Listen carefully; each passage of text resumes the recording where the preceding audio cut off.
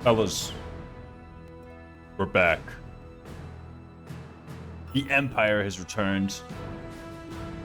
With the Black Eagle students to beat Chapter 8. Okay, that was less epic than I thought it was going to be, but guys, no, seriously, we're back with this freaking amazing Silver Snow Maddening Ironman. One of the strongest runs I've had, seriously, in a while. My macro has been pretty on point. For those, of course, who just joined, GNS, Motherfarts, Rise by Valencia. Glad to have you three in here. Some good early joiners. Everyone else who joins, glad to see you in a minute. And all the VOD viewers, all you guys are excellent, lovely, beautiful people as well. Good to see you. For those of you who don't know, an Ironman is pretty simple. At any time, you can exclaim 3HI Ron Man and our lovely bot Robotic Sigurd will come in here to tell you the rules. You can't Divine Pulse, you can't load older saves. Simple as that. Can't do any auxiliary battles, except for the paralogues. I guess those count. And in each monastery month, we can only explore in the first one. Anything else after that, if we explore, we can only cook. Those are the rules. It's been pretty good so far. I won't lie. Earning the supports for out-of-pass recruitment has been a little bit harder than I thought. But the thing is, now that I'm actually like here and I have more professor rank and more professor points, and I'm just like getting weapon rank on Byleth, it's suddenly looking like a lot easier. Hi, Master Short. What's up, Master Short? It's Raisins. That's right, it is me. Ah, it's Fiery Cat. Ah, what's this emote anyway? I like this a lot. Pogbones. I see. Oh, that's just a Twitch Global emote. It's pretty cool. Pogbones. Who's Bones? Is that like a fish or is that a robot? I don't know. It's hard for me to say. Anyway, glad to see you both here. But yeah, no, super good. Yeah, no, originally I was like, oh, I can't build support in anybody. How am I going to recruit units? And then here I am in these chapters and I just like have the weapon rank for a lot of people. I'm like, I guess that's how. Right? Let's see who I have exactly on this team. Remember, the big three were apparently Fergie. I mean, golly, man. Just look at these stats. Are you serious? 25 strength in Pegasus? 22 speed in Pegasus? That's 19 speed. Don't know. Like, sheesh, dude. What are these stats? This is just not fair. I have 13 defense. Apparently, that was because... Yeah, I cooked defense and then I recruited Raphael. Whoops. Bought a laptop. It only cost me $1,200 at Costco. Dang. I mean, that must be like a good laptop though, right? I know Costco usually sells them pretty cheap. I had some like I went on a trip out of town recently. I was visiting some family in Utah of all places. Oh no, I'm doxing myself. I have relatives in Utah. It's a beautiful place, but yeah, I got some like $200 laptop at Costco. And I mean, like I wouldn't have been able to stream from it, but I was able to do like basically everything else, right? 32 gigabyte RAM, i9 13700, GeForce 4060. That's like, I'm pretty sure that's better than what I have in my PC. You know, I'm gonna be real. I got like 16 gigabytes RAM. I don't, with the whole CPUs, I'm really bad at knowing like performance of CPUs and whatnot, because I feel like there's never just a number right there. Like if you tell me blah, blah, blah, blah, blah gigahertz of this and that, then I got it. GeForce 4060, I don't know actually, I got a 1080. 4060 is probably better than the 1080. I have no idea. In any case, yeah, that sounds better than the PC I'm using like right now. Of course, my desktop is really good. Yeah, no, it's better than mine. Is better than your desktop. Your desktop is really good, and this laptop is better, or no? Not desktop. Yeah. I don't know. I don't really stay like too far ahead of tech. My laptop is better than your desktop. Better than my laptop. My desktop is 11 years old. Okay, gotcha. What? Okay. Master Shred, I'm not gonna lie, you might have to redo that whole point from the top and like speak in a complete unbroken sentence, because I think I got like turned around 5 times in this like barrage of messages. But I'm really excited for your new laptop, dude. But yeah, no, if it was 1200, that must have been a lot. I remember like I got a $200 from Costco and I was like, it was fine. I couldn't stream. Yeah, it was fine. What was I doing? Oh yeah, I was talking about how bad Raphael was. But why am I talking about how bad Raphael was when I can instead talk about how good Shamir is? Holy moly, dude. Wyvern Rider? 19 personal strength? 19 personal speed? Get out, guys. Like, the game's already over at this point, right? I think I got a lot of this training done in the Sylvain paralogue a moment ago. Holy stats, Batman. That's what I'm saying. Like, how about you just have enough stats to just, like, win the game? That's my strategy, right? Just get a lot of stats and then win the game. But yeah, no. Look at this. I got a lot of her training done in the other paralogue. Don't forget to give her a bow. I mean, like, why? She has Axe Fair. She could just hit people with it. That seems pretty good. We got Yuri as well. Isn't Yuri like the next best guy? He is pretty quick, all told. I gotta say. Okay, let me take my big three because I think my best three people right now are just, you know, Byleth, Shamir, and Yuri pretty clearly. All right, I don't actually think it's very close. And people say she needs Hunter's Volley. Okay, I'm gonna be real. Shamir is like just ridiculously fast, actually. Shamir like invest in me. Clever to invest in me. Whoa, Yuri, yeah. No, like Shamir's just actually insanely fast. Like, no, like sincerely, she's just really fast. Her personal survival instinct plus 4 speed. If she procs that, she's the fastest unit you can recruit in Chapter 6. I'm just saying. But yeah, no, this one happened to level a lot of speed. I do remember I posted in a couple other Discords. People pointed out she hasn't really leveled that much strength. She's only leveled strength twice since I recruited her at level 11. So she's 2 out of 9 for strength procs, whatever that is, 22%. But you know what? At the end of the day, she's still flying. She still has a 3 strength bonus. And like being a little short in this aspect, I'm actually kind of fine with that. We can always use battalions to boost this as well, right? But yeah, so between, who was it? Shamir, Yuri, and Byleth. I mean, look at that. 25 strength, 19 speed, 13. We could just do these numbers, right? 25, 19, 13. Pretty good. And we go on down. Same speed. I guess like Byleth is way stronger, but you know, she's got a bit more defense. Also, she's just level 20, so she has Wyvern now. Right? Byleth is still working on it. What even are Byleth's ranks looking like? Ah, gosh, they're so far away, man. Yeah, she's level 20. Look at this garbage. We're not even close to anything, dude. Are you serious? Like, actually, how long until we even get close to that? Dude. What rubbish, man. Yeah, look at that. 0%. I don't know what it was. I think, honestly, I got confused when I was training her in Pegasus, because I had her like Pegasus Knight, and I was fighting with something. I can't remember with what I was fighting, but I think I mistook D+ axes for being C+ axes. I think I just misread it, and I was like, ah, she has C+ axes, D+ flying. We're right there. Like, no. We're ages away from any advanced class, dude. So anyway, I think it's going to be Enlightened One to the rescue in about 2 chapters. So, you know, we'll see how that goes. 2.5 chapters, we'll get Enlightened One to the rescue. So we're going to be a bit awkward in the meantime. I guess we're just going to be a Pegasus. Okay, here's the thing, though, right? Think about it this way, right? We're going to be a Pegasus with 25 strength. That's like basically a Wyvern if you think about it, right? Like if you think about it, that's basically a Wyvern. So, you know, we should just be totally fine. And then Yuri.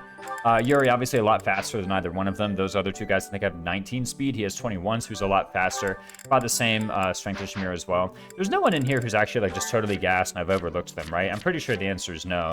Ferdinand's garbage. We've been over this a couple times. Bernadetta, I think, has gotten a couple good level ups recently. I can go ahead and put her as well into Noble just to see what these things look like, right?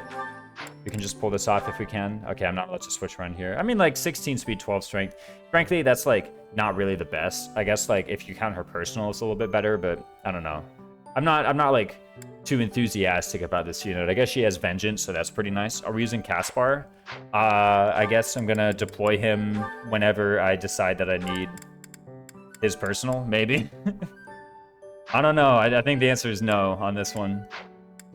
Maybe one day we'll like adjutant him and get him to level 10 and do like a Dark Mage Caspar type thing. I don't know. Maybe that's what we do one day. If we're gonna do that, I might as well put his goals to something like reasonable. No pun intended. I don't know. Right?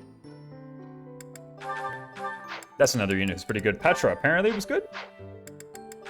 Let's take a look at this Petra. Now, she does have strength +2. But is that just compensating for the fact that she hasn't really been getting that much stats? 16 strength, 15 speed, 14 defense. That's okay. Is it actually just like, I remember doing the comparison between her and Ingrid a while back. Here's one thing, Sylvain's just better, right? Yeah, Sylvain's just better. He's just better than Ingrid in every way. Like, quite significantly. Might be like, oh, he's got this. No, he's got like a speed disadvantage. No, he doesn't. Like, look at that, dude. Come on. Heartseeker, man. That's what I'm saying. I mean, Caspar's got a good personal. It's kind of funny to use. Yeah, he's even got like the same speed as Petra. Like, look at that, man. Actually, wait, they're the same unit? Dude, they're the same unit. Wait, actually, they're just the same unit. If he gets HP 5, he's the same, except he has weight -3. I was talking mad crap about Petra, and here they are. She and Sylvain, just the same unit. Now, what about Ingrid? I was talking mad crap about Ingrid earlier, right? She goes into this. Ah, she's a bit worse. That -4 strength is actually quite meaningful, don't you think? Yeah, and the res, who cares? Like, everything else is kind of garbage. And I know, like, part of the reason that she's garbage is because I didn't believe in her in the first place, right?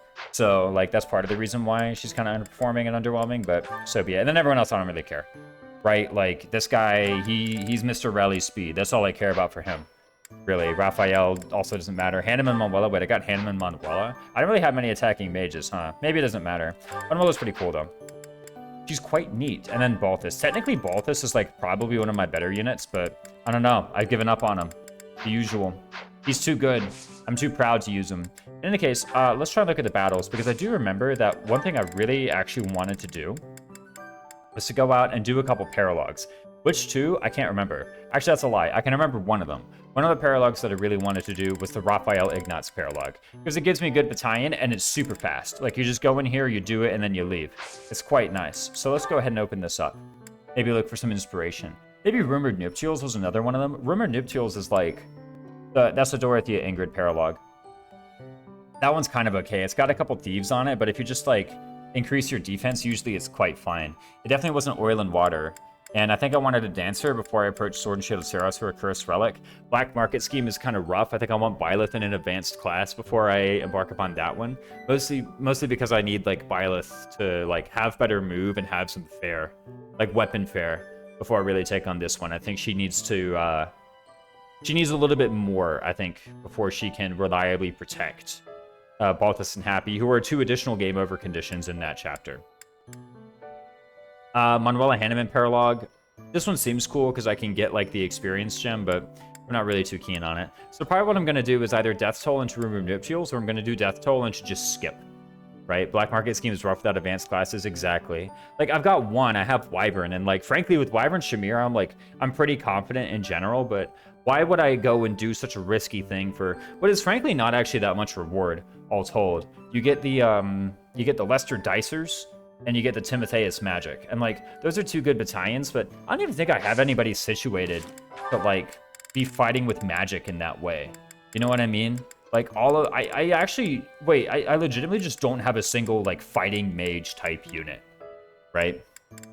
Poor Balthus left out in the cold by everyone around him. Look, Balthus has some believers, okay? A lot of people really adore Balthus, and they're right. He's good. It's just, you know, I don't know. I really don't know what it is. I think, like, objectively, I should just look at this Balthus guy and be like, yeah, he's just super good, right? But maybe I just like fast units. I don't know. I know Happy's Battalion is one of the rare magic ones that gives crit. Yeah, I think Timotheus Magic is one of those. It actually gives a lot of good stuff, doesn't it?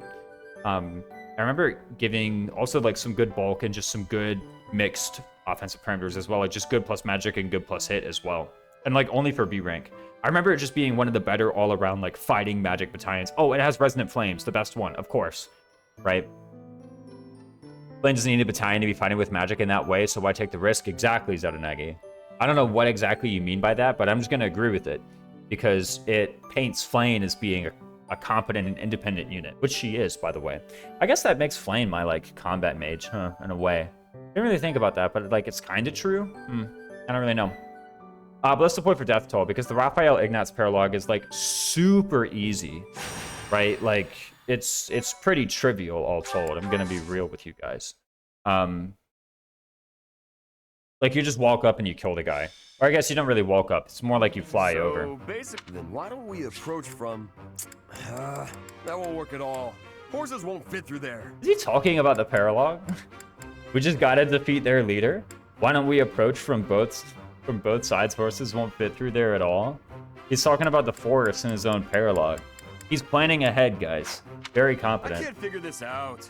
I give up. Wait a minute. Am I just like, am I actually big brain, or is it like, it's very obvious that they're talking about the paralogue? Like, literally, they're going to say in a minute that they're actually just talking about the paralogue. They're literally talking about the exact battlefield they were going to, and I'm just literally looking here like a complete, like, dumb bag of bricks.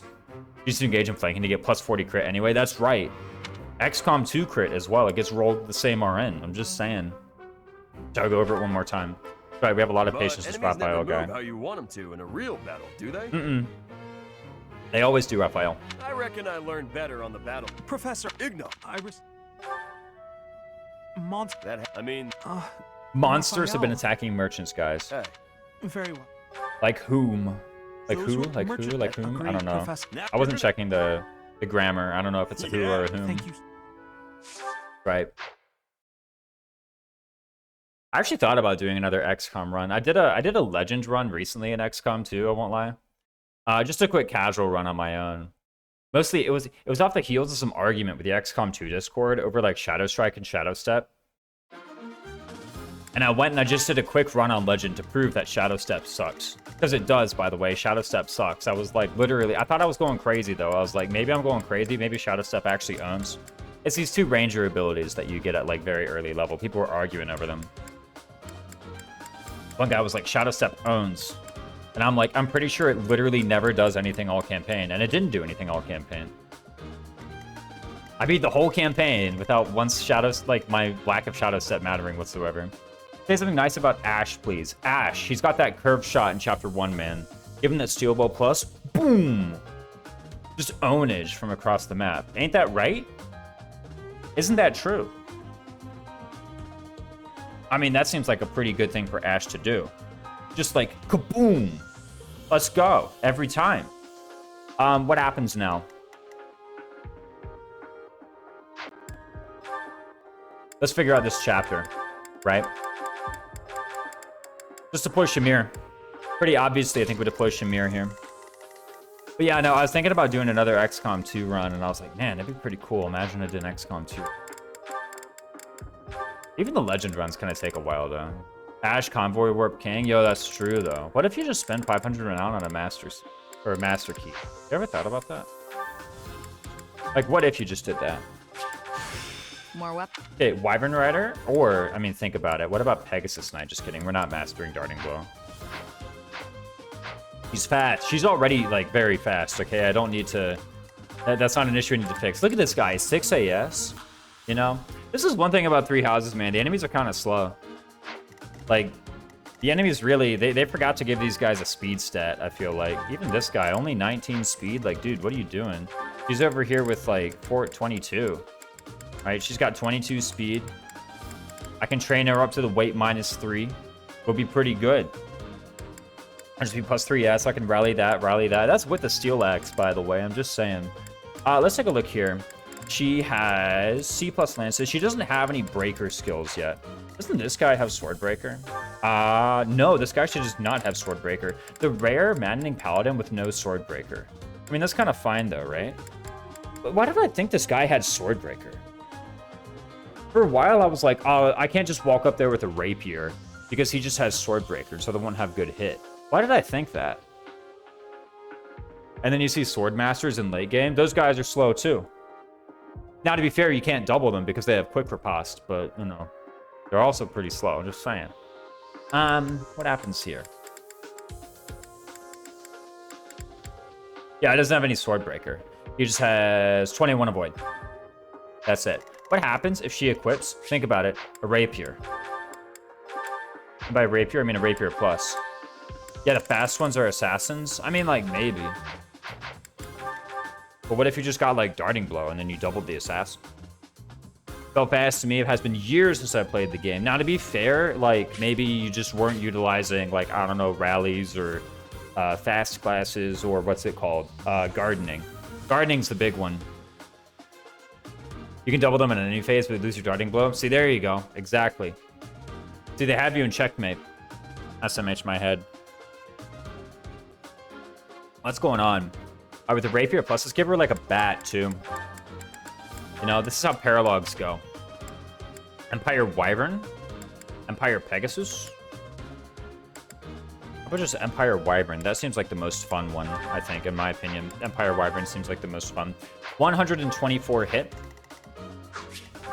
21 avoid. So we have 100 hit. Shamonster? Shamonster? Shimon? Who are you, Michael Jackson? Like... Oh, aren't there like some drops down here? No, there's just some random EXP that you could theoretically earn if you go over here and you stride or something. What's up, Cat Meow? I think I was doing gardening, but I was always stingy about resources. Look, man, just give everybody them speed carrots, right? You got speed carrots, anybody doubles anybody. Except the Swordmasters. You can't double them because they have quick riposte. Anyway, yeah, don't we just like destroy this guy? Add 18 to that. So 36 plus 18 is 54. 54 minus 25 is like 29 times 2 kills. All right, cool. I've spotted assassins with actual brave weapons. True, not gauntlets. A lot of speed boosts start looking. That's true. And if you try hard enough. Look, just say, I'm going to win this speed race, and then don't give up until you do, and then you win the speed race. I'm dead serious. No, that's how it works. You might think, man, this guy's been watching too many influencers on YouTube. No, it's true. That's just how the game works. What was I doing with my life? Killing Scott with Shamir. Is there anybody I can use, like, proc Bat Desp? No. So what's going to happen is, this is actually going to be the chapter where I prepare a battalion for Battalion Desperation. Hopefully I can take at least 24 damage. Right? 3 houses is a silly game. It's true. Hopefully I can take at least 24 damage, because I actually want to take Empire Pegasus Co. and I want to knock it down to Battalion Desperation level. Right? I think she literally just unlocked Battalion Desperation, matter of fact. Yeah, there it is. Battalion Desperation's right there. Quite a strong ability. If I can get that, we're just boom, boom, everybody, right? Winning the speed race is all about that. Exactly. 3 houses, but with fate stat stacking. It'd be quite good. I don't know, actually. I always, like, I don't know all the fate stat stacking methods off the top of my head. You know, the engaged ones are just the easiest. You just say plus 20 and then you leave it at that, right? You're like, whatever, I just got plus 20. I don't know how, but I do. That's how it works in engage. 3 houses, it's like, nah, whatever. So what do? I have 134 hit. I guess I could crit. That's the issue, is I could crit. Ah, okay. I have found the weakness in my strategy, right? I might crit. I don't know, how much damage does it do to me? Does it do at least 24? 40 attack? Oh, come on, dude. It doesn't do 24 damage to me. That's some major. I don't believe it, man. What garbage. If this boss is actually too weak. Can we get a stronger boss, please? I want to get Empire Pegasus down. I mean, like, here's the thing. How about I just, like, damage it a little bit the next map? You know what I'm saying? It'll go down to 20. It'll go down to 20 durability. And no, that's not copium. It's true. It's at 32 out of 60 right now. I want to put it to 20 out of 60. I don't care that he doesn't take me all the way, right? I don't need to go all the way. I just need to go most of the way. Only 20 luck, though. There's a bit of an issue here. Only 20 luck? Oh, he only has 14 crit. Okay, cool. Speed Zac plus Speed S support. Swordmaster. Oh, yeah. They got pair up in that game, right? How does the battalion duration thing work like? Battalion duration, like the endurance. So let me get rid of that. Boom. Okay, so battalions have a stat called endurance. It's more or less like HP. Now, when you take damage from a round of combat, half of the overall damage you took, rounded down, gets subtracted from the endurance. So if I took 10 damage, I would lose 5 battalion endurance over the course of the combat. Right? It's over the course of the combat, right? So if you take 3 and then you take 3, then you take 6 and you lose 3 battalion endurance. Right? That's how it works. You lose HP. Now, there are certain brackets, right? There's a bracket at 1/3 and there's a bracket at 2/3 battalion endurance. So in the case of Empire Pegasus Co., there's a bracket at 20 and there's a bracket at 40. When you lose endurance, you actually, you can't take. Hold on a sec. I'm trying to think of like how to word this. The lowest you can go is like the bottom of your current bracket, right? That's the lowest you can go. So even if I took, 36 damage, I actually wouldn't lose 18 endurance. The most I could lose is 12 to be put down to 20 in one round of combat. That's the most I could lose. So I was really looking for something that could deal 24 points of damage to me so that I could then go down to 20 battalion endurance, and then I'll be able to use battalion desperation, but I can't really do that. Now that's fine, because what's going to happen is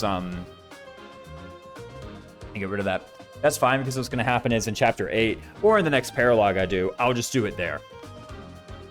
Right? At the end of the day, if you just barely don't have enough for battalion desperation, that's fine, because it means that you take 1 counterattack, but you're at full HP, so you can just live that counterattack anyway, right?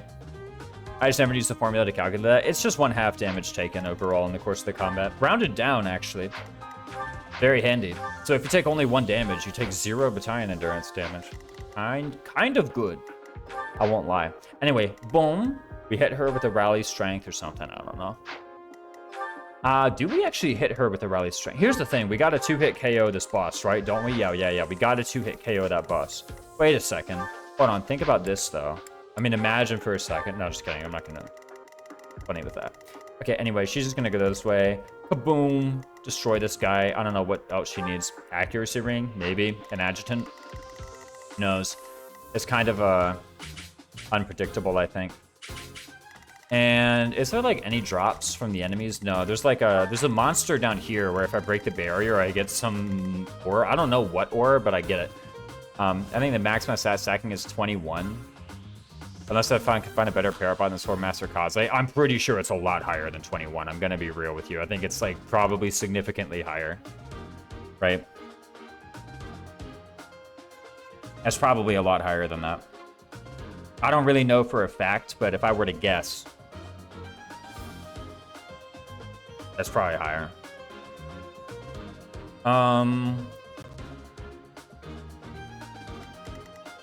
Like, for one, there's birthday, right? There's 25 with the speed surge. Yeah, there's birthday. You can get that.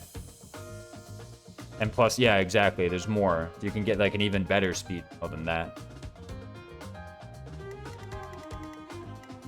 I don't know what else. In any case, let's take a look here. And by the way, I think with 3 houses, it's a little bit higher than that, actually. I'm pretty sure it's higher than 26. Especially when it comes to Shamir.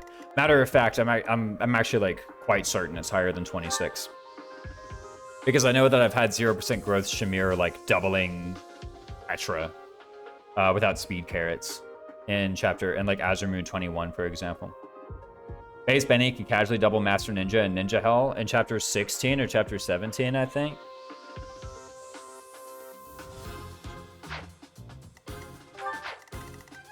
What's going on here? Anyways, who would do that? I wouldn't call that casually, but he can.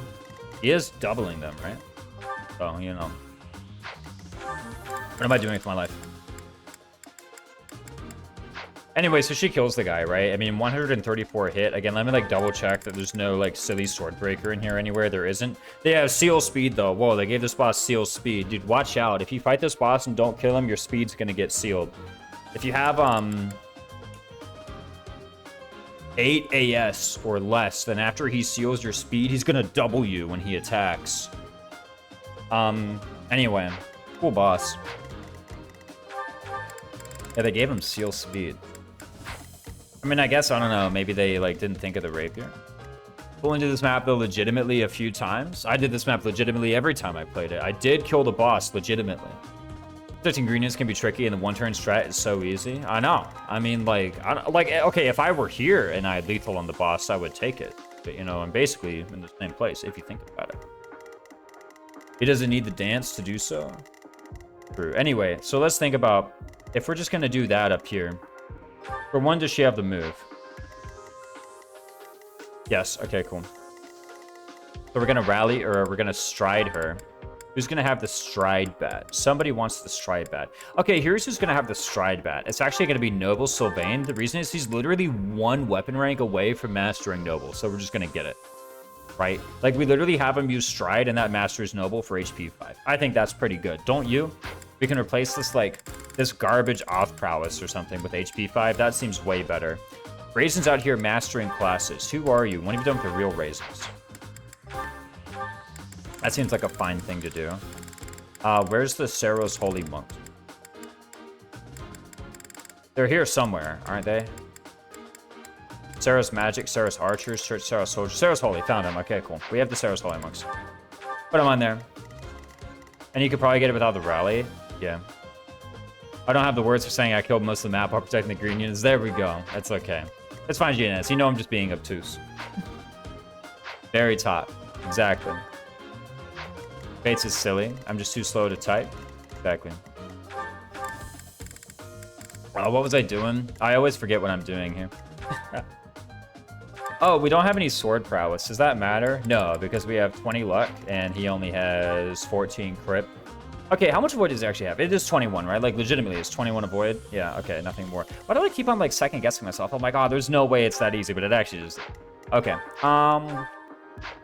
So after I cast Stride off of Sylvain, I want to kill, like, this guy. Here's the thing. What if actually he just, like, does some combat? That'd be kind of cool. But his combat sucks, right? Nah, he's actually kind of cool. 15 AS. Pretty quick. Got 15 speed. What if he goes in, like, a faster class? This guy's 19 AS. Sheesh, dude. 11 speed. Wait, hold on a sec. He could, like, kill this guy. That'd be kind of cute. Or this guy. Yeah, look at that. Little slowpoke over yonder. Good EXP. What's the deal with characters in games I like getting called angry fruits? I've never heard of that one before. I haven't heard anyone call anyone an angry fruit. I think you made something up.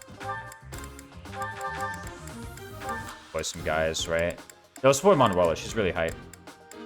And then who else? Happy, I guess. I don't know. You can tell a lot of thought went into this one, no? No, for real. Is there, like, literally any kind of unit development I can do here?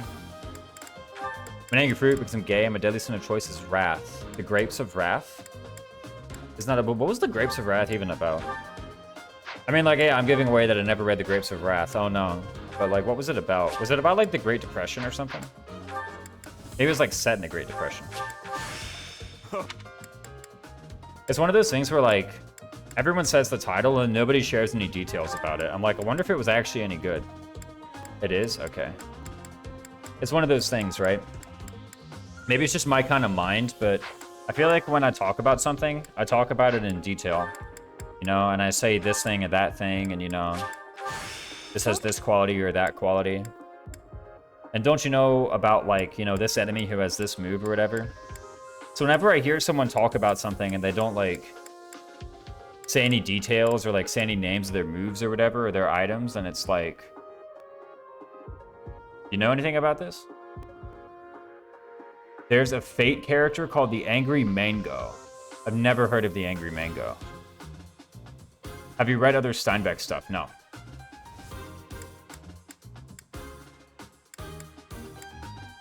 Manuela has priest and not monk. Oh, right. I think I was like, oh, I wanted monk on her, actually, didn't I?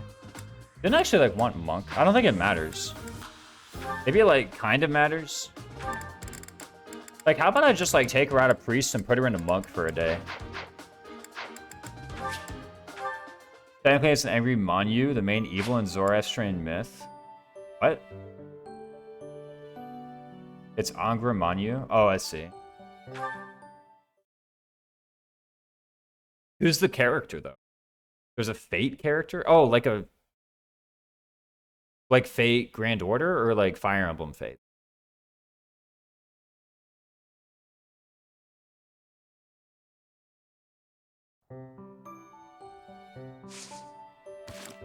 Also, you've only given one example. Usually when someone asks, what's the deal with this? They're like speaking about a trend, right? Fate Stay Night and Fate Hollow, okay. But like still that like same kind of universe, right? Also, yeah, it's still only one example. What was I doing with my life? Yeah, I was putting Manuela into monk. Wow, Raisin's starting a beginner class. Since when? I mean, like, priest sucks, right? So how about we just put her in a class that doesn't suck? Oh, I'm out of beginner seals. Does this matter? Same multiverse, gotcha. Takumi is the angry pineapple? I haven't heard that one before, I'm gonna be real. But I'll take your word for it. Oh, I did get like an extra large thing. Bullion, that's what they're called. Whoop. Wrong category of classes. Magic +2 gaming. Yeah, I actually like legitimately can't even believe this is happening, but like, you know, whatever. Here I am caring about Magic +2. Wait, hold on, drip? I got the red, actually. I'm glad I passed. That's way better than the white, isn't it? Wait, hold on a minute. This is the real... Okay, this is the real reason to sort her to monk, is that the drip is better, isn't it? Like, look at priest. Boring. Monk? Woo! Call me an emblem, because that's fire, man. Sheesh, look at that. Okay, that's the real reason. Always forget she doesn't have monk available by default. Yeah. I forgot it too, apparently. Manuela's monk trip is fire. That's what I'm saying. 500 gold for a new outfit? That's worth, right? That's worth it. Okay, let's go back in. This is the one, right? We get to go through the dialogue again. It's cool dialogue, though, right? So I don't mind it.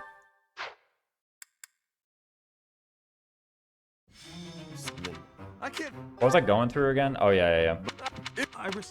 The 5 stages of Shamir deployment or something, I don't know. You're gonna. Thank you. Yeah, I know, that class looks way better. Oh, also, apparently there's a good mastery, I don't know. But, like, I think, like, here's the thing. It's not even gonna matter, like, in this chapter. It legitimately won't matter at all, because she's gonna earn, like, 1 class rank. Whoa, 1 class rank. Like, who cares, legitimately? But then, I don't know, we, like, adjutant her in the Dorothea Ingrid paralogue, and she gets, like, magic +2 for plus warp range. Sheesh, I don't know. Oh, wait. Linhart could have got, like, priest or something. That would have been fun. I don't think I would have done it, but, you know, it would have been funny. Did he actually master anything or no? Oh, yeah, also drawback. GNS was right. Definitely one of the worst beginner classes. It's the only one that comes with a drawback. Ho, ho, ho. What was I doing? Okay, so Sylvain is still up here, ain't he? Put him there. Boom. What if I just, like, get rid of the rapier anyway? Like, I was about to try and extract as much other EXP as possible, but honestly, what if I just, like, won the map? Drawback, too. That made me chuckle. That's right. Like, what if I just won, you know? 134 hit. Okay, let me, like, double, triple, quadruple check the math before I do something really dumb. I don't want there to be any surprises. Like, I'm not missing anything, right? It's just 134 hit. I go up and do that much damage. It's more than that, right? It's actually 53 attack. 53 attack. Now 53 minus 25 is actually minus 26. 53 minus 26 is 27. 27 times 2 is 54, and he dies. Cool. And there's no crit chance. GG, I guess. Where's, like, the auto-equip button?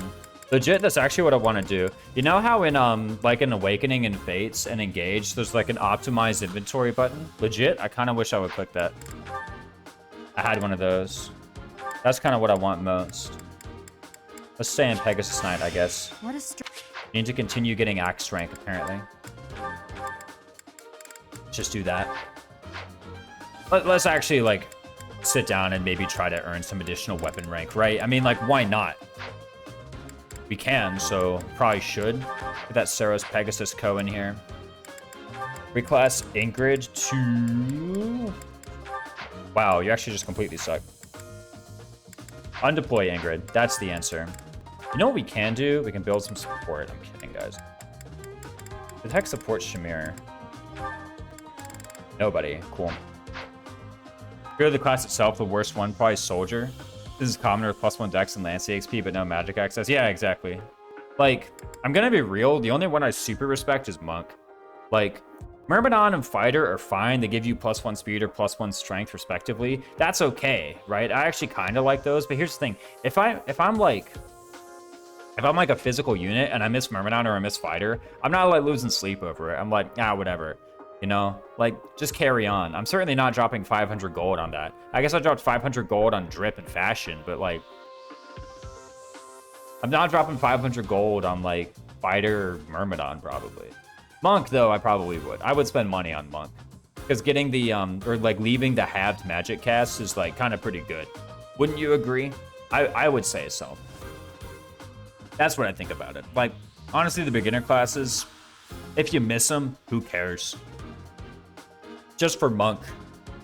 The thing is like, it's basically, Monk is basically Paragon if you think about it, right? Because if you run on a magic cast, you can't really earn much more EXP. What are you gonna do? Like, dude, what now, idiot? You're out of casts. You can't do nothing. Okay, let's deploy Bernadetta. I was out here, like, demonstrating everyone's personal stats, and that took them out of, like, whatever classes they were using to actually do things. He wants to be noble still, right? Doesn't he? Yes, of course. Adjutant. Ingrid to Bernadetta. I hear they have support. Is that true? Do these two units support? I've never heard of this before. I just saw the memes. Anyway, we stride this way. We rapier. Boom, boom, boom, boom, boom. What if we had an accuracy ring? Accuracy ring would be hype, I think. I think it, like, legit doesn't matter, though, does it not? Yeah, actually, it actually legit just doesn't matter.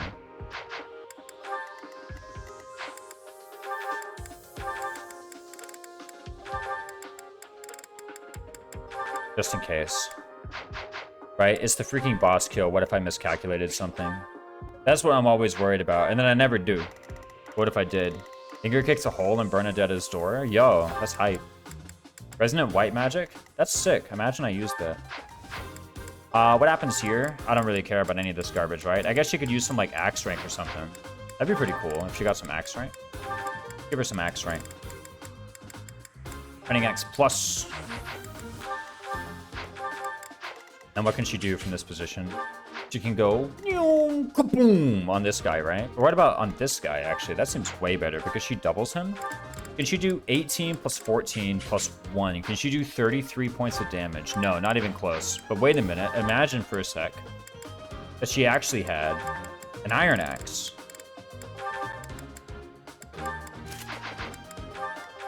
But now she definitely can't do it because she doesn't have the speed.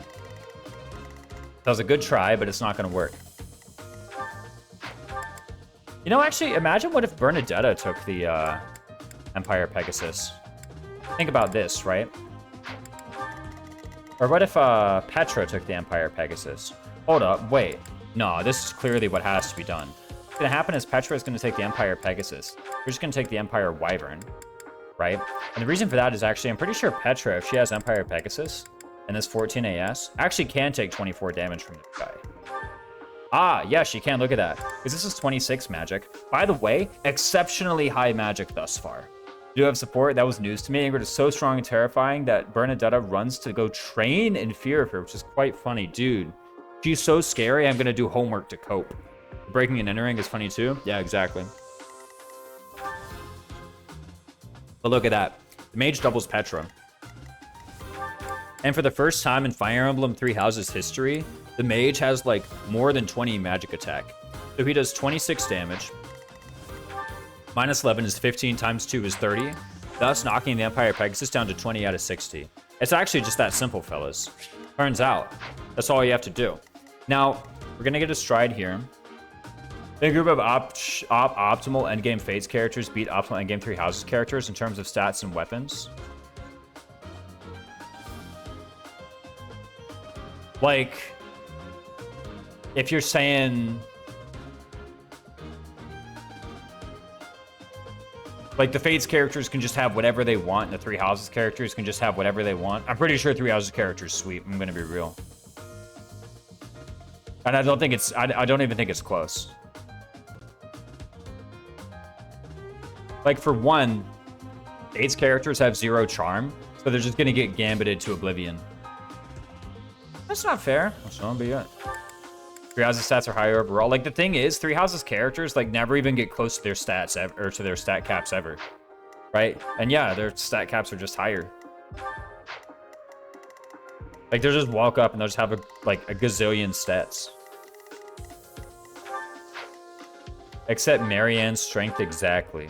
I've seen Lysithea cap HP, and I've actually seen Claude cap HP before. But here's the thing, you still have the statues. Anyway, so go here. We're gonna, like, kill this guy with a lance somehow. I don't really know how exactly, but it's gonna happen, I guess. What happens over here? So Byleth has the knowledge gem. What's that mean? Not much. Any of you guys have B authority, by the way? No. You know, there's actually an easier way to check if someone has B authority. Right? It's just this menu here. Well, somehow someone has B authority, but it's Fergie. What is Fate's gonna do versus Impregnable Wall? Yeah, that's another thing. Like, here's the thing, like, Three Houses can protect, but they can also attack, right? Like, we got Stride, we got Dance of the Goddess, but also we just got Impregnable Wall. Guard Stance? What's Guard Stance gonna do? Three Houses units can't guard or attack stance, so? No, like, really, so? What does Guard Stance do?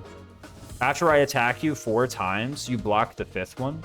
There's not going to be 4 attacks. Like, for real. I'm just saying. You don't stat cap in GBA? Nah. Like, I don't stat cap in this game. Feels nice. Where's Lucina? In Awakening. That's the easiest question I've had to answer all day, Kirby Master. It's every other round of combat? No, because every time somebody swings, the guard gauge fills up by 2, and then once it reaches 10, then it blocks something, right? That's how it works.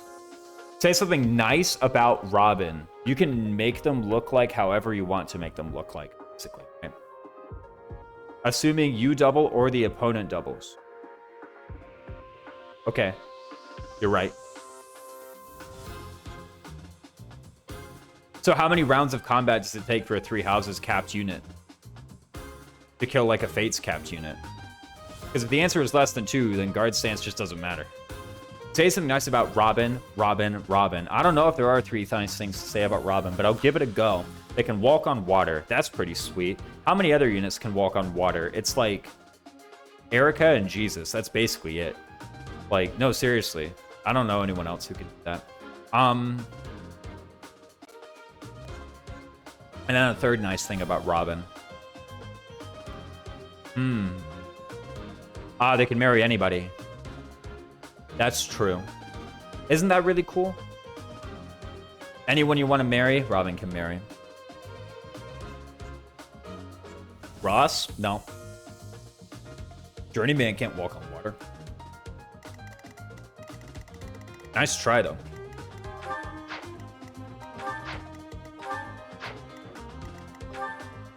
Oh, this guy still needs rally strength, huh? Anyway, what happens here? I guess we could, like, get some EXP. We're gonna have these, like, garbage Pegasus Knight growths for a bit, isn't it? Ah, dude, class growths, who cares? Like, literally. Think about it, man. Class growths, who cares? Ain't that the truth?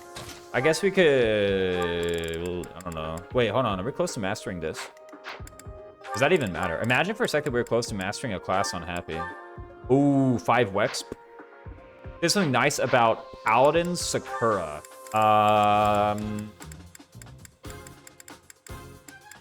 She gives plus move on para.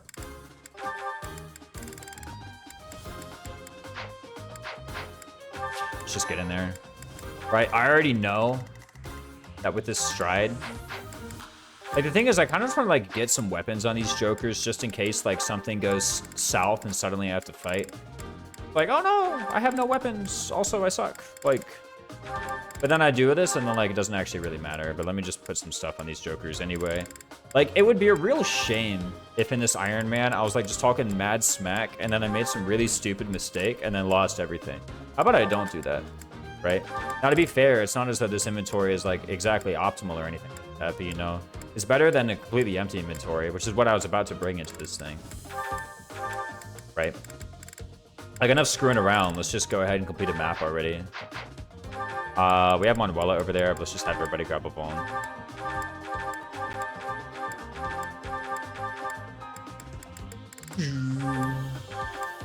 Cool. Yeah, and 3 odds class growths are very unimpactful. I think there's like a... I think like the magnitude of them in general is probably okay. Like, I think advanced gives a crap ton of HP growth. Like, any advanced class just gives a crap ton of HP growth. It's not like something worth min-maxing. Sure. Why does Paladin have lower strength growth as a class than Dark Knight? Because that's how they programmed it.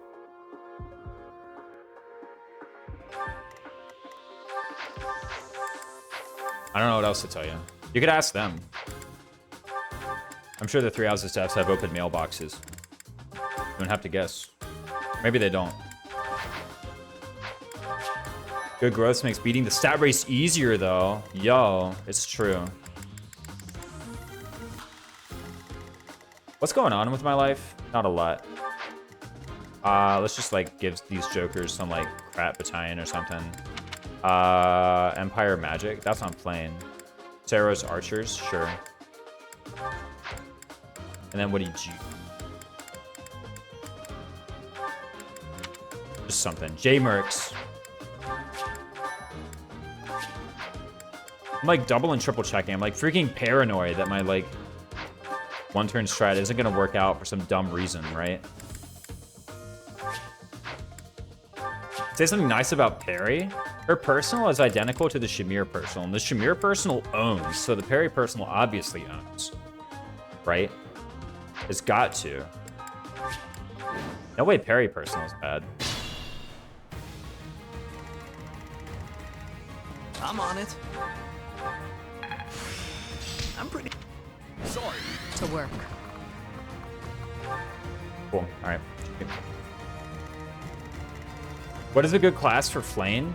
Pretty much anything, right? I mean, Stay focused. I guess Pegasus Knight is nice if you just want to like make her an adjutant and forget about it, which is a pretty fine strat, all told. I'm not gonna lie. Like as far as strategies go, just making Flame an adjutant and forgetting about it for Byleth is quite nice. And in Pegasus, she can do that all the time, right?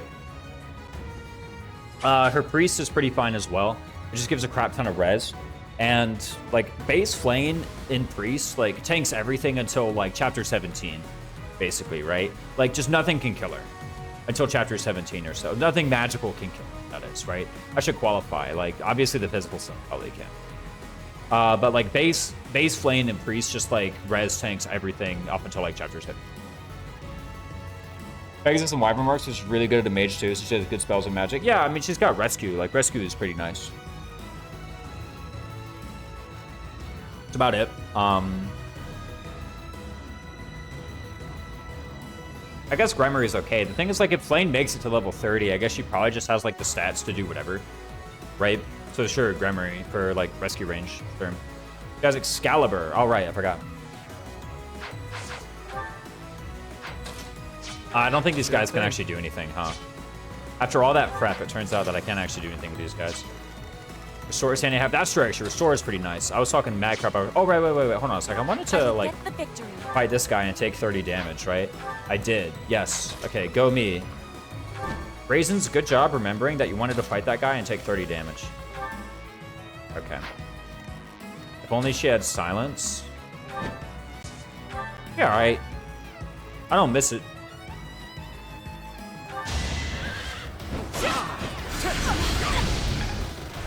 Caution is needed. There we go. It's all prepared. Oh no. For Shamir's Battalion Desperation. You mastered Noble, right? Yeah, cool. Vengeance. Boom. Wait, what? That doesn't do anything. Oh, it doesn't do anything either. Or she like freaking dies, actually. Hold up. I should be careful. I get 10% kill lance. How about I don't do that, though? What if I just like won the map? That seems like a lot better than getting some random. The funny bugged spell. It's not bugged. Well, maybe it is bugged. In a sort of strange way.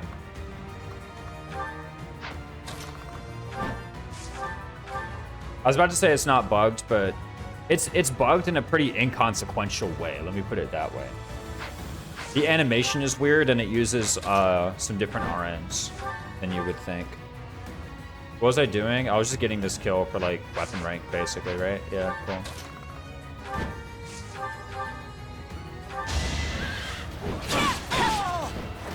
Each battle, a chance to... I want to use her, but I have Mercedes. Never got good levels with her, so I just let her ride the bench. That's fair, that's fair.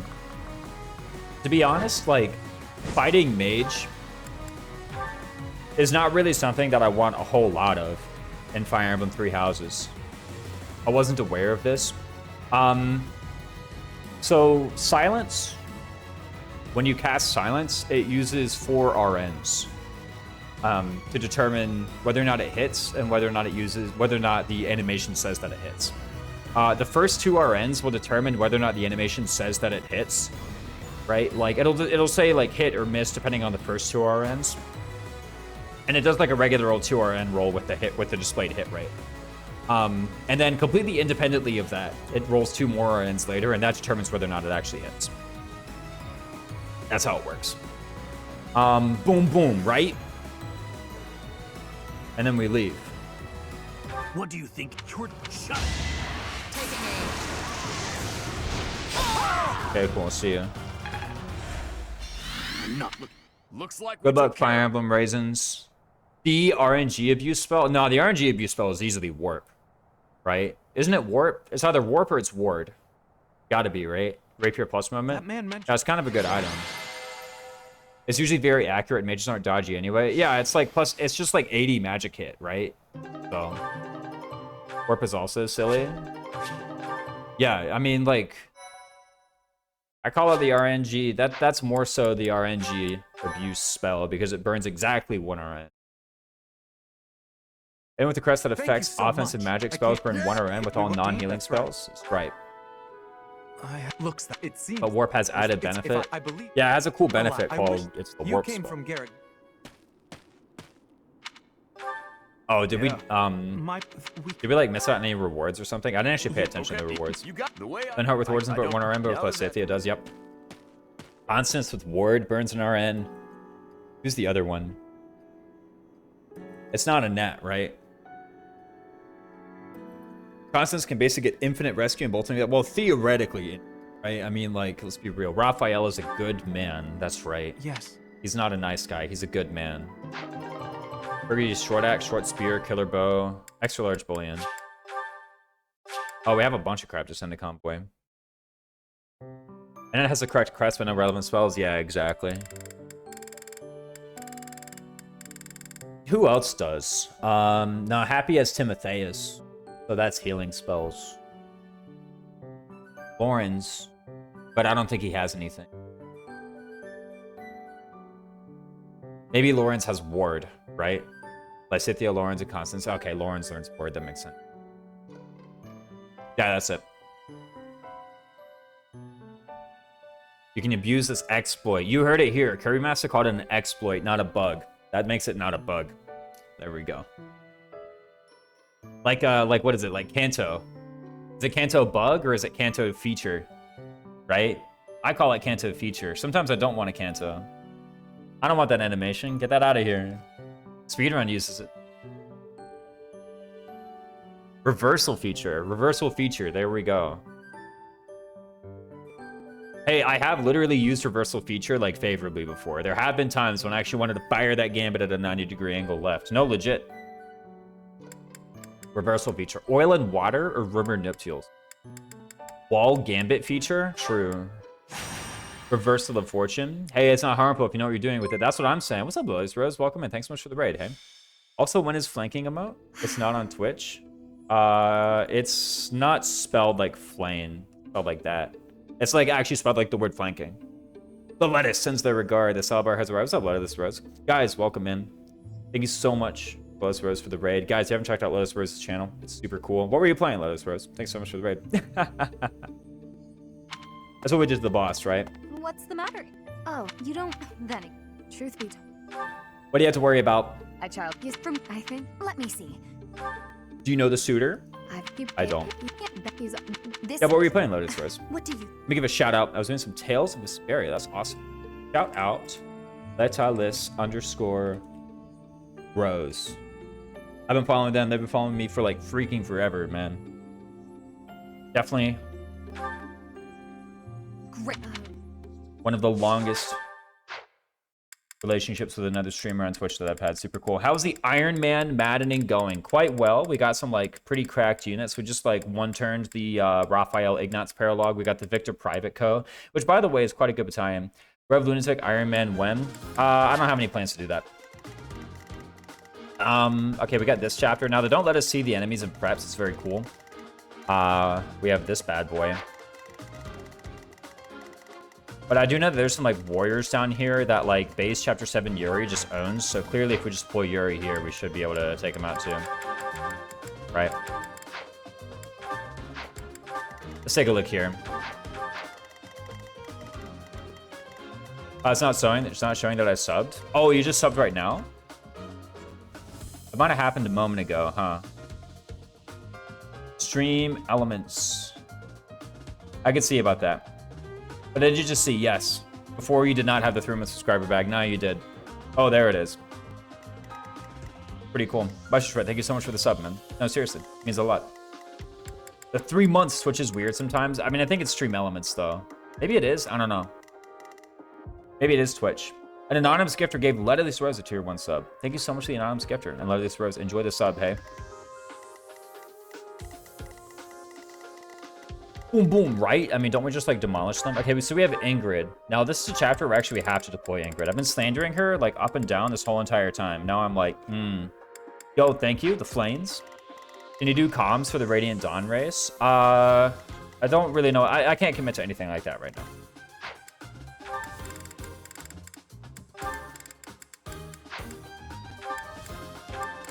When it's coming up, like, ask me again.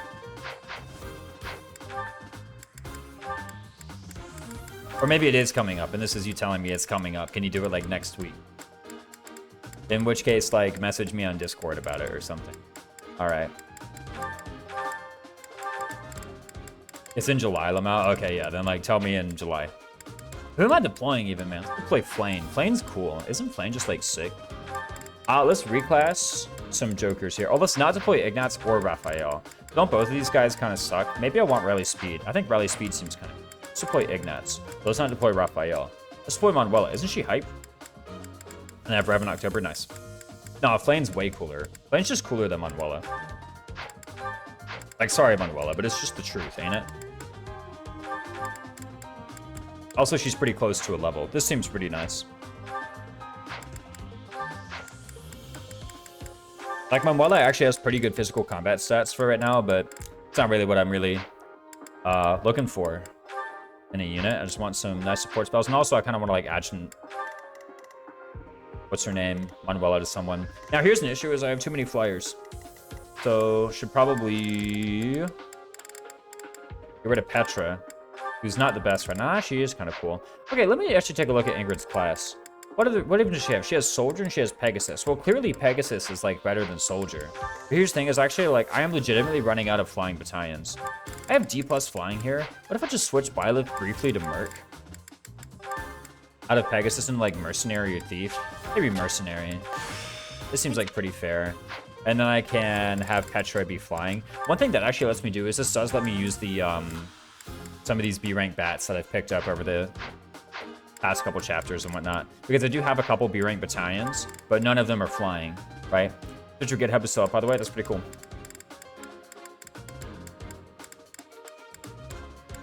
Right? Because I can go here and... Yeah, look at all these, like, B-rank battalions I can use. Battalion Endurance. Sort by Endurance. Man, that gets me. Gautier Knights, Gloucester Knights, Leicester Mercenaries. I actually forgot I had Gloucester Knights. Gloucester Knights is pretty sick, isn't it? If I can level them up quickly, that's a lot of stats. Like, Gloucester Knights is just a crap ton of stats. Those Leicester Mercenaries, for that matter, but I think Gloucester Knights is more hard stats, isn't it? So which one do I want to level up first? Gloucester Knights or Leicester Mercenaries? Probably Gloucester Knights. Do I actually have anything, like, that powerful as far as protection goes? I have, like, Empire Knights, maybe? Do I have, like, does Empire Knights actually even, like, have that quality? I'm just having a crap ton of Prat. It has 4. No, Gloucester Knights has more. Let's train up Gloucester Knights. It has more Prat. Sorted. Right? Okay, let's also put Yuri out of Noble. I don't think that's necessary whatsoever. What can he be? Yo, he can be Armor Knight. Armor Knight Yuri? It's gotta be Armor Knight Yuri, right? For one, he actually just has a lot of defense, like, to himself. He has, like, 15 defense or something. And then look at that, man. 23 Prat. Quite a lot. I'm pretty sure with that, he actually just, like, tanks a lot of these thieves coming up. That's kind of sick. Ever thought about that? Wait, 22 Prat? You serious? How did that happen? There's the Knights of Saros equipped. Even the Empire Knights. Empire Knights, a little bit better, right? Unless we give him Victor Private. Wouldn't Victor Private be cool? How much prod does Victor Private give? I do want to level up Victor Private. It's just a good bet. A lot of good stats here. What was I doing with my life? Finding the Victor Private final stats. ip3h.com. Like, it's no Leicester Mercs for sure, but it is C rank and just has, like, good stats.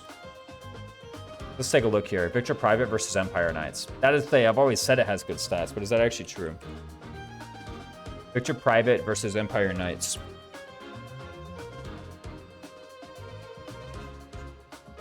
So Victor Private, when fully leveled up, gives 6 physical attack, 15 hit. That's pretty good offenses. And then it gives 2 prot, 4 res. It's alright. So I lose 2 prot, but I get like 1 physical attack and 10 hit. I probably just want the prot, right? But here's the thing is, no, I have a lot of people at Sea Authority. I don't have a lot of people at Sea Authority, actually. Like, I got Sylvain at Sea Authority. That's got to be worth something. I got Bernadetta at Sea Authority. Am I even deploying Bernadetta? Is this a fair map for Dorothea? Bernadetta, I gotta admit. Isn't it? It's probably a better one for Sylvain, though. Let's reclass Sylvain to Armor Knight. Just kidding, Cavalier.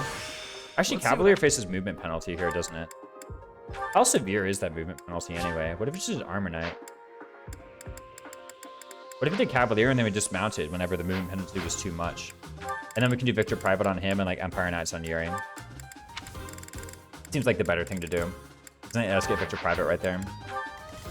It's pretty bad on this map. Well, only over the crater, right? Actually, look at that wasteland. Isn't there another? Yeah, there's another wasteland. What if I just did Armor Knight Sylvain? Wouldn't that be hype? Let's do Armor Knight Sylvain. All right, everybody. We're training up heavy armor rank. Armor also has a movement penalty. True. But it also has a lot more prat, doesn't it? That's kind of cool. Still 9 AS, by the way. That's actually quite a lot of speed, isn't it?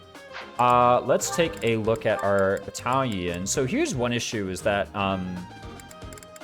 neither of my other flyers actually have sea authority to use this Empire Wyvern. And so a moment ago, I was like, I can use Battalion Desperation with Shamir, but I actually can't. Because Empire Wyvern is the only one who, like, okay, if all of my flyers are going to have a battalion, Shamir needs Empire Wyvern. So therefore, she can't actually proc Bat Desp. All of that damage that I took was actually kind of wasteful, matter of fact. Armor also has movement penalty. Armor doesn't face movement penalty on any of the squares in this map, except lava. It does have lower move, but it doesn't face movement penalty in any of the squares. Like, not over lava or wasteland. It has full move over lava. So if Cavalier is crossing 2 tiles called Wasteland or Crater, which it looks like anytime you cross Wasteland or Crater, you cross at least 2 of those tiles, then it actually has less move than Armor Knight. But yeah, Armor Knight does not face move penalty over Crater or Wasteland. This map would be pretty hype for Bernadetta, but I'm not going to play Bernadetta. You have Flame as well. I guess Flame's just like kind of cool in general. We can use Knowledge Gem here. I think Knowledge Gem would be a pretty nice way for us to build up some axe rank. I don't know if we can reach like C+ legit. Armor's movement penalty is called 4 move. What's 7 minus 2 minus 2? Oh, it's less than 4.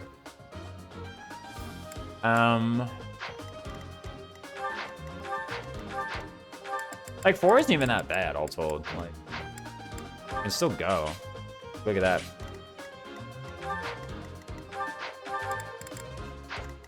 I never really got all the hate for the 4 move in this game. I'm gonna be real. If it's what you have, it's what you have. You know? Like, I haven't heard anybody complain about having only, like, you know, a 13 strength unit at the start of the game. Never mind, you are bottlenecked by having only a 13 strength unit at the start of the game. But people do complain about the move a lot. I don't know. Like, it's just what you have. Deal with it.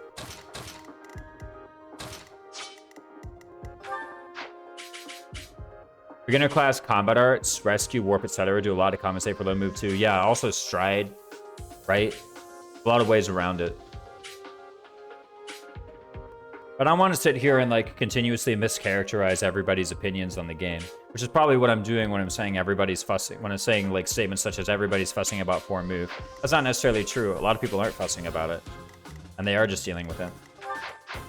Let's give a battalion to Ingrid. There's Pegasus, cool. Found the battalion to give to Ingrid. What if I just prepare this battalion, right? How about I just admit that I was wrong about this whole Bat Desk thing? We can set that up with Empire Wyvern. Yeah, let's just repair Petra's battalion. Where's Petra? Found her. Here's your battalion. Let's repair it. And who else was that deploying? Ignatz? Ignatz is an archer. That class kind of sucks, doesn't it? The low movement never bothered me personally. See, that's right. Don't let it bother you. Just choose to not be bothered. It's actually just that simple. It sounds ridiculous, but in a way, it's kind of true.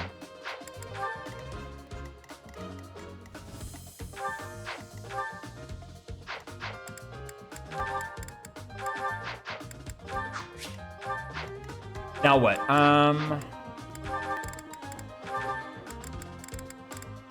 Oh, we could steal shield. That's so true too. Okay, we have a steal shield for a crap ton of bar. This does so much protection, by the way. Right? Archer does have 1 in 3 range on enemy phase. I guess there are some archers, right? That's maybe kind of cool. Like, maybe it kind of matters a little bit. But I just want him to rally some boys anyway. I guess I also don't have the Retribution Gambit. Yo, actually, what if I did Manuela Hanneman Paralogue instead and got the Retribution Gambit? Like, you ever thought of that? That'd be kind of hype. And screw this Paralogue. Who wants Galatea? Just do Hanneman Manuela. It's like way better.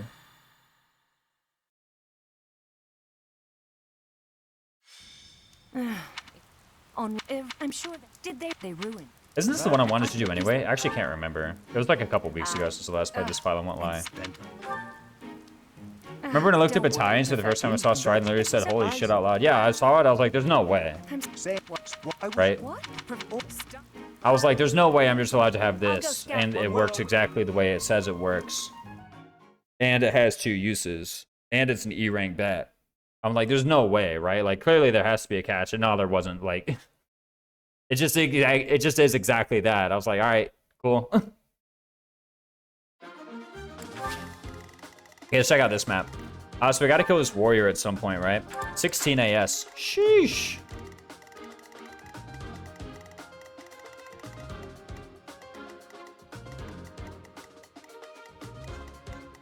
Unfortunately, he's a lot of move away.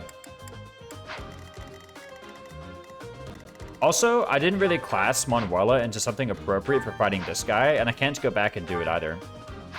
So if I want this this thing, I'm actually completely out of luck. The catch is that the battalion basically gives no stats. Yeah. Huge downside that, man.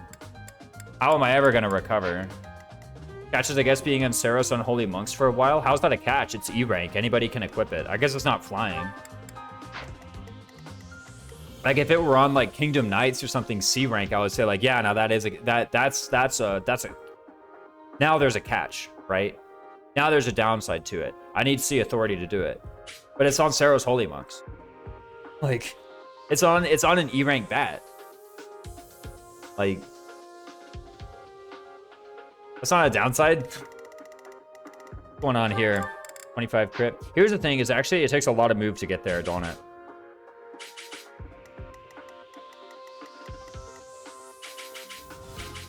I don't know if I just I actually just don't really know if I have the move. I don't even have like smite.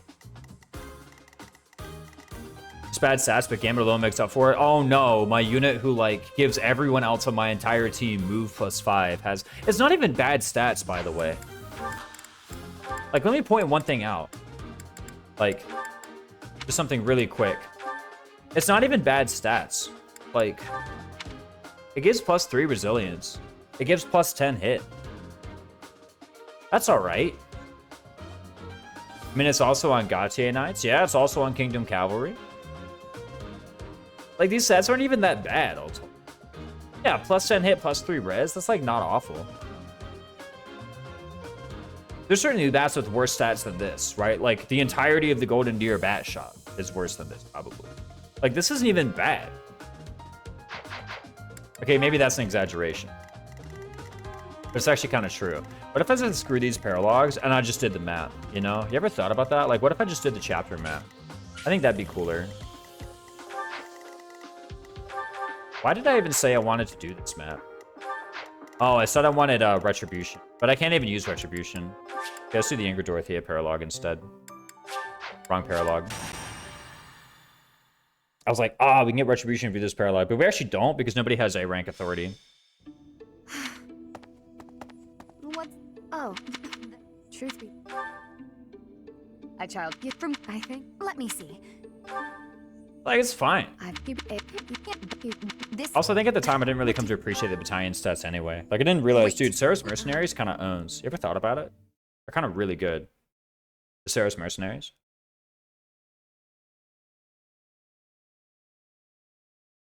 But no, we can get in there. And I think I've basically done all the preps already. Like, I think maybe there will be some weird unit deployed as an adjutant to somebody strange. Like, Hanneman will be here. I need to get him away from this whole mess. And Plane's gone and Petra's gone. Okay, cool. We're back at it. Now, I don't really know the stats that I need for these guys. Yeah, which one is that again? Well, which one is what again? I feel like your message came in after some lag, and I was speaking about something. And I lost all context. Oh, Saros Mercenaries? The Fusilad? No, Saros Mercenaries is the E rank. 3 hit. 3 physical, 10 hit. 2 protection. Onslaught, E rank. You get a copy for free in Chapter 2, and then there's one in the Bat Shop in Chapter 3. I think Catherine joins with one. I don't know if Cyril joins with one. He might join Torch Star Soldiers. Have you seen our 5th carry theory crafting for the Dawn Brigade? No, I haven't. Are there 5 people in the Radiant Dawn race? When does the unit with Stride need a stat boost? That's what I'm saying. Pac-Man Power Ghost, you got a point. Yeah? Oh, I didn't know there was 5 people. Who's the theorized 5th Dawn Brigade carry? Is it Meg, or is it a run? Maybe you don't give it to a physic bot like a Kanto unit early game when most units are stuck in former beginner classes. I think a Kanto unit early game when most units are stuck in former beginner classes is kind of like an oxymoronic statement. If I have a unit with Kanto when other units are in former beginner classes, then my unit with Kanto is level 10. So they're not casting Stride. Someone else is casting Stride on them. I'm a big fan of Church Sarah Soldiers. Oh yeah. Oh yeah.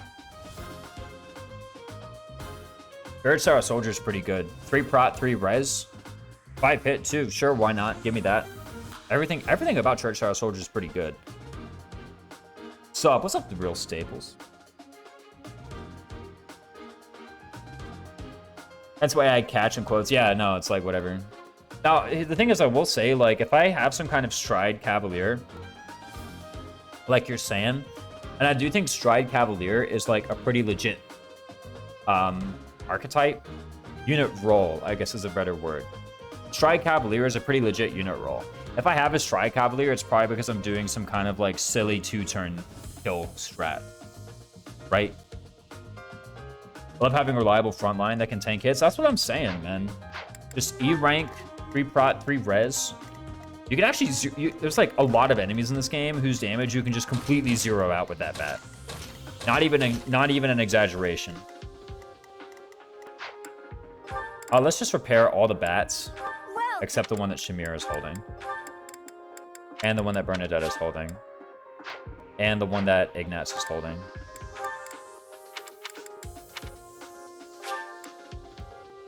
So let's just replenish these 2 bats. And let's also find one for Ignatz that's better than the one he's got. Because J-Mercs kind of sucks, let's be real. J-Mercs are awful. Hello, what's up, Lord Aganus? I do like the Warden Stripe strats, that's right. Fiona doubles auras, though, which is a big deal. Aran is already the 4th. Yeah, Meg, Fiona, and Joe Legal in part 3. Aran is already the 4th. I wasn't told who's the 5th. Is it Fiona?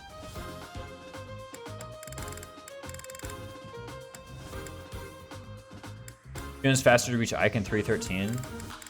Yes. So it's Fiona, then, is what you're telling me. What do you do for, like, all the chapters before that, though? What the heck? What am I doing here? Saros Archer? Probably just Saros Archer, right? Why Saros Archer, though? Think about it. Why am I giving Ignatz the Saros Archers and not some other battalion? I shouldn't just say to myself, it's because he's an archer, because that makes no sense. Right? J-Mercs are the most offensively oriented EBAT for a while. That's not as useful IMO. Nah, Saros Mercenaries is better. Because Saros Mercenaries is 3 attack, 10 hit, not 3 attack, 15 crit. I would far rather have 10 hit than 15 crit. Significantly. I far prefer that. Like, even Saros Mercs is better at offense than J-Mercs. Also, it's not even 15 crit, it's 10 crit. I got it wrong. What was I doing? Probably just shipping the map, right? Like, why sit around thinking about it too much? Saros Magic, is that fine? Yeah, probably. Empire Magic, this is also fine. I guess maybe the reason I gave him Fusillade, or Saros Archers, is because the Fusillade Gambit is good. And if the Fusillade Gambit is good, then that's actually enough reason. Do I level up the other one, or do I just use this one? I think I just use this one. What's the point of leveling it up? Like, what's the point of leveling up a second Saros Archers? If I'm deploying a second Saros Archers, the only reason that I'm deploying a second Saros Archers is for the Fusillade Gambit, which works no matter what my stats are, right? J-Mercs is kind of whatever. That's what I'm saying. I like using a Dancer to give them a high avoid bat without investing too much in authority. Yeah, pretty decent. It does have a lot of avoid for E rank. I'll give it that, right? Like, let's not go too far slandering it that we forget that it does actually have a crap ton of avoid, because it does have a crap ton of avoid. But honestly, like, dude, who cares? If the price of having 100 hit is that my enemy also has 100 hit, I'm actually fine. I'll take that trade any day of the week. What am I doing here? Probably doing like a Manuela Adjutant or something goofy like that. Now, if Manuela were an Adjutant, what spell would she have equipped? Nosferatu. Obviously, right? Let's equip our people. We could do Steel Shield Yuri. This guy has freaking 26 prot, man. Have you ever thought about that? He has 26 protection. That's a lot of protection on Yuri, who, by the way, is also fast and strong. He can literally do it all. Watch him, like, quad some guy with training gaunts or something silly like that. Like, seriously. You guys are like, there's no way he's gonna quad some guy with training gauntlets. I legitimately think that he will, as a matter of fact. Short axe. That's, like, a really funny weapon. How does short axe stack up to hand axe? I've, like, never used short axe. It's actually a lot better. I don't mind it. Like, +4 attack? Yeah, that's pretty cool. Iron axe seems cool. Iron axe, Sword of the Creator. Training axe plus. March ring, evasion ring, accuracy ring. Where's accuracy ring anyway? Found it. We have rapier plus on you. I don't actually know if I want rapier plus. Do you have any sword prowess? No. What skills are you missing out on? That desp. Plus battalions. That desp. Swap that out for off prowess. Actually, swap that out for close counter. Close counter sucks. We love fast, bulky units. You'll love our GM 5th carry. We're using Soren. He climbs ledges better than Gatry and can solo 4-4. True. Why not Torgod? Just use Torgod to solo 4-4. Also, soloing 4-4 seems kind of weird. You can literally get everybody, including all of the reinforcements. You can get everybody before the reinforcements show up. I actually kind of doubt that to be true. I'm not going to lie. And again, it's been a while since I've thought about the reinforcements on that map. Because when you say solo 4-4, I'm thinking like, you're going to win before the reinforcements show up. Yo, imagine we take this hand axe and we forge it to a hand axe plus. That would actually be hype. Like, I'd actually be pogging if I did that. Is that thanks a bunch? Come back. He needs Ike to kill like 10 guys to beat the reinforcements. Dang. Is that soloing? Ironbow plus. Are my weapons like just totally broken right now?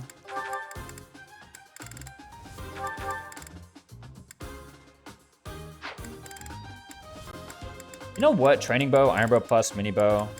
This seems pretty decent. Let's just leave it at that. Who has the concoctions? Oh, Ingrid needs weapons, doesn't she? What even? Sword, lance, axe prowess? What a garbage unit, man. What is she even gonna do?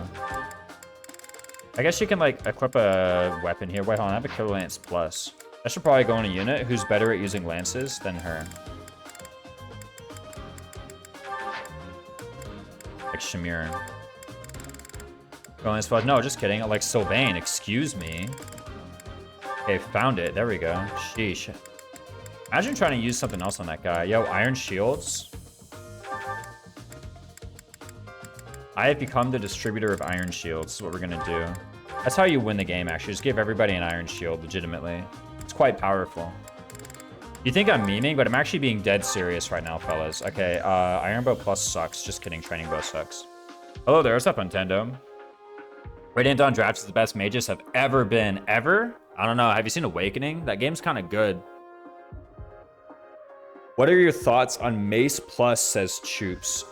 If you're not playing with DLC, Mace Plus kind of owns. If you are playing with DLC, it's just worse Rapier Plus by a lot. Raisins is memeing. Dead serious? No. Sothis474. Hi, welcome in. Glad to see you. But yeah, no, Choops. Mace Plus sucks if you have DLC. If you have DLC, just use Rapier Plus. To be fair, that's true of like most weapons, though. Like, Rapier Plus kind of owns. Have you seen this bad boy? But Mace Plus raises axe rank, so does tutoring. Also, Rapier Plus raises sword rank. That's pretty cool. Last I checked, Mace Plus stats weren't anywhere near that good. Like, why am I raising axe rank? Axe rank doesn't give me better stats with the Rapier Plus. I'm just saying. You got me, not gonna lie. Raisins 1, Tube 0. Better luck next time, dude. What else do I do with my life? Yo, we're gonna give Ignatz a Steel Bow Plus. He's gonna be firing that bad boy from downtown. Am I right? Look at that break shot. It won't even be close. Has anyone breathed their last yet? the Paladin boss and the Raphael Ignatz paralogue. Rapier plus kind of cracked. It's a little bit good. Oh, like, have I lost anybody in this Ironman? No. I haven't lost anybody. Well, I lost Marianne.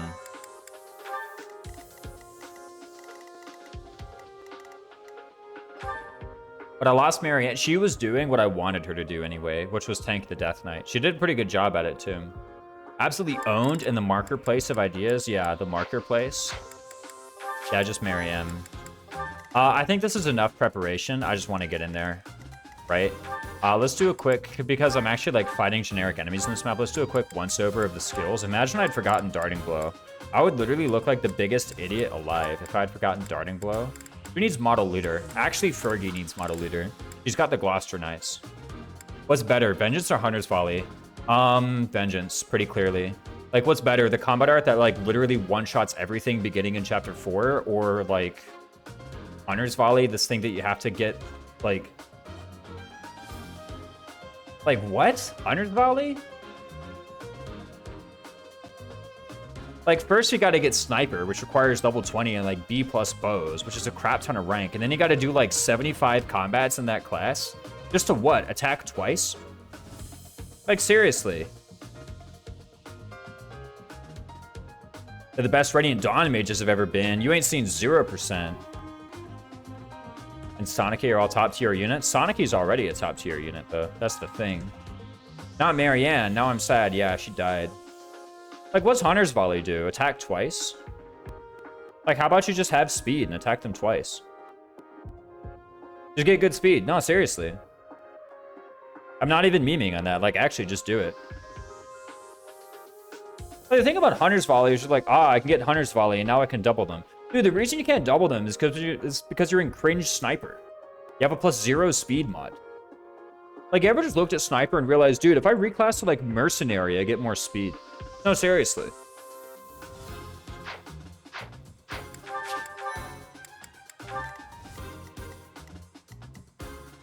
And then you double them.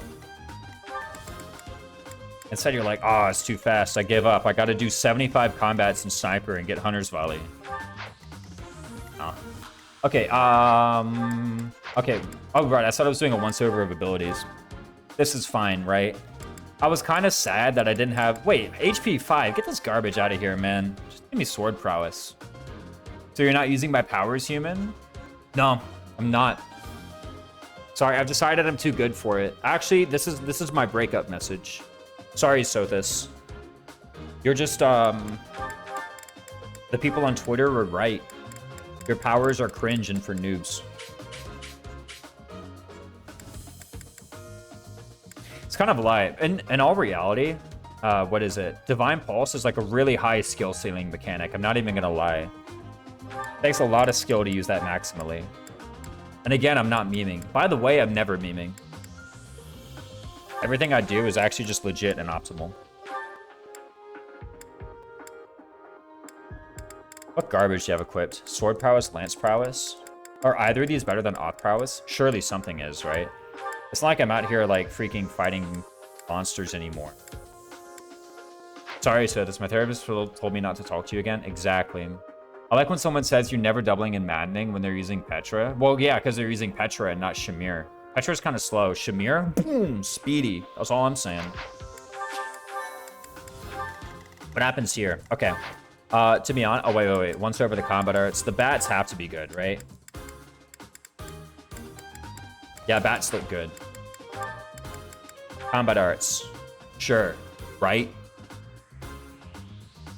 In Hunter's Volley defense is a way for any unit to achieve a good base in terms of kill power. I will say this, yeah, in Hunter's Volley's defense, because I won't lie, this is definitely a playstyle thing.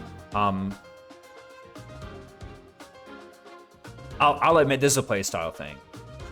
And if you come at me and say, Raisins, I don't like your playstyle, I have my own playstyle, and in my playstyle, Hunter's Volley is good, then actually you're right, and I'm not going to hate on you. In my playstyle, if a unit sucks, I just bench them. Right?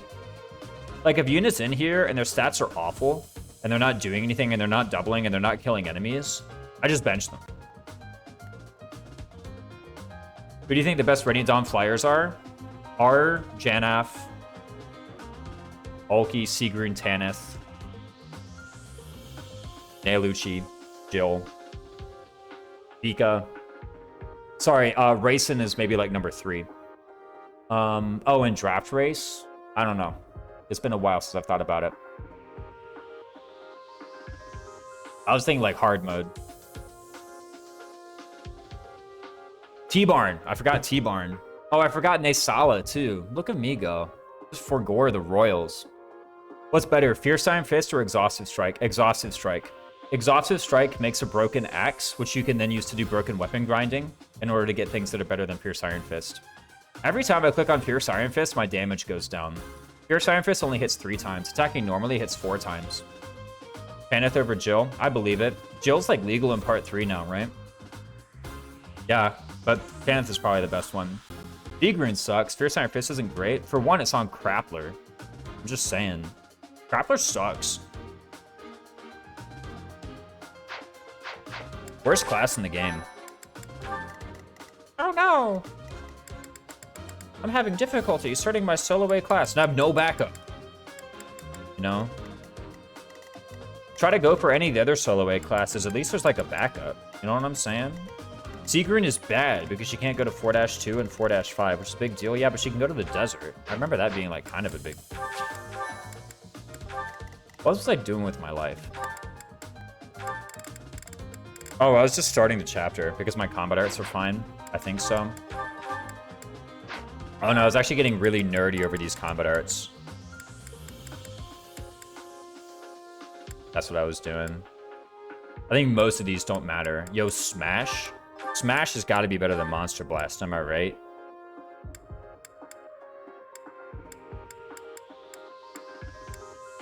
Cool, let's get in there. D+ by level 20 isn't that unreasonable in non-minimalist context? No, it's like kind of tricky. I don't know. Ah!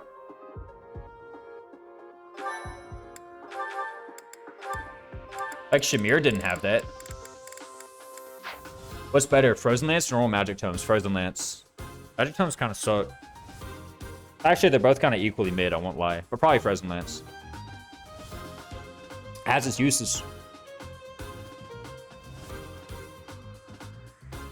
Relevant since we're doing Silver Snow and it's extra hits to bypass Miracle? What are we talking about? Not Fierce Iron Fist. I already said 3 is less than 4. Frozen Lance. That's the thing, they're both kind of garbage. Maybe Frozen Lance, though.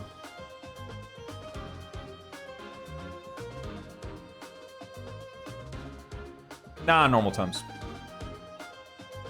Normal tomes can attack enemies on enemy phase.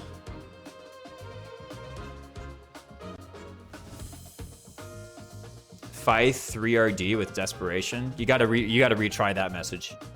I don't know what Fight 3RD is. What's the sword one that's like Frozen Lance without the bonuses? Hexblade. Hexblade the GOAT. Your opinion on the Edelgard discourse? I think it's absolutely crazy that a game about a conflict which is viewed from multiple different perspectives ended up creating a bunch of people with multiple different perspectives having a war on Twitter. Or having a conflict on Twitter. Fierce Iron Fist's 3rd hit has Desperation, sorry. Well, but regular attacking's 4th hit also has Desperation, right? Soulblade scales off of res. What's better, Hexblade or normal tomes? Well, Hexblade can be used with Rapier plus the Hexblade. What's better damage-wise, Soulblade or Hexblade? I mean, there's a certain point where if you have enough res, Soulblade is just more, right? Depends on unit. Just depends on your res stat. I mean, if you have less than whatever the res threshold is, then it's Hexblade. If you have more than whatever the res threshold is, it's Soulblade. I don't feel like doing high school math, but if you do, you can figure that one out. If I recall correctly, Lysithea is better with Soulblade. Maybe? Crimson Flower Lysithea, maybe. The res is like 17, I think, around that. Alright, I believe it. That seems vaguely familiar to me. Doesn't Soulblade also scale with magic since it's magic damage, so it uses magic? Yeah, but so does Hexblade. Better hit rate at least? Oh, I didn't know. In terms of damage she would do compared to Hexblade, Like Crimson Flower Lysithea, I can believe it. She shows up with like 22 res, doesn't she? Normal Lysithea, I actually think shows up with like pretty garbage res.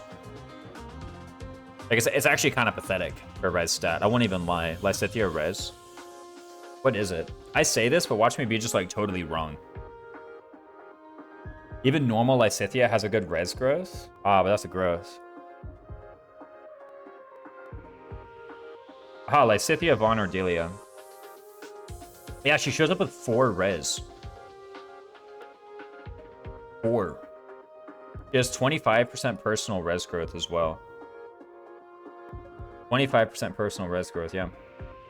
It's a little bit higher than her HP growth, to be fair. Or not. Now, when she gets those enemy mage bonuses, now, see, here's the thing. Where is it? Crimson Flower, 14.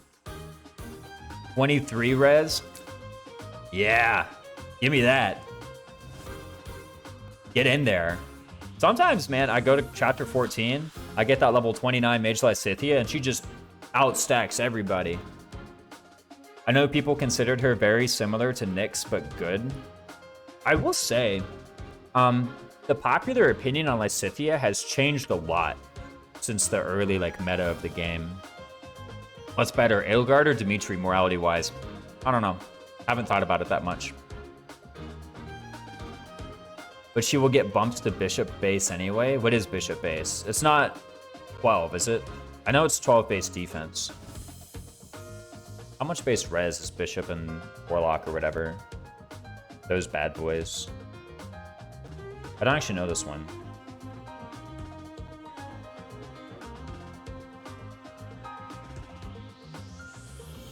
$15. There you go. Not too bad, actually. 15, wait, what? 15 minimum res? Since when? Not too bad. I said the mid, I've been saying that since 2019. Me personally, I kind of think Lysithea is a bit mid. But here's the thing, man. In LTC, warping through chapter 5 is kind of like really important. So I gotta swallow my pride and give them like credit for coming up with that one. You know what I mean? Honestly, didn't even Res Warp was that good until after doing Maddening once. You assume Lysithea was good because high magic nuke and whatnot. Yeah, people have really turned around on that kind of idea. You know? I think, well, part of it was like there was hard mode for a while. Like for a while, there was only hard mode, and then they came out with Maddening. And I think for a minute there on hard mode, Lysithea was just like, yeah, boom, boom, boom, owning, right? The Gautier inheritance is Lysithea's biggest boon. And at the end of the day, getting warp at B is a lot faster than getting warp at A. Let's make one thing very clear. It's a lot faster. Like a lot faster, significantly. And I'm not gonna sit here and pretend like warp is bad or nothing, right? I've only used her once on hard back when the game launched, but big damage numbers plus warp is super nice. She's good because high magic and warp, but she's a bit overhyped. B rank and mastermind. And the mastermind is like, right? I haven't really seen the math. Okay, if some LTCer comes out and tells me like Mastermind is absolutely crucial for getting like B rank warp for Chapter 5 specifically, then I'll take it all back. But if not, I don't really care. I'd say she's A tier. She's not better than Byleth the Lords. It's not crucial. Can you show me the math on that one? Now, to be clear, when I say that like if I want an LTCer to come out and show me the math, speedrun isn't easy. Speedrun plays on normal mode, so the Wexp is different.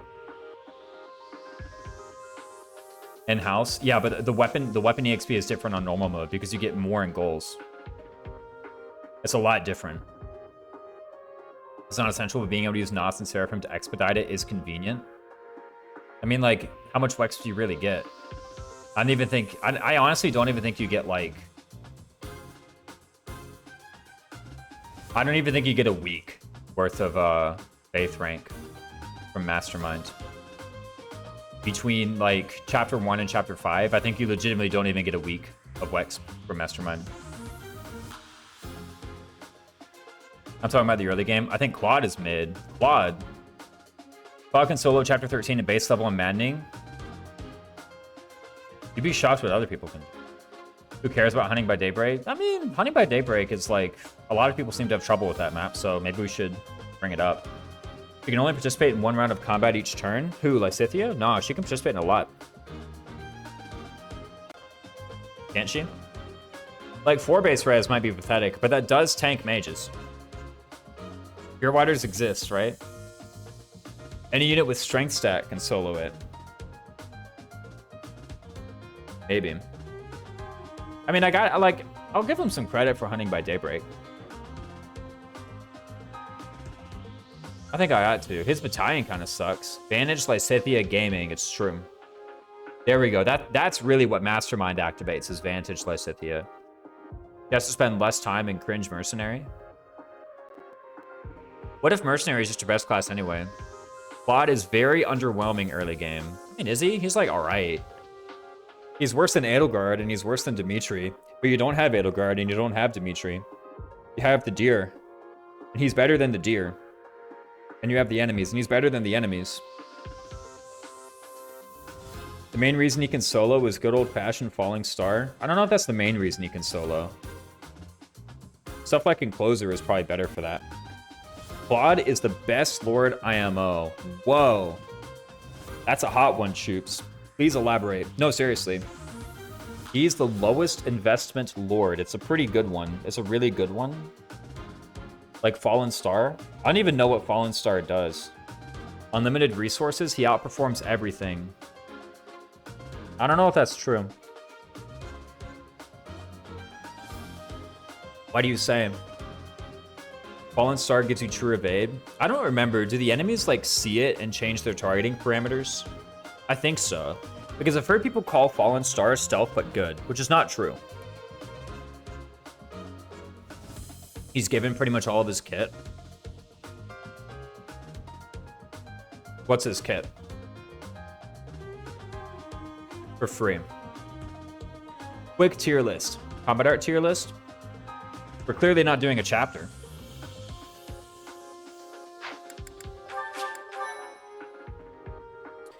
Fire bows. He is given a flying class like completely for free. That one's true.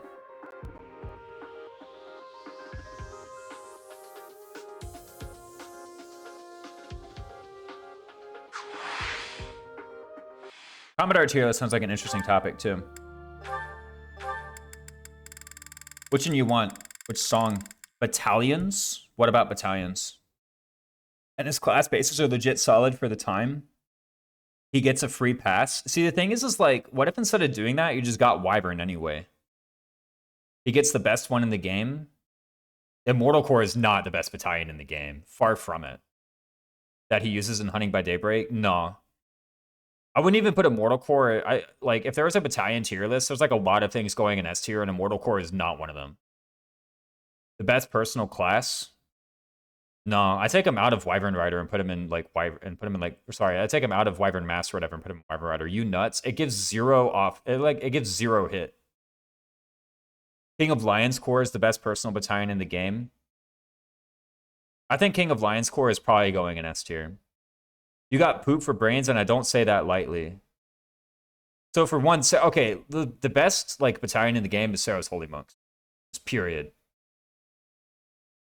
Just outright, okay? Like, here's the thing. If you told me Raisins, you got to make Fire Emblem 3 Houses harder, and the only thing you can do is remove one battalion from the game, easily Sarah's Holy Monks. Without a doubt, Sarah's Holy Monks, right?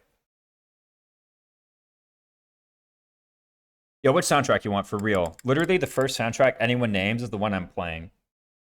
For, like, the next bit until someone names a new soundtrack. That's the rule. Combat arts. Why is King of Lions Core the best one? I don't think King of Lions Core is the best one. It's a pretty good one. It's Holy Monks, the Strybats. Raisin's got a point here. God Shattering Star. Say so. 10 strength. 10 strength is pretty good. Most had FE1 map team. I had FE3 map team. Blue Lion Dancers, Opera Volunteers. Blue Lion Dancers I think is better than Opera Volunteers, just due to Avail, right? Golly, how do I add a source? I've literally forgotten how to do this garbage.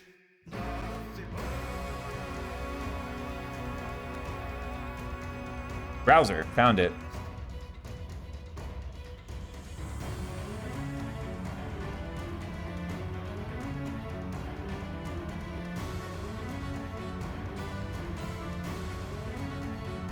What draft races in July are you doing? I think the FE7 one, that's about it.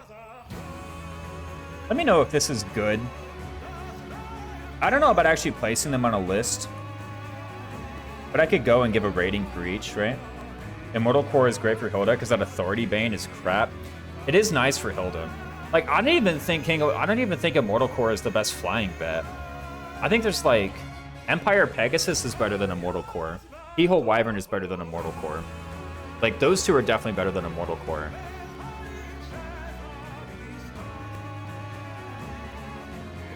Maybe Saros Pegasus is better, because that has plus hit.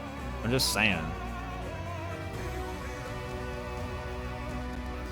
Nah, that's not true, because when Hilda has Sea Authority, I give her Immortal Core, and I don't give her Saros Pegasus, so no way Saros Pegasus is better than Immortal Core.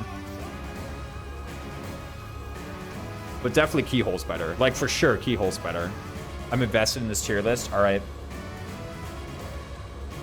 The soundtrack is a bit much. I won't lie. All right. Tier list. Where do we put it? How about, here's what we can do, actually. Here's what we can do. Who learns Haze Slice? Check this out.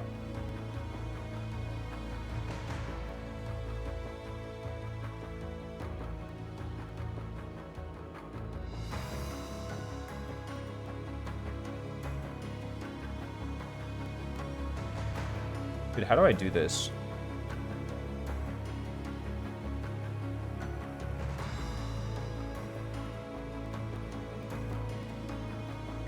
How does it even work? I want like a notepad doc. That's what I want. I want a notepad doc. Notepad.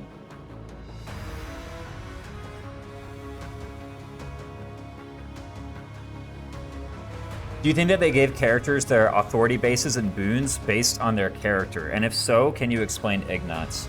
I don't really know what they did, but I think that's like probably the most likely explanation is that when they determine their character's bases and boons, they or like when they gave units bases of boons, they considered their character. I think that's like the most likely explanation. And Ignatz has authority boon because he's a nerd with glasses, and obviously they're better at leading people than other ones.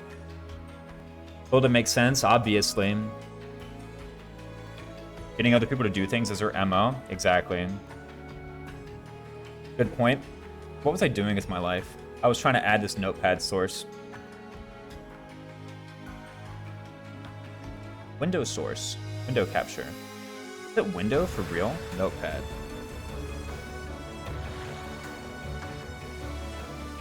And I know, guys, this thing is taking up a gazillion space on the screen.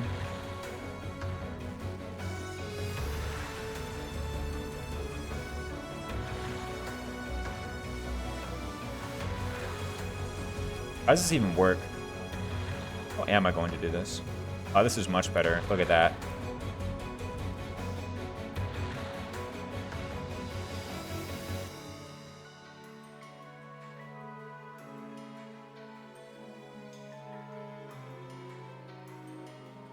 This will work, right?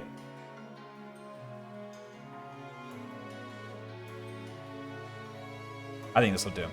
They ain't clever. About to have an authority boon? I think so. To me, you don't have a Lord in early game Verdant Wind? You definitely do. This +1 archer? Why? Like, have you seen Claude's stats? Like, you can give him a sword, you can give him an axe, you can give him anything you want.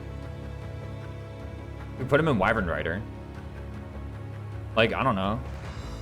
You can give him gauntlets, even. Claude with gauntlets goes in. I'm saying. Okay. Ignatz? Alright. Sunder.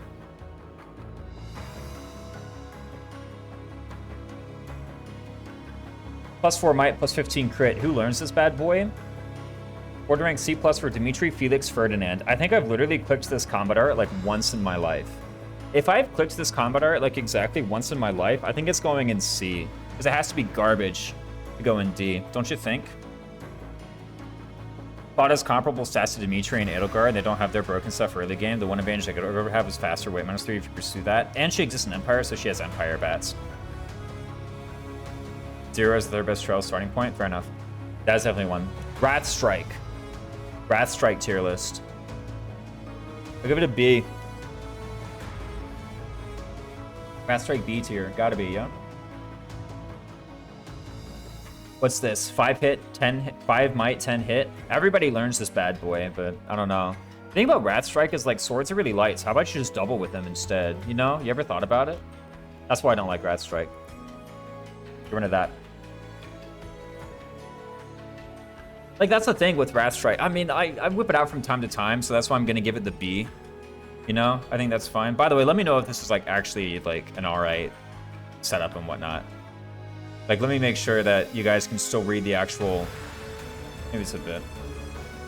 Looking into that now.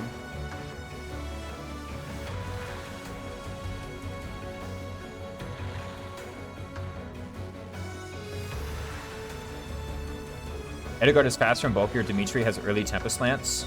Is Edelgard actually faster?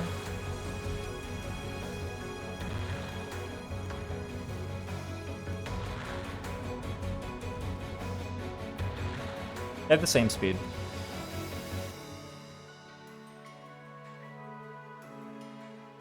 Also bulkier? Don't they have the same defense?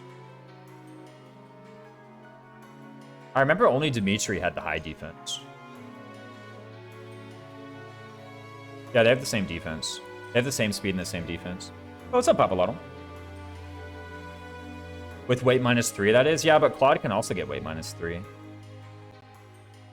Claude has rally speed in-house. DNS has got a point. Now, to be fair, so does Edelgard, but, you know, it requires S. Like, yeah, Claude's just faster. He's got that rally speed. Like, I think that the reason that you're not liking Claude is because you're shoehorning him into this role that he doesn't necessarily need to occupy. Right? Like, yeah, sure, if you begin with the conclusion that he must use a bow and nothing else, then I can like sympathize with why you're hating on him like that. Because frankly, that does sound pretty awful. But like, you don't have to. He can use basically anything he wants. Says Hilda Advocate early game. Even with good speed, who wants characters to fix his strength? His strength isn't even that bad, it's 11.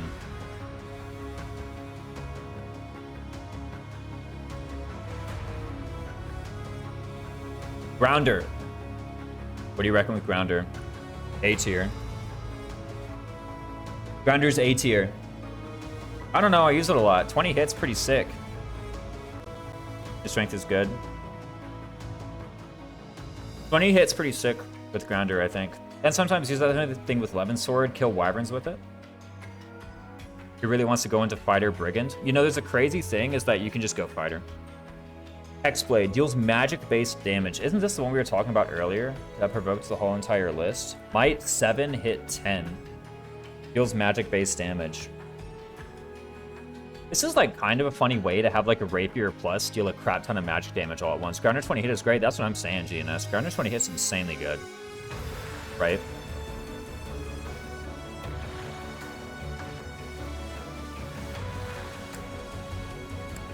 That's what I think. I already want a new one. There we go. Yeah, Grounder 20 hits super good. Hexblade is the thing that booted all this off. It's a nice way to get a Rapier plus to deal like a crap ton of damage. I feel like I click Grounder on non-flying enemies more than flying ones just for the hit. That makes Grounder like definitely A tier, right? Like if I'm literally taking this effective combat art and I'm clicking it on like enemies it's not even effective against, it must be good. Clearly. Right? Being an archer, he's just worse Bernadetta. I feel like he's significantly better than Bernadetta. By a tremendous amount. In basically every category except the Having Vengeance category. Which has nothing to do with being an archer.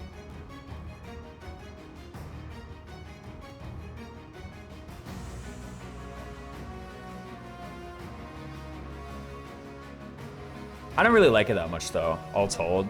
Edelgard, Ingrid, Anna, Constance. Dorothea, Manuela already learned at base.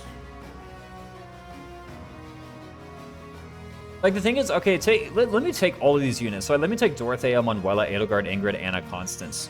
What if I click with this? Do I click Hexwave with these characters? No. What I actually do is I pull out like 11 sword and I click Grounder. Effective combat out's only 2 times, so preferably they're good at base. Yeah, exactly. Well, I mean, the thing is, like, I use Night Kneeler against horses a lot, though, right?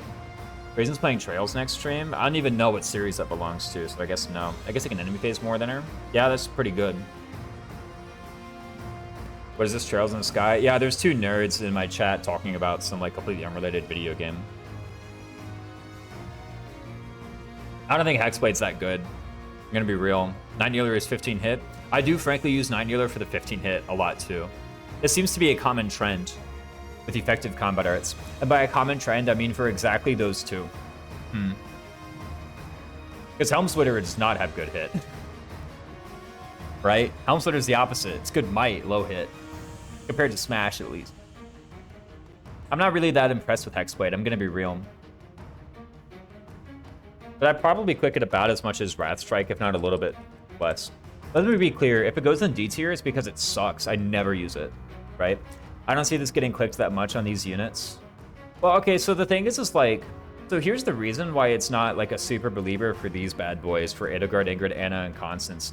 It's because like a lot of people just aren't believers in them to begin with, right? Ingrid getting in an A rank is awful. Yeah, it's like, dude, the game's freaking over, all right? Like, also, like, you have Swordmaster or whatever. Like, how about you just do literally anything other than click a freaking magic art, man? Like,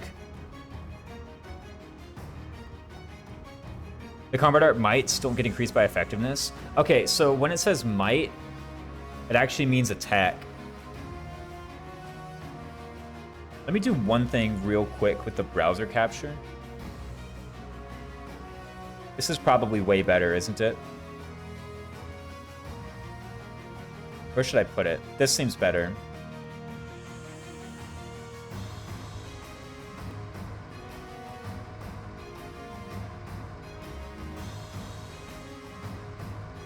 Doesn't get anything at C+ either.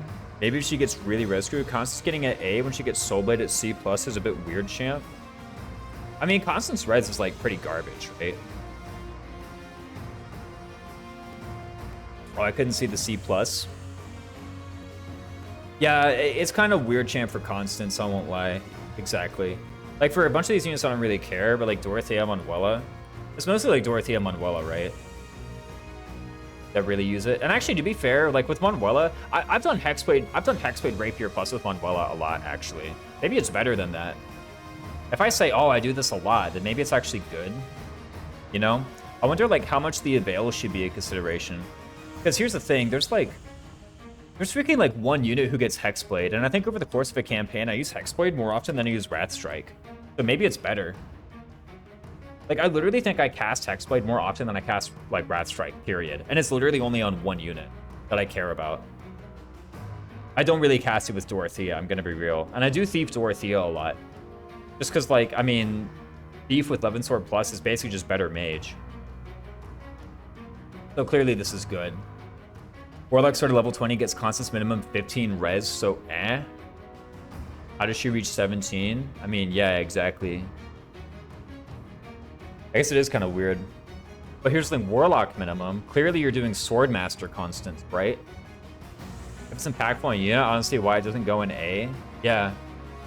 Like, I mean, let's talk about the density here. For one, like, you know, forget about it, okay? Let's just forget about this. If it doesn't exist, then it doesn't exist. Like, literally, here's how I would evaluate it.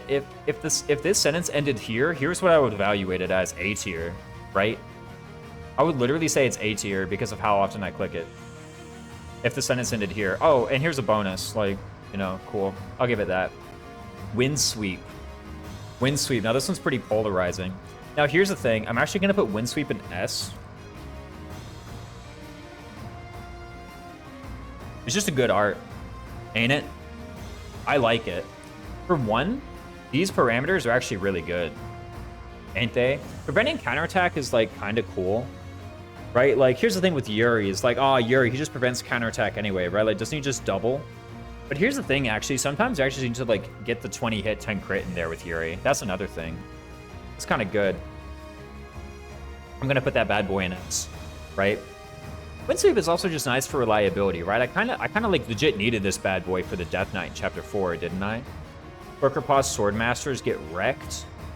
That's the other thing, right? That's the 1-2 punch. No arguments here? Yeah, exactly. I know there's a couple Windsweep haters that have been in and out of my chat, right? Curve Shot doesn't protect you against counterattack bosses. Whimsy does. That's what I'm saying. There's been a couple Windsweep haters in my chat, but like, man, when this thing goes in, it goes in, so I'll give it S tier. Even when it doesn't go in, it still goes in, right? I think some people are like, oh my god, it's Yuri, just double. But like, dude, what if you like literally legit get owned on the counter, man? Like, that happens from time to time. Oh, just Divine Pulse. Now, that's fair, but, you know, I'm gonna pretend like I'm Ironmaning just because. Haze Slice, avoid plus 30. I've never used this thing in my life. Also, what is this? This has to be, like, garbage. 2 might, nothing. Avoid 30. Like, what are you gonna do with avoid 30? Not die? If this is the art you have equipped, you're so bad, I honestly don't mind if you get killed on the counter. Like, dude, get out of here. Subdue. Leaves foe with at least 1 HP. Master the Lord class. Cool thing about avoid combat arts is that it's also crit avoid. Yeah, but like, just don't get crit. I think if I ever clicked Windsweep, just from looking at it, it seems like Grounder, but even better. I don't know. Seems to see how it couldn't be S. Yeah, exactly. Never clicked Subdue in my life. It's actually pretty easy to not kill somebody in this game. I don't know why you'd want to do it. But if you want to do it, then you just like, just don't kill them. Also, mastering the Lord class, get out of here. I ain't doing that. Lord's a fine class, but Subdue is just garbage. Bane of Monsters, effective against monster foes. Oh, also 6 might, 10 crit. That seems pretty decent. I actually equip this bad boy a lot. I don't use it a ton, but I do equip it a lot. That's the thing, is like, there's this art where it's like, oh, I'm gonna equip it because the stats are like theoretically good, and then I just go in and like Byleth and Petra and Plot and Catherine of Balthus just kill everybody anyway. So I actually want to put this in D. Right? That's the thing. Never tried this. Maybe there's a niche with Silver Snow Edelgard. Why would you do that with Silver Snow Edelgard? If Silver Snow Edelgard is level 10, clearly you have no qualms about giving her EXP, right? Like, that's the thing. It's like, well, clearly you're fine with that. Came back to see the tier list of sword arts. What prompted this? Lol. I have a redeem. And I thought it was a pretty cool one. If I think the topic is cool, I'll do it. Also, I was in preps anyway. And why is Sublime Heaven not there? We're getting there, dude. We're getting there. Finesse Blade. Avoid plus 10 increases based on user's dexterity. I've never used this art in my life, and I don't think I ever will.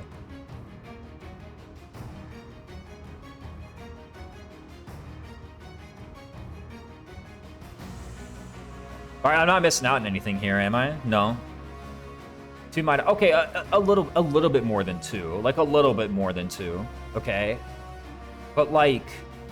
Dude, sword rank A? Just do, like, literally anything else. Like, just grab freaking, like, Thunderbrand or a Brave Sword or something. You have, like, 20 dex, that's 8 might? Yeah, exactly. It's pretty garbage. I'm pretty fine putting this at D. I don't mind. Am I right?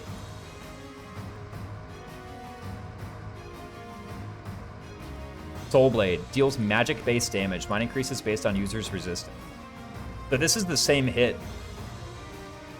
Sword rank C+ for Marianne, Constance, budding talent for Lysithea. Seems like E. Is it even really D? At least you can feed kills with Subdue. You can feed kills with a lot of things, though.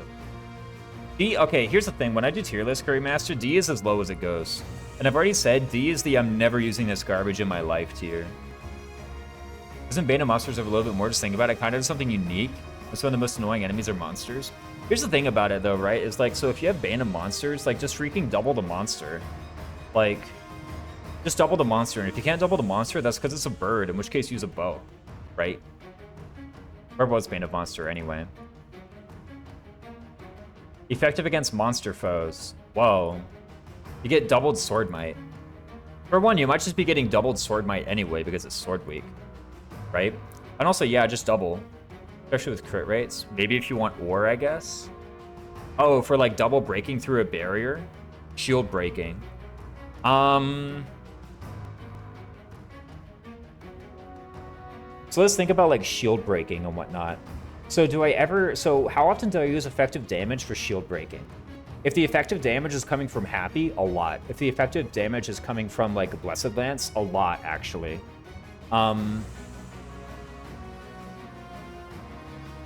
I do use gambits frequently to do it. But the thing is like by the time I've gone through my turn and I've thought about it and I'm like, oh, okay, I'm through with I've used all the gambits I want to use and I've used all the happy attacks that I want to use and I've used all the blessed lance that I want to use. And I've used all of the weapons that are effective against it anyway that I want to use. Because remember, monsters are like each weak to a type of weapon, unless they're a boss. Then like I'm kind of through. You know? I use it a lot if a monster is already weak to that weapon. Yeah, exactly. Like, once we've exhausted all of those other 4 options, then I'm kind of through breaking the barrier. And if I'm walking up with a sword, I'd actually rather just double it. Like, I'd rather just walk up with Thunderbrand and, like, quad the guy. Sounds like C tier. Yeah, like, the thing with Abandoned Monsters is I'm seeing theoretical use cases, and I'm sure I've clicked it once or twice in my life, right? Because at the end of the day, 6 might is a lot, right? But, you know, has very occasional use. Like, Sunder, I've actually clicked Sunder once or twice, right?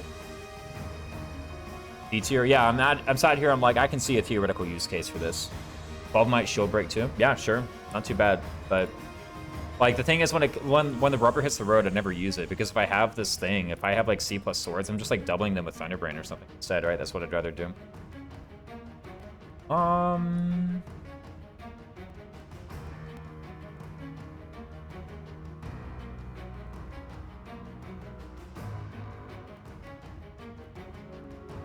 Now what? So I don't. Oh, we opened up Soul Blade, and I was thinking about Soul Blade. Okay, so here's the thing. I know that there are a lot of like Soul Blade enjoyers because they like do Soul Blade Marianne or like Soul Blade Lysithea, and it kind of like goes in for a couple chapters, right? Here's the thing. It's only really starting like chapter 3. Ace Slice really is garbage. Plus 10 hit, magic base seems okay. Those Wrath Strike though, just not long term. You know, it's like Hexblade, but for these jokers, right? Or late game, yeah, just not long term for late game. I mean, I have been told that like, you know, people who say that Soul Blade or these like scaling magic arts stop killing, just the reason it stopped killing is because you stopped trying. I can believe it, but like, why am I really caring about using combat arts to like one-shot jokers in the like late game? Like if I want to do that, I've already got Vengeance. Like just use Vengeance for that, but probably not. Also, honestly, I'm not really a believer. I've done Soul Blade Marianne. It kind of stopped being like that good after like, I don't know, chapter 10 or so. I kind of agree. I just don't really think it's that good. Like if I've got a unit and I'm deploying them for combat past like chapter 10 or so, like they're gonna be good, which means they're just gonna double. Or like with Soul Blade over Frozen Lance, I can use an 11 sword with the same prowess. Ooh, true. Use them chapter 10 seems like B by your opinion. I mean, I guess I can give it that. Like, here's the thing. It does legitimately go in for, like, Lysithea, I think. Like, I think Lysithea Soul Blade is pretty legit. As with, and Constance. Grab Rapier. Boom! Soul Blade Rapier. Why not just Horse's Lair, Frozen Lance, or double armors with spells? I think only Marianne can do that Frozen Lance thing, right? Double armors with spells. It just sounds like better Wrath Strike. I agree. Yeah, I was originally slandering it, but as I, like, elaborate upon my opinion, it sounds like it's pretty clearly better Wrath Strike.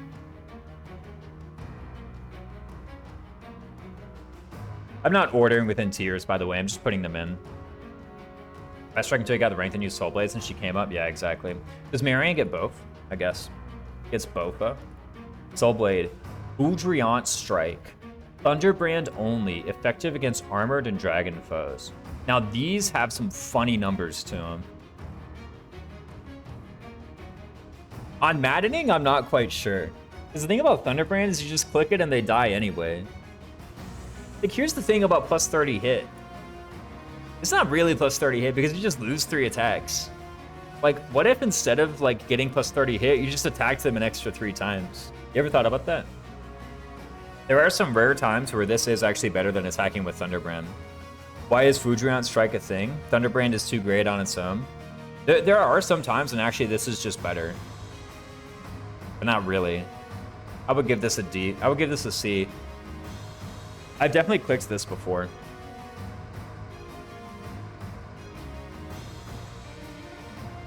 It's only this versus like 2 attacks, but well, yeah. Only if you really want the hit. I have clicked it before, to be fair. Like on Maddening. So it goes in at least C tier. And like legitimately. Why Fujiram when you can hit plus 20 quad? I'm not starting hit plus 20. That's the thing. Beast Fang. Blutgong only. Effective against cavalry and dragon foes. Might 10, crit 30. I've legit never clicked this thing in my life. But I also think I've probably expended like a grand total of like 3 Blutgong uses in my entire 3 houses career. So maybe it's just that I underuse Blutgong. Anyway, only Marianne can use this. This sounds pretty garbage. Assuming subpar hit, going for one big plus 30 hit is better than trying to land 1 and 2 unboosted hits. Yeah. Maybe. Also, I mean, it has plus 30 crit. We can't forget that. It also just has plus 30 crit. You know, sometimes you just smack them anyway. And plus 6. And the units who can use them, like, and the units who can use it have, like, a plus combat art might crest, right? Probably underused. The thing is, you gotta do some, like, part 2 paralogue. You gotta equip Blutgong. And then you gotta use this bad boy. And effective against cavalry and dragon foes. It's only with Blutgong, right? How much might does Blutgong have? We can actually just calculate exactly how much this has. 13, so 26, 36. 36? No.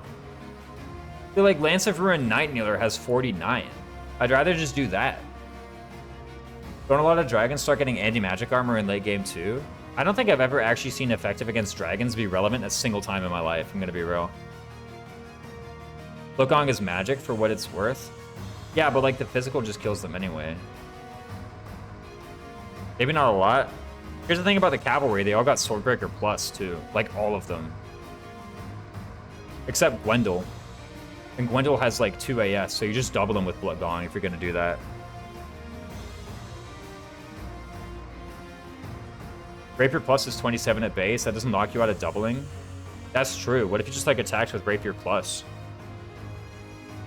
Swordbreaker? Yeah, I'm just gonna use Rapier Plus instead.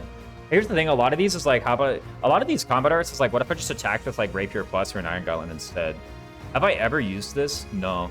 I'm gonna call this like D tier.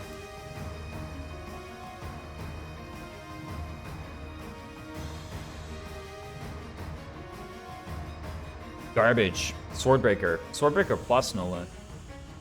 Ruptured Heaven. Now I click this bad boy a lot, actually. Plus 7 might. Mine increases based off of user's magic. 10 hit, 10 crit. Raise your hand if you click this bad boy. I do.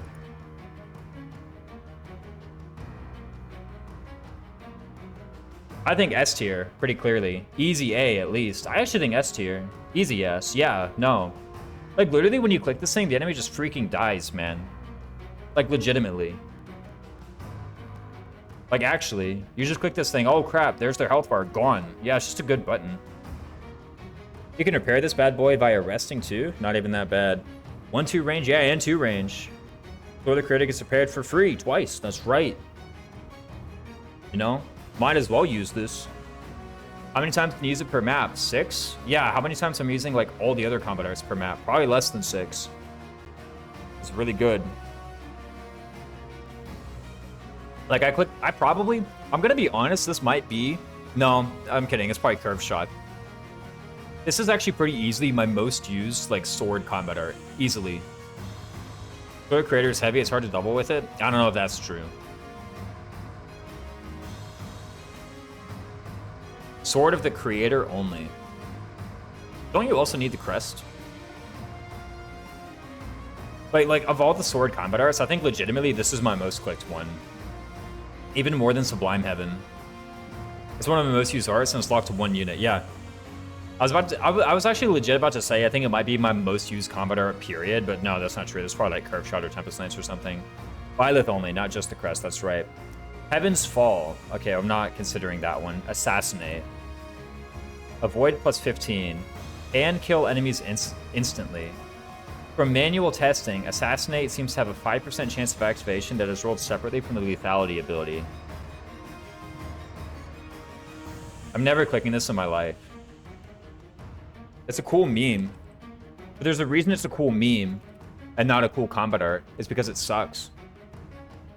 The Crimson Flash. It's funny, though. Yeah, it's funny. Sure. The reason it's funny is because it sucks.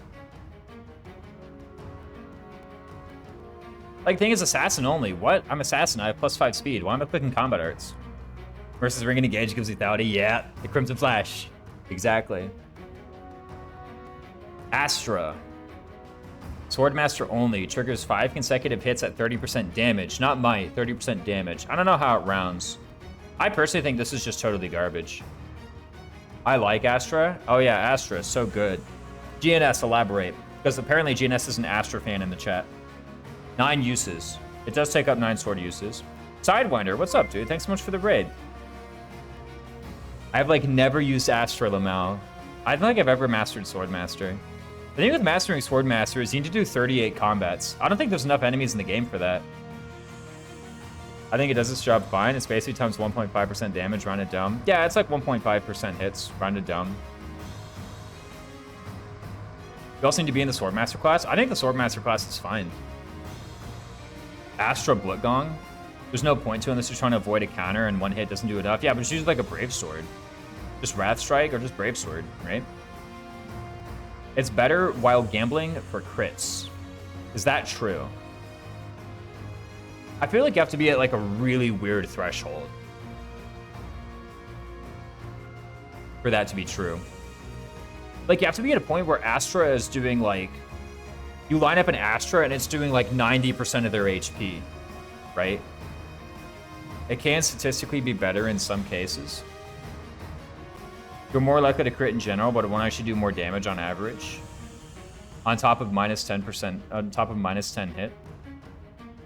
I'm sure there's some weird threshold where like this mini crit that you're getting partway through is actually enough to like push you up to the edge. Like if a normal attack with your sword is doing like, I don't know, 60% of their HP, and then Astra does 90%, and all you need is 1 crit out of 5, then like maybe I can see it.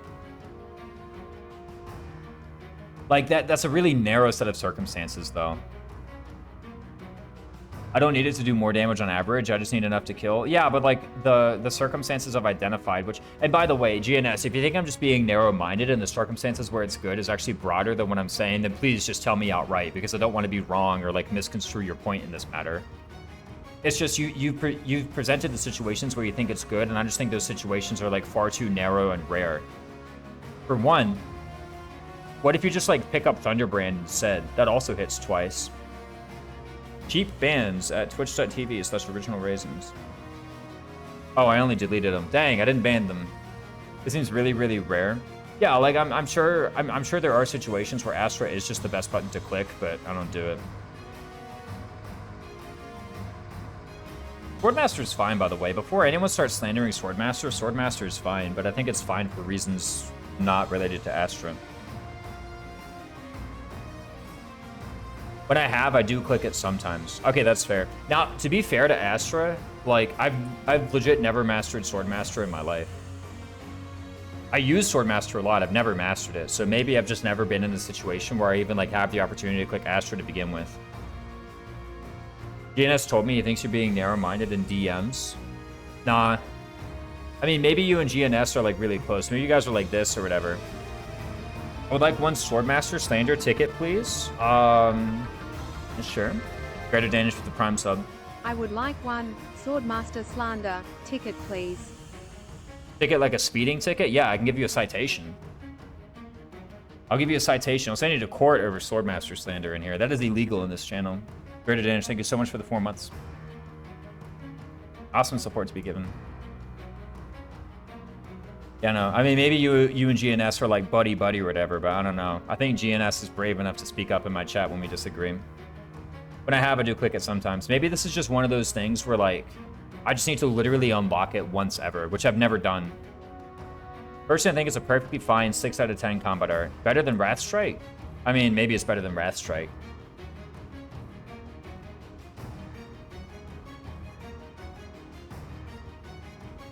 I know that I said the D tier is the I've never used this thing in my life, and I don't think I ever will tier. Which perfectly describes Astra, but I'll put it here. Out of a sense of open-mindedness and solidarity with GNS, who I know is a good Fire Emblem player. Like, I know GNS is no, like, idiot, you know? You can rate it however you want. I'll put it here. GNS, if it weren't for you, I would have put it in D. This is my compromise, though. I'll put it in C. Close video mapped out, you're more likely to get 1 and 2 crits via doubling than 2 out of 5 crits with Astra. Oh, true. Sublime Heaven.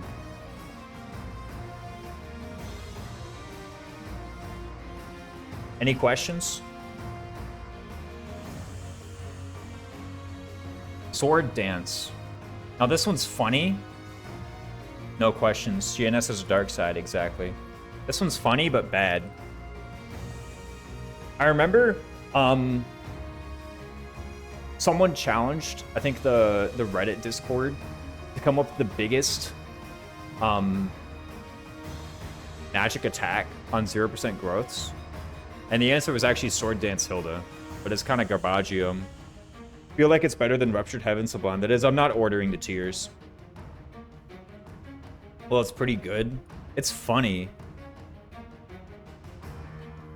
It gives plus 100% attack. True in Pokemon. Opportunity cost is heavy, but I've had fun with it. It's kind of goofy, yeah, but like you're not dancing. Tempest Lance. Any questions? Shatter Slash. After combat, inflicts defense minus foe on five. Defense minus foe. Defense minus foe is right. It's kind of narrow though.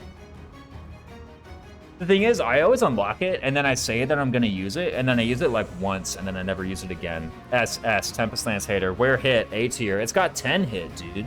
It's right there, under the thing where it says hit. Look at that. The thing is, they're like, oh, Night Kneeler's better. Whenever I bring Night Kneeler, I also bring Tempest Lance. I'm just saying, right? It's also kind of neat that it's on the 2 Seal speed units. If you Tempest Seal, you can Night Kneeler. If you can Night Kneeler, you can Tempest. Night Kneeler, S. Yeah, Night Kneeler, S. I almost want to make an S plus for Night Kneeler. Legit, I think Night Kneeler is the best art we've discussed so far. I'm going to be real. Matter of fact, I think Night Kneeler might legit be the best combat art in the entire game. And that's not an exaggeration. Hit and run, more like tons of fun. Whoa! No, I'm dead serious. And by the way, I'm not even memeing when I put this Night Kneeler up here in S+. Like, I actually think legitimately it's the best combat art in the game, and I don't think anything is going to usurp it. This thing is outrageous. Night Kneeler Lance of Ruin, 49 hit. Oh, also it has plus 15 hit. Also, the might isn't even that embarrassing. And there's a lot of cavalry foes. Like, this is incredible. Actually, here's the thing. There's Vengeance, man. Does Vengeance, like, replace it? I don't know if it does. Night Kneeler, you don't even need to set up. You just click it. And then you win. Also, is Hexblade better than Soulblade? Because scaling is bad. You assume 0% or just less people get Soulblade. I legitimately click Hexblade more often than I click Soulblade. The thing is with Hexblade is like, you know, I get them and then like I get Monwella and she's just good.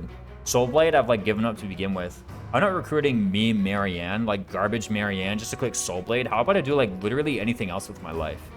With Hexblade, I get Monwella. She's just good to begin with. Oh, also she has Hexblade for free. And you might say, oh, Lysithea Budding Talent. I just want to click that Faith button and just get Warp. That's all I want to do.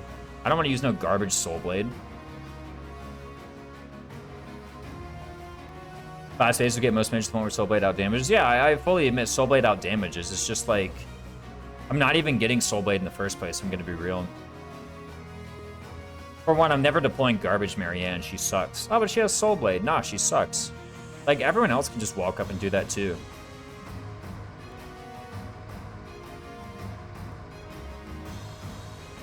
Yeah, Hexblade's better. I'm scared when he gets to Bombard. Please give Caspar stand something. We've had it so hard. You mean Catherine stands something? That's right. She has FL. She has Frozen Lance. Hit and run S tier? No. Avoid plus 20. After combat, user moves 1 space backward. I think I've used this like once in my career. So it goes in C. Monster Piercer. Avoid plus 10. Effective against monster foes. Okay.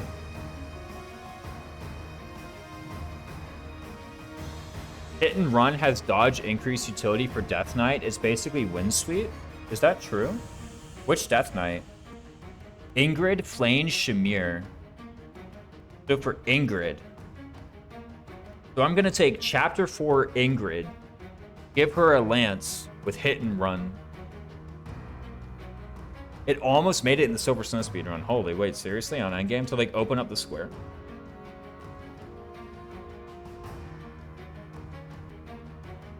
I know it gives Sev, but to be honest with you, I think you do this and you still get owned by the Death Knight. Let's flame poke 1 damage and move out of the way in case the boss miracles. It's actually kind of funny, I won't lie, with a plus 10 hit. And move out the way. Wait, if the boss is miracling though, then don't you already have your attacker in position? What's the point of moving out the way? Also, doesn't she have Kanto? Oh no, because you're not starting her, duh. You're just using it with Priest. That makes sense.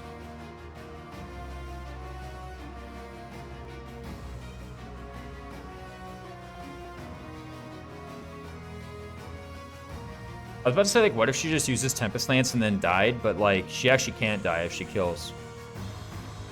You need someone to poke the 1 HP. Ah, fair. And Flame just comes in with that. It kind of makes sense. While still leaving the 1-range tile open. And you do need the 1-range tile, to be clear on this. Gotcha. I don't think this is... I'm not giving this any credit for Chapter 4 Death Knight the way I gave Windsweep credit for Chapter 4 Death Knight. I think it's pretty garbage. I'm leaving it. Again, I've clicked it once, so I guess it goes in C tier, but no. Monster Pierce are good. Lance Jab. I've never used this thing. Leone, Cyril, Shamir. Dude, just freaking double them. Might increases based on user's speed. You know what also increases based on user's speed? Your damage when you attack. Like, just... Like, you have Shamir, who's, like, super fast. Just freaking double them. You have Leone, who's, like, super fast. Just freaking double them. Or use the Brave Art. You have Cyril, who has Vengeance and Point Blank Volley.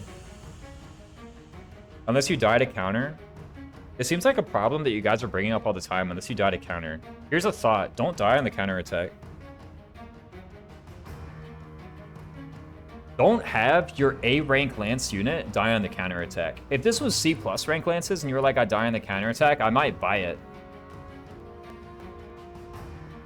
But you have an A, like, literally have a unit with A rank Lances.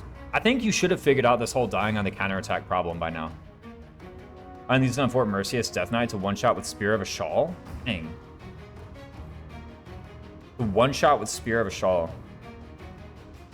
And that was more might than, like, Night Kneeler Lance of Ruin? I guess so. Spear of a Shawl is just 42 to begin with. Night Kneeler Lance of Ruin is 49. Yeah, you could have 0 speed, and this bad boy is, like, 45. I can believe it. There's more damage.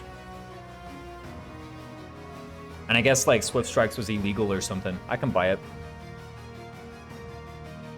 Vengeance. Okay, is Vengeance better than Night Kneeler? Quick. I can see this being C. Oh, yeah, Lance Jab? No, sorry, it's going D. It's garbage. Maybe S? Easily S. At least S.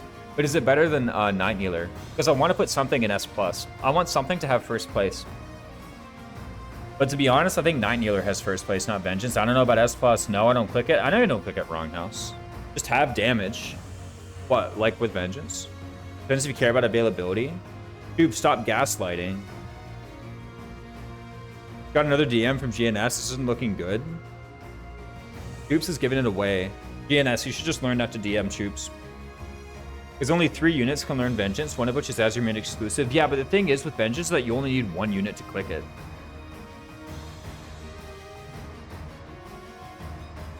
Like, 1 unit clicks Vengeance and the enemy's freaking dead. Night Kneeler better, I think. I'd say better than Night Kneeler because you can just go crazy damage with HP boosters. You don't even need the HP boosters, by the way. Base Paladin Bernadetta with Vengeance just, like, one-shots every non-monster boss in the game. Every single one. Night Kneeler has way more utility. Way over the place. Like, just all over the course of the entire game, Night Kneeler has more utility. I'd dock it for acquiring setup, but it's still low. Like, you aren't Vengeancing on turn 1? Says who? What if I am? I'm certainly Night Kneelering on turn 1. That's the thing. I'm using Night Kneeler on turn 1. Vengeance is too high skill threshold. Use effectively. You need to constantly be careful if you're healing and whatnot. It's a turn-based strategy game. Just get good. Setup isn't too hard. Yeah, just don't heal them. We can Dance of Vengeance turn 1. Just think longer. It's not hard to set up. You got Miracle. You have Guard Adjutant. You have Math. You have Lava Tiles. You have Devil Weapons. In the case of Cyril and Dudu, you have Relics. If it's Azure Moon Final, you have Mycen. You have Miracle. Miracle the Gambit. Blessing. Miracle the Gambit. When it procs, it says Miracle. That's my excuse. Still legit. All right, I'm about to put it in S, but if someone's in here dying to put this in S+, it's better than Night Kneeler. Speak now. I'll hear you out, I promise. When I try to set it up, Bernie dodges.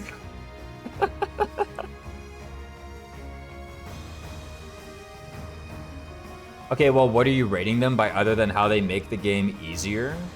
Just how good they are. I mean, I guess, like, how do you measure how good they are? That's a fair question. Like, you actually bring up a pretty good point, Choops. I won't lie. I should, like, maybe be a bit more how good they are. Yeah, I know. The moment I said that, I was like, actually, that was a pretty dumb thing to say, Raisins. I think Choops has a point. How good they are. But the thing is, man, the fact is, Vengeance just, like, literally kills freaking everybody. And actually, setting up Vengeance to kill the guy is probably easier than, like, getting the Night Kneeler to connect. Or whatever. Or this or that. Or doing some alternative course of action that kills. Literally, Vengeance, you, like, assign a guard adjutant, you send them into one combat, and now you can kill anybody you want. Period. In a way, yes, it does. In another way, no, it doesn't. I mean, yeah, maybe if you're like just have stats, Night Kneeler's better. I personally think Night Kneeler's better. Has anyone said Vengeance is better than Night Kneeler yet? Because that's the thing. I was like, is it better? And then I said, if you think it's better, speak now. And I don't think anybody's spoken up. Feel this based off of your skill, like my personal skill level. The thing is, I don't know. I click Vengeance a lot, to be fair. I probably click Night Kneeler more though. I think Vengeance is better. All right, Rise Valencia. Let me read some of your past messages. You can dance and Vengeance turn 1. If you have more to add. Rise Valencia. As the Vengeance advocate, you have the floor. While you type your message, I have a snack. I'm gonna eat for a bit. Dude, I don't know what happened to the air pressure or something, but like this pack of dried pineapple was like sealed tight.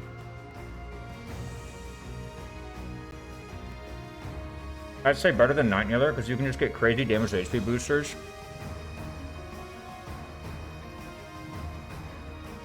And doesn't Night Kneeler eventually fall off due to doubling with effective weaponry?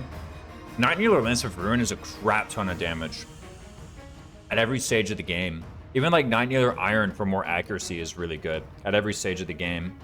I actually asked those questions on Twitter because Gas is writing a Broken Mechanics in 3 Houses video, and I was like, where's Hunter's Folly? I know he's writing that, and I don't think Hunter's Folly belongs, to be honest.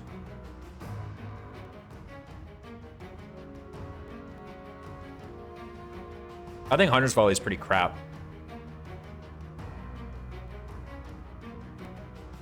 Like, the moment I start an advanced class, I'm killing everything. He's adding stealth? Yeah. And I think stealth's borderline, but it's better than Hunter's Volley.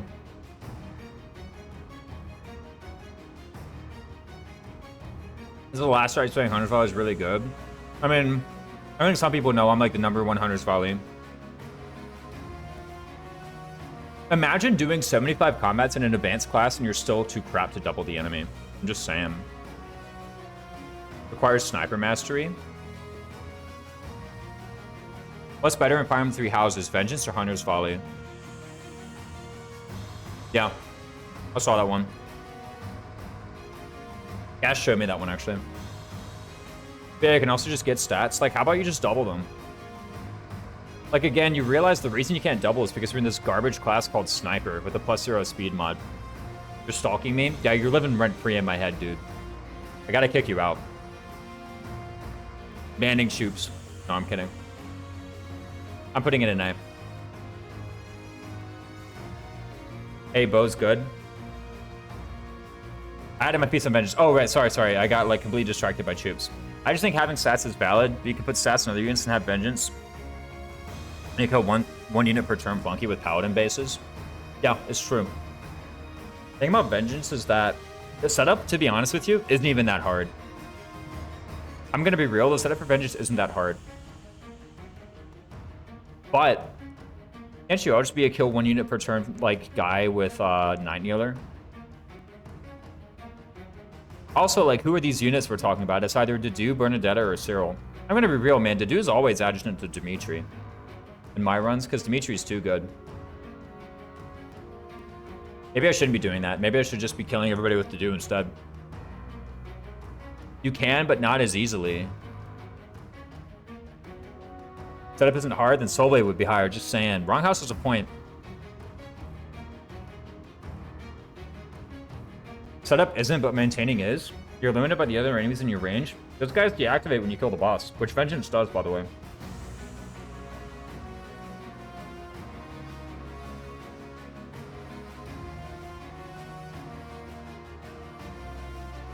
Like, Vengeance is pretty freaking sweet. You ever thought about that? But what if you just have stats? Here's the thing about if you just have stats, a lot of these are garbage. Except Night Kneeler. That one's somehow still good.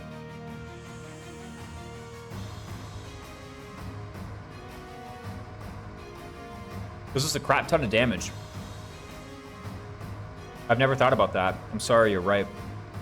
Like, that's the thing. I'm actually not even using Vengeance to kill, like, generics. Which, by the way, you can do. I'd rather have 2 good units over 3 while 9 damage on Dimitri. Oh, you'd rather have 2 good units than 3 damage on Dimitri? To be honest, I'd rather have 3 damage on Dimitri. That's what I need to hit the kill benchmark. Which a couple times has been what I need to hit the kill benchmark. Normal mode moment. What's the combat art? Just double. Wrong house out here playing on normal mode.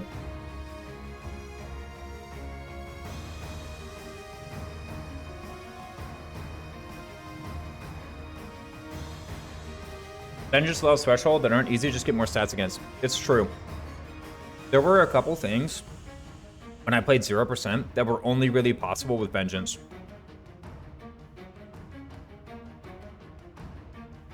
But that's 0%. And I think in that run, I still used Night Kneeler more. Like, that's the thing. Like, even when I played 0%, where Vengeance would theoretically go in everywhere you look, left, right, and center. Isn't 0% niche case?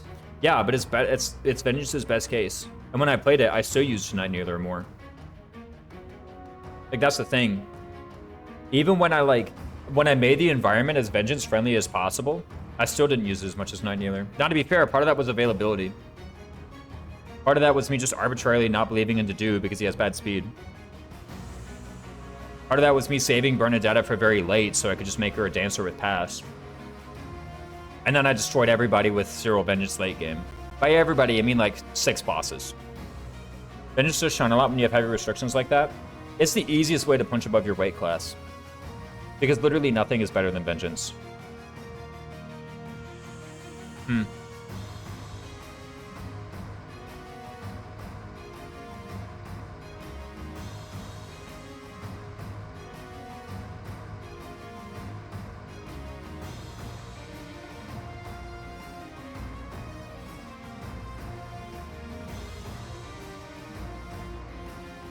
Do you think it's the highest in the game, I believe?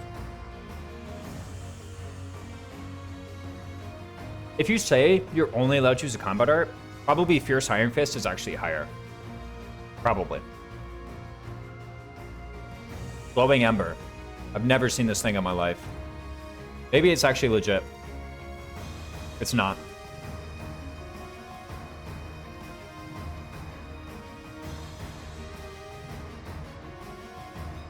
Twitch strikes. Yuritsa has it. I don't care.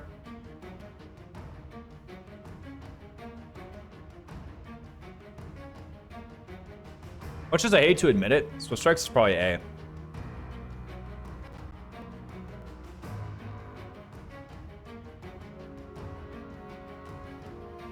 Oh, S? I put it in S because it was the second highest tier. A. Would it be S at A, but where hit, please? On your bat and support.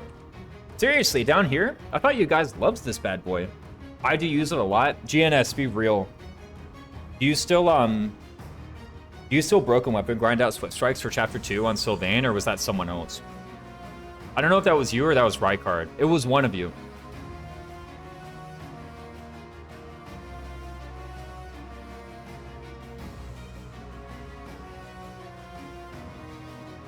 I can do it, but do you?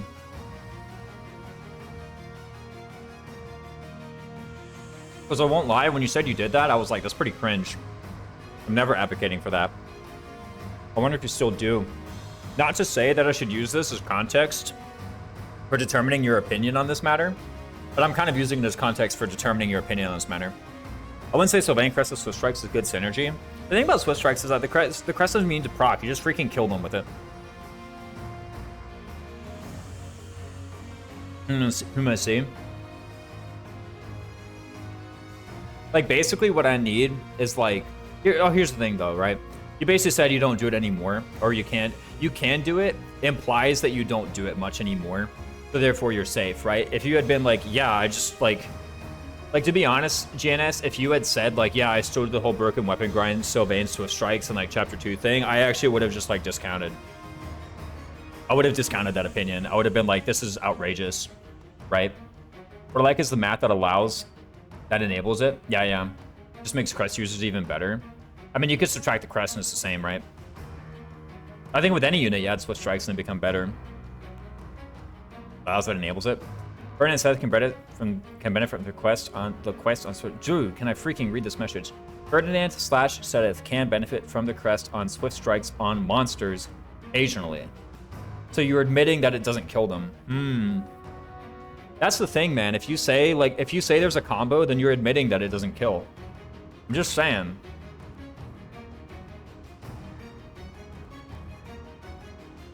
Because you haven't brought that up with other ones, where you're like, oh, you know, like I didn't bring this up with Vengeance. Nobody was like, oh, the counterattack. What are you going to do about the counterattack with Vengeance? Because obviously you just killed them.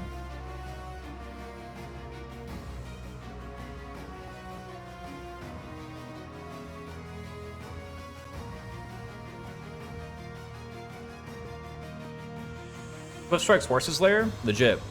Swift Strikes Lance of Ruin? Legit. Swift Strikes Spirit of Shawl? Legit. And for putting 75% cancel as utility, can we put 97% cancel with Astra Set somewhere? Can they not kill with Swift Strike Busted Lance? Swift Strikes Busted Lance? That's pretty good too. Swift Strikes Killer Lance?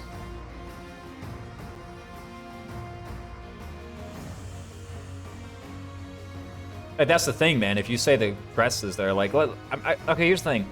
I personally think it's kind of ridiculous, so I'm not going to treat it as a negative. For a moment there, I almost let my bias get the better of me and say, like, Curb Master, we said it's ridiculous, so I'm going to treat this as a negative against Swift Strikes. But I shouldn't do that. I know it's better than that.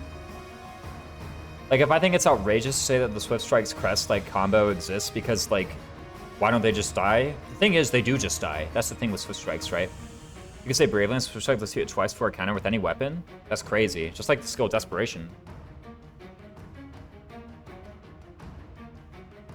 Real gaming is Crest of Keel, Confidence, Von Ire, Brawl Avoid, plus 20 Grappler. Whoa. Sheesh.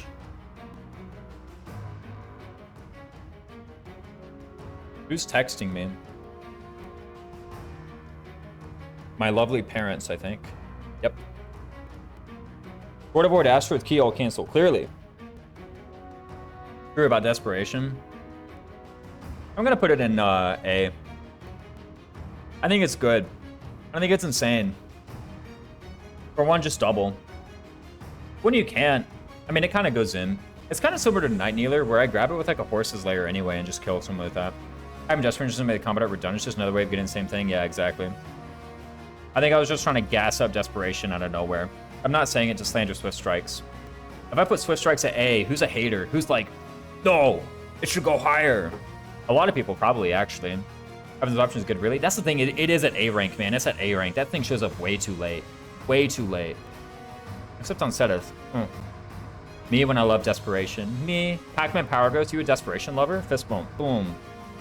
Frozen Lance. Deals magic-based damage. Might increases based on user's dexterity. Okay, there was like 30 fans of this in the comments, right? D+ for Lawrence. Lance rank A for Angered Flame, Budding Talent for Marianne Hubert. Oh, this is why you guys are saying Marianne gets Frozen Lance. Dude, it's true. You just get this bad boy straight away. Oh, also Lawrence has it. The cool thing about Lawrence is that, like, okay, here's the cool thing about Lawrence, guys. It's not that Lawrence has Frozen Lance, it's that he has Frozen Lance and Night Kneeler and Tempest Lance. He just has it all. I think availability is the only thing going against it. The only reason I'm not going off about Vengeance is availability. Oh, so you're like, yeah, the Vengeance one's a bit better, but you can just get it kind of straight away. Yeah, you're kind of right. Not being C+ is nice, yeah. Frozen Lance plus Steel is obscene damage out early. I think you just, like, literally kill people with it. I can't remember if the math... Okay, I remember someone telling me you literally just kill people with it. And I think that was Justin. I remember Justin being like, you literally just one-shot people with this. I can't remember if that required Fiendish Blow or not. If it required Fiendish Blow, I'm actually just discarding that opinion. Why am I doing 100 combats in Mage to one-shot somebody when I could just be in Cavalier and one-shot somebody, right? That's what I'm saying. Not being C+ is nice. Yeah, I think it's nice. I'm going to put it in A, to be honest with you. Frozen Lance. Ba-boom! Doesn't this thing just go in? Lawrence is the best unit in the game, I agree. You cry. Why is Lawrence crying at being called the best unit in the game? Seems ill-fitting. Maybe this is too high. He's happy? No, he's not. Happy's a DLC unit. Lawrence got ugly hairdo, F tier. Tears of Joy. Purple Boy sucks. Seems fine to me. I kind of like... That was a bit hasty, but I'm going to put it there. I don't mind it. Ruined Sky. Lance of Ruin only. Avoid +10. I've used it like once or twice. Thing is, like, why would I use Ruined Sky when I could just use Night Kneeler? Is that true? I don't know, man. That's a big number. Me when I love Desperation. After your lecture on the stat race, I could not see Desperation. Dude, Desperation? Sorry, I mean, it's good. Yeah. I couldn't not see it being good. I use Ruined Sky for bosses, +13, 3 uses. Night Kneeler is 4, isn't it? Ooh, that's true. Wait, hold on. Stop. This is 4 uses. Okay, this is 4 uses because Sylvain has a minor Crest of Gautier, right?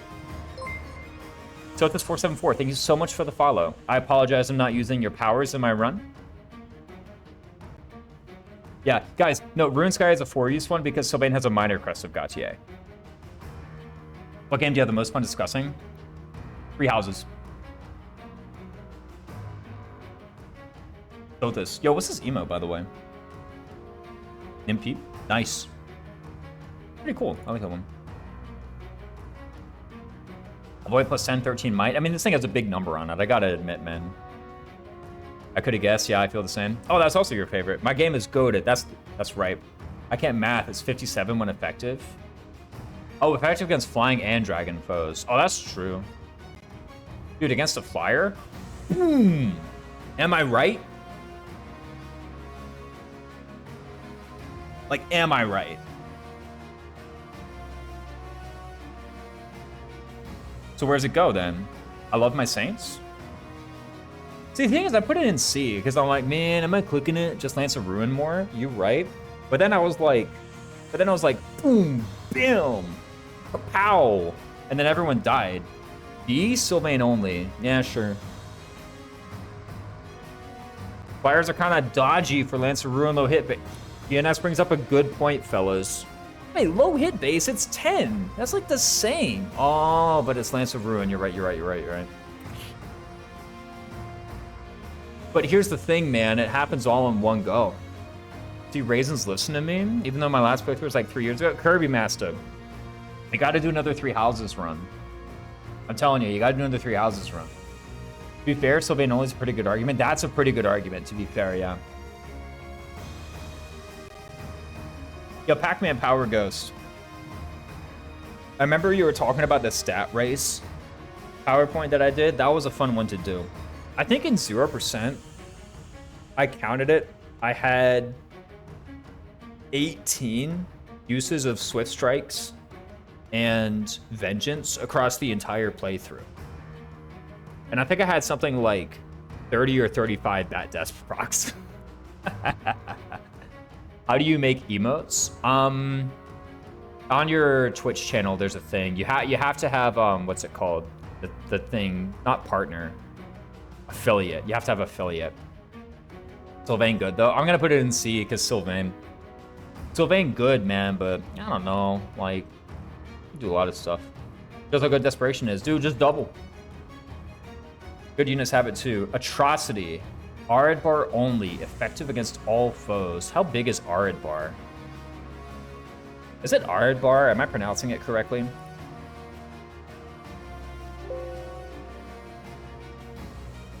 19 might. So 38 plus 20. It's vengeance with no requirement. 58. Sure. Atrocity mid. Dimitri sucks. Plus 15, not 20. You're right, plus 15. So 53. Bad news, blathed my burn uses. Dude, who cares? If you're saying bad news, blathed might burn uses, what are you saying? It might stop me from using Atrocity in the future. That must mean Atrocity's good. Dang, only 53. Yeah. And if I said Night Needler Lance Rune is good for being 49, then this bad boy, which is 53, and by the way, more hit, that's gotta be good.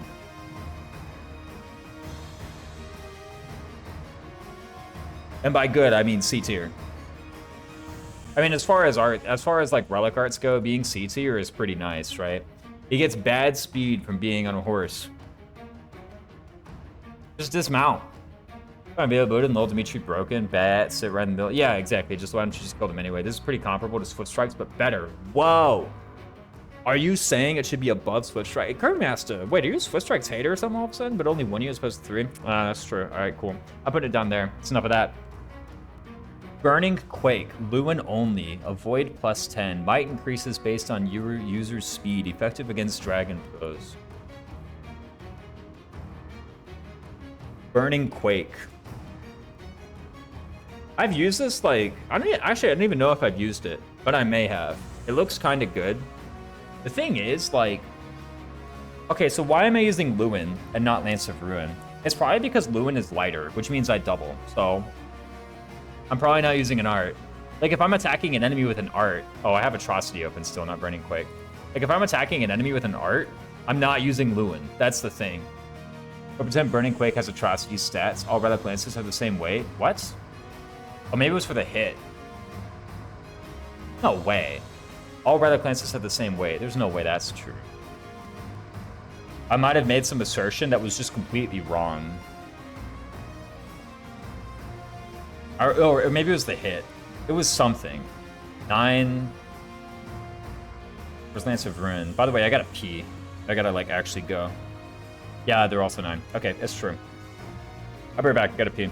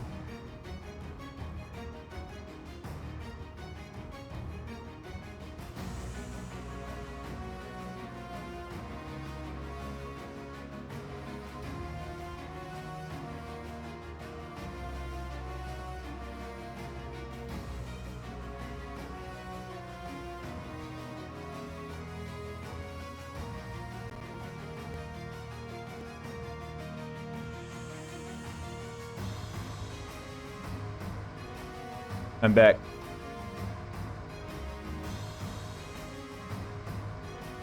I'm gonna do something real quick. Dude, someone's mowing the lawn out yonder.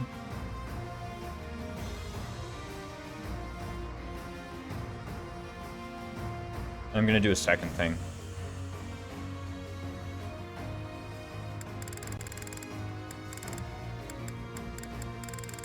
Where the heck is that soundtrack?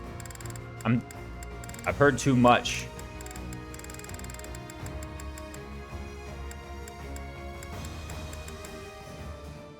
There we go, it's a bit better.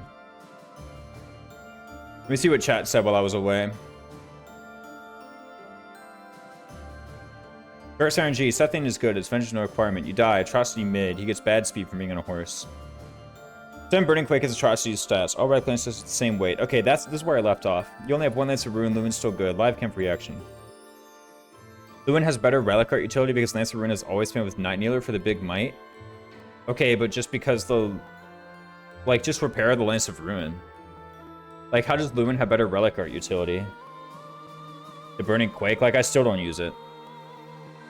Like, if it has better relic art utility... Like, here's the thing. If Burning Quake is better... Like, if Burning Quake was just better than the Ruined Sky, then I would buy it. But, like, you're not saying it's better than Ruined Sky. You're saying, like, Lance of Ruin is better. Which I agree. Lance of Ruin is better. It also has Ruined Sky. So I think Ruined Sky is better than Burning Quake. Lewin's still really good to have. It's got a lot of hit, to be fair. I mean, it's not... I mean, to me, yeah, sure, it's not Lance of Ruin, but you only have 1 Lance of Ruin. Lewin is still really good to have. Lewin also usually exists for fewer chapters if you really care to dock points. I think Silvers in 3 Houses is worse than Fates.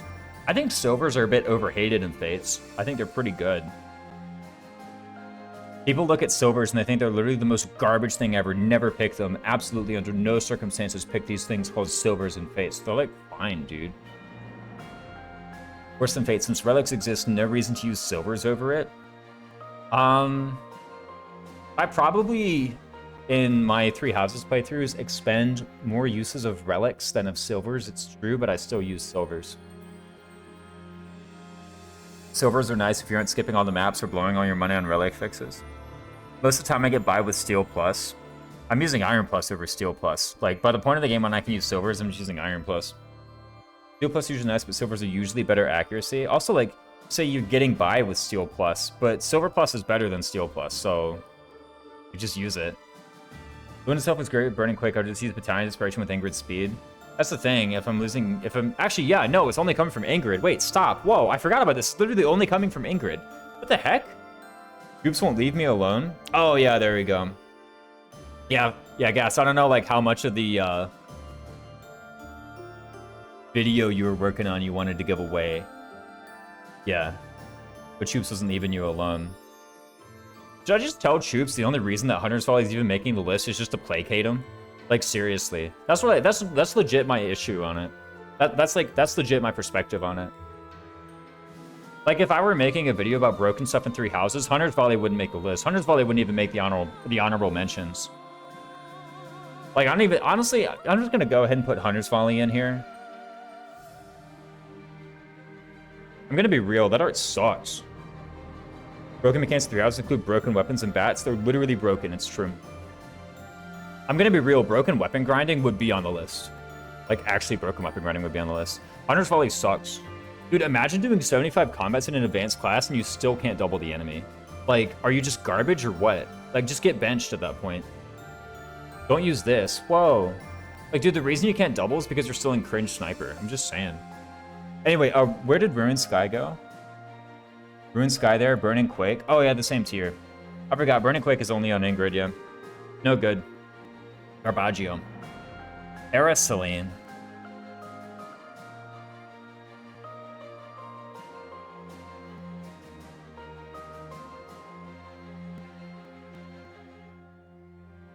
Only on Great Lores. After combat, unit moves 1 space backwards. Smash. The GOAT. Is it actually the GOAT? Think about it. Okay, which Axe combat art is the GOAT? It's like Exhaustive Strike, right? Is Smash actually super good? Like, okay, here's the thing. Let's give a look at these bad boys, okay? Let's just skip ahead and let's find the good ones.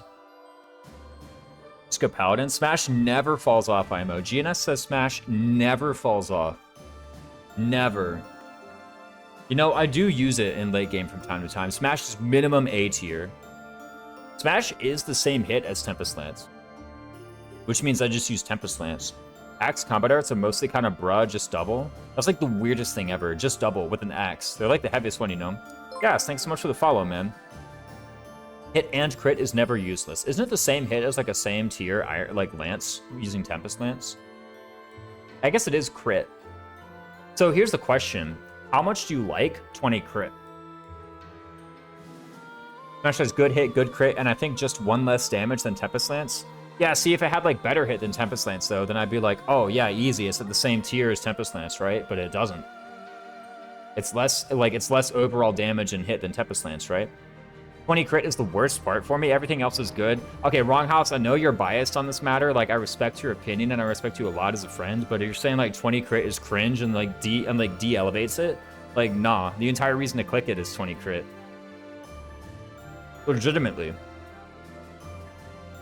The entire reason to click it is 20 crit.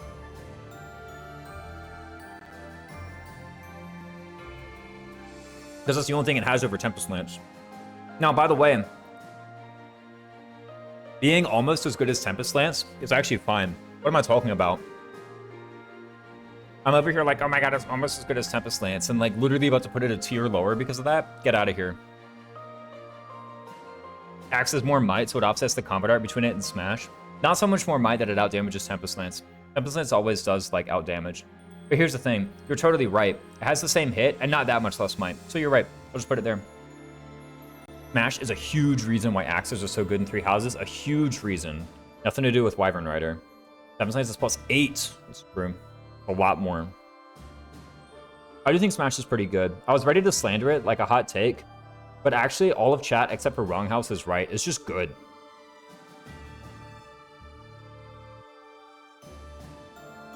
Spike. I've never seen this garbage in my life. Axe ranked C+ for Sylvain, Hilda, Alois, Gilbert, Anna. All right, let's make one thing clear. We got Smash and we got Helm Splitter. Let me make one thing perfectly clear here. Not much to say, it's good. Man sticks to his guns and I respect it. Yeah, I gotta respect Wrong House for just like having a persona and sticking to it the whole time. So here's one thing. You got Smash and you got Helm Splitter. Legit, between these two, you have everything you need. Wait, oh crap, I just clicked a button. There we go. Oh no, what did I do? It's all over the place now. Okay, we fixed it. Legit, between these two, you have everything you need. If you want hit and crit, you got Smash. If you want might, you got a Helm Splitter. Done. Refresh the tab. Yeah, I figured it out. I almost got frozen there, but it's true. Anything that's in the middle is just garbage. Why am I picking some in the middle option? I'm never doing that. I always want something on the extremes, right? I always do. So like, why am I ever clicking this? Like, whoa, +2 might? If I want more might, I'm just gonna use Helm Splitter or Lance.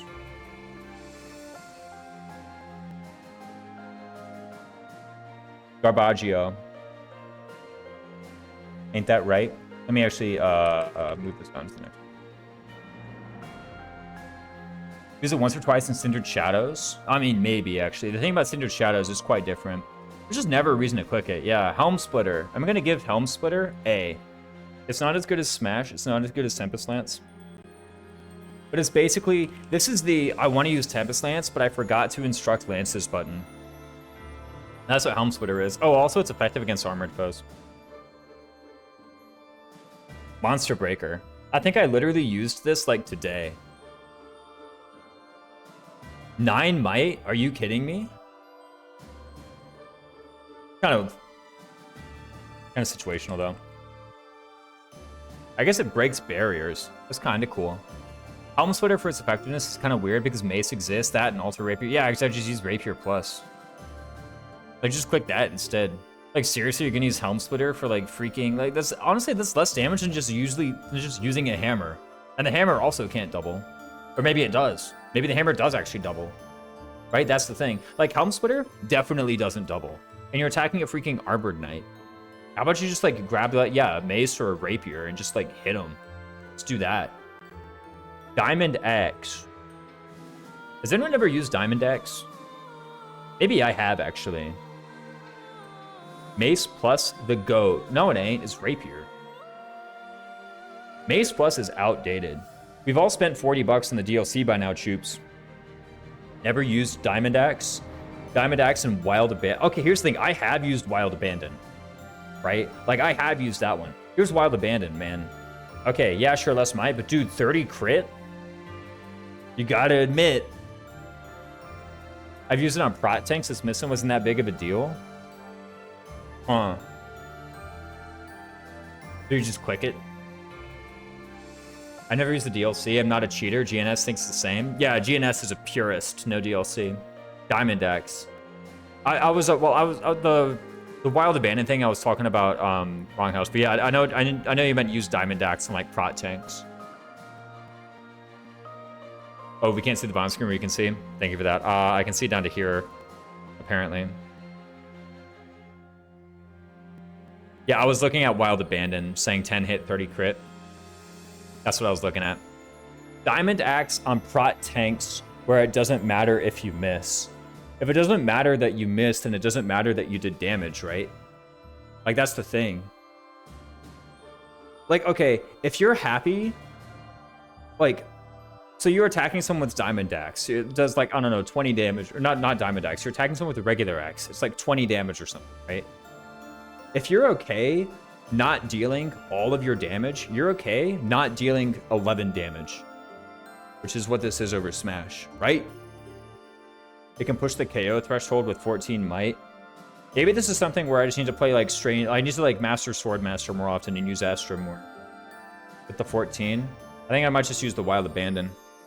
I guess so. I know for certain I never used Wild Abandon. Wild Abandon is not going in D. I'm gonna give Diamond Axe C. I can buy it.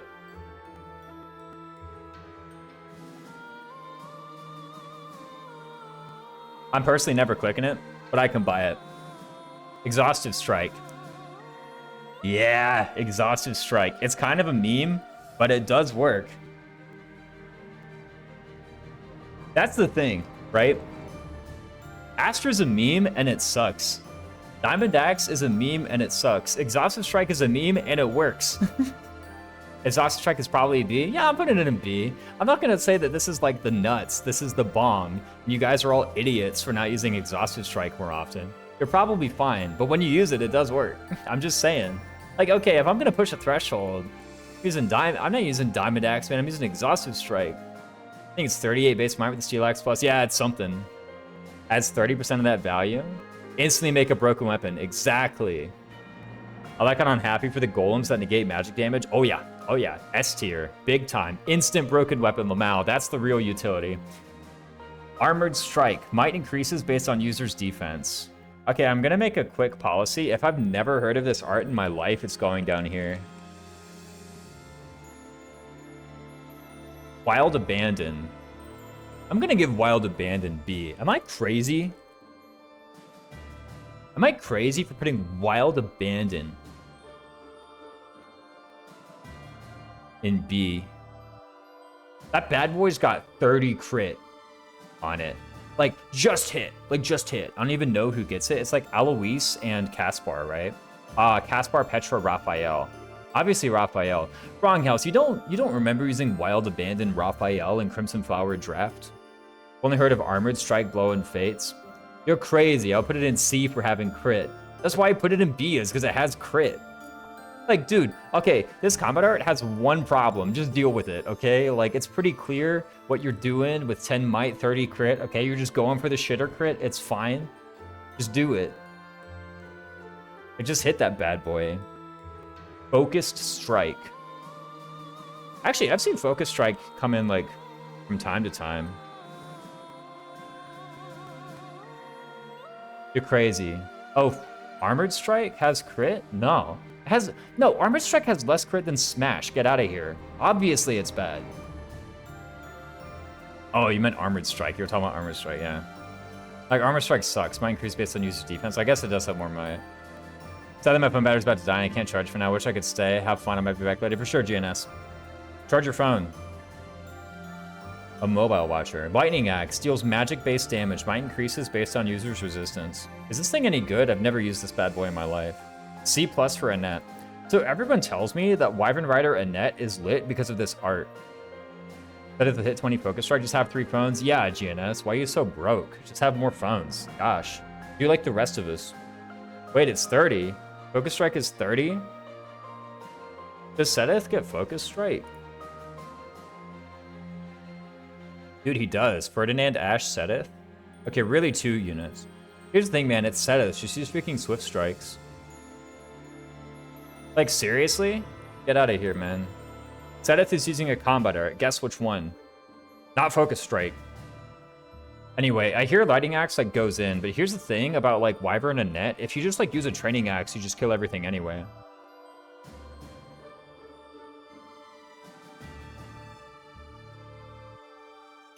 Lightning Axe on Net for that Azure Moon 15.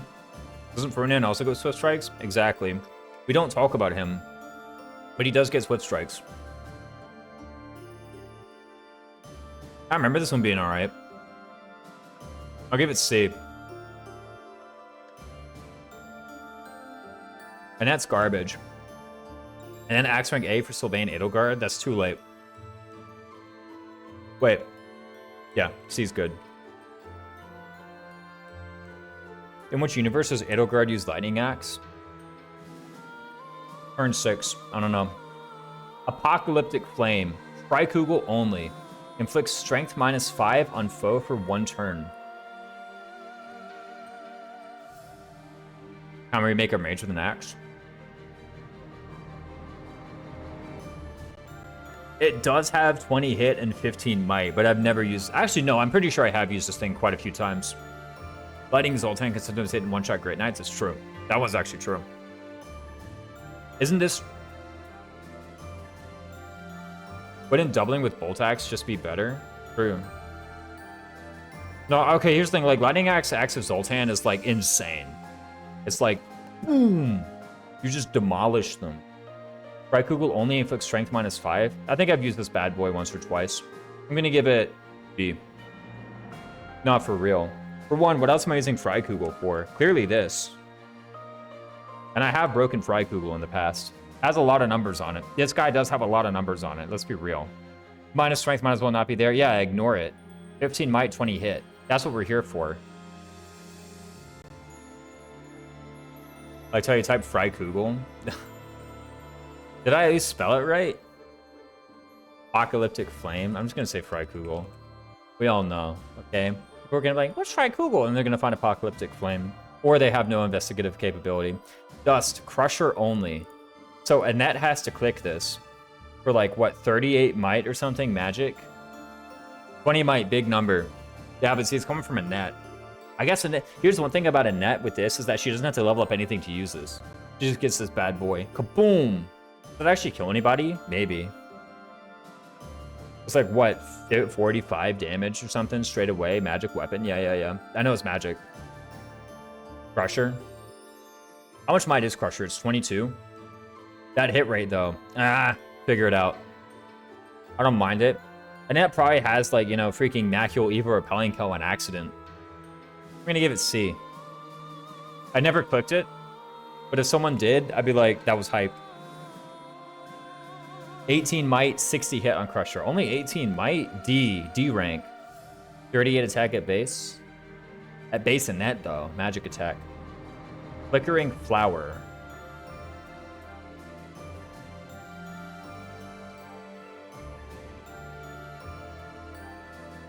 War Master's Strike. I'm gonna be real. I think War Master is lit. It's super good. I've never used this thing once in my life. Is it actually any good? The thing is, dude, you're a freaking War Master. Just grab some gauntlets and hit them. That's what you have supports for? Yeah, it's a player phase attack. You have linked attacks, exactly. Yeah, Flickering Flower, get in there with Paraceline. I've never used this thing in my life. You're a freaking War Master. Just kill them. Can this be, like, good if you use a High Might X? Effective against all foes? Maybe. Does War Master need anything but killer weapons? The A rank hammers? Here's one thing, man. It does have plus 30 hit. You ever thought about that? What if you just, like, grab a Sober Axe and, like, smack somebody with this bad boy? If I'm gonna call Hunter's Volley cringe for requiring you to master cringe sniper, I'm probably going to do the same thing for a War Master Strike, just on principle. Never mind that War Master is just a better class than Sniper to begin with. If I'm over here and putting like Hunter's Volley and freaking like D rank or C or whatever. Yeah, I've clicked this thing in my life and I've sworn off of it. And I say I don't want to master cringe Sniper. What if I say like the same thing? You get War Master, you actually just mow your enemies. That's the thing, is like, in order to unlock this ability, you have to kill 100 enemies with War Master and not have beaten the game yet. You know? Like, that's the thing. How do you do that? Level 30 and 200 class EXP. Like, the thing is like, you know, I start War Master around like chapter 17 or so, and I think by the time I get 100 like combats with War Master in, I've like accidentally killed like 9 or 10 bosses, right? Like, just... I'm not using this.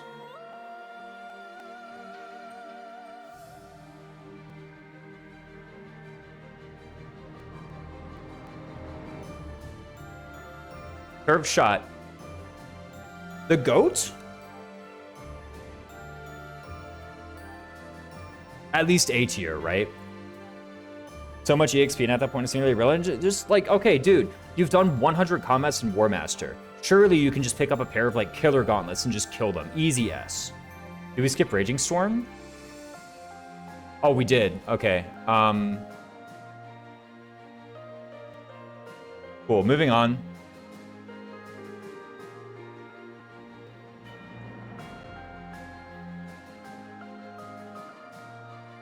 S tier. Right?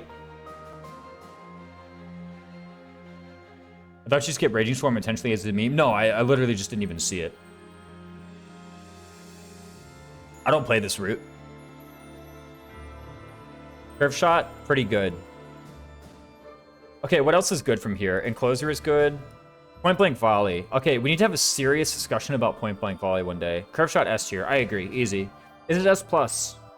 Here's actually a good question. Is it S plus? Here's the thing, man. 30 hit, that's nothing to sneeze at. Like, nobody is a 30 hit hater in this chat. You better not be. That's all I'm saying. IMO, yes. It is something to sneeze at. Or it is S plus. Really accessible. +1 range, plus 30 hit.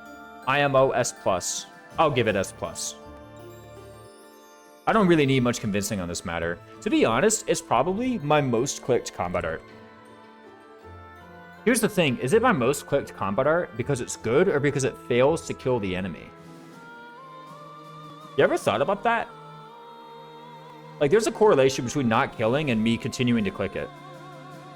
Curve shot is amazing. You're not one round KOing early. No one's gonna argue with S plus. Me, I'm gonna argue with S plus. Is it actually that good? Nah, it is that good. Okay, cool. Moving on. Deadeye.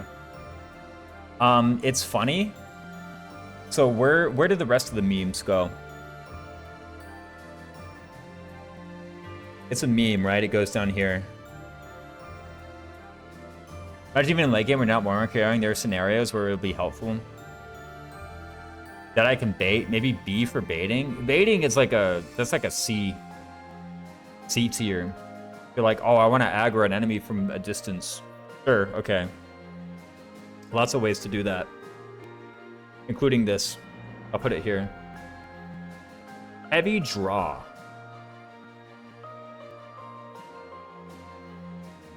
Aggro from a dist. It's not listed, but Deadeye might as well have -30 hit listed there. I mean, like... So does everything. Who learns heavy draw? Shamir. Doesn't she? Ooh, the goat? Look at her. Heavy draws on Shamir. Shamir only. On the rare instance where Shamir doesn't double, she can use this bad boy. C plus Felix. Yo, C plus Hubert? Hubert is literally Bernadetta, guys. It's curve shot, but you need more oomph. Yeah, an extra 7. By the way, 8 might, 10 hit. We call that Tempest Lance. Without the +1 range. I have clicked heavy draw a few times. That's literally Tempest Lance stats, by the way. In case you've forgotten. Actually, they literally just freaking copied Tempest Lance's parameters and put it here. That is basically Tempest Lance. It's even the same amount of weapon usage. This is Tempest Arrow. Clearly it belongs in here. No, I'm kidding. It's not Tempest Lance. The weird thing is this is like Tempest Lance, but you know, I'm just gonna put it up here. Kind of good. It's not available though. Unlike Tempest Lance, yeah, you just grab it. Get rid of that bad boy. Encloser. All right.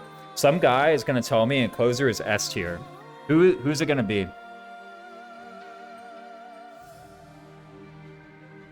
Tempest Arrow for Shamir, Hubert, and Felix. What do you get for Shamir? Encloser S tier, baby. I think Ninja's right.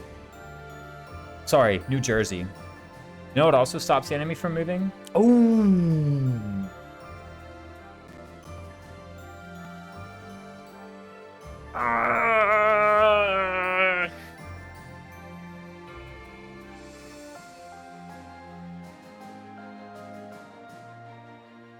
A?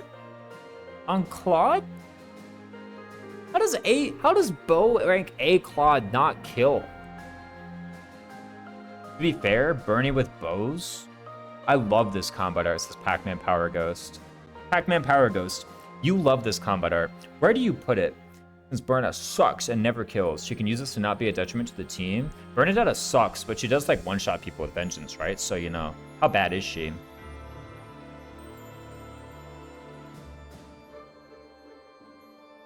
And also vengeance that guy, yeah. That's the thing, she can just vengeance. It works against the big beasts, right? Yeah. Vengeance is only one range, to be fair. Got a point. Sorry, I'm just memeing. Disabling an enemy is great. It only requires the weapon rank investment. I forgot it would be good against monsters. Does it? They kind of counterattack you. Like, how about you just kill the monster? Encloser got one thing going for it. Lol, that's a nice niche. Like, either if you're using Encloser, one of two things is happening. Like, on a monster, one of two things is happening. Either Bernadette is getting a counterattack, or Claude isn't killing the monster. And we know he can. He's to hit to freeze.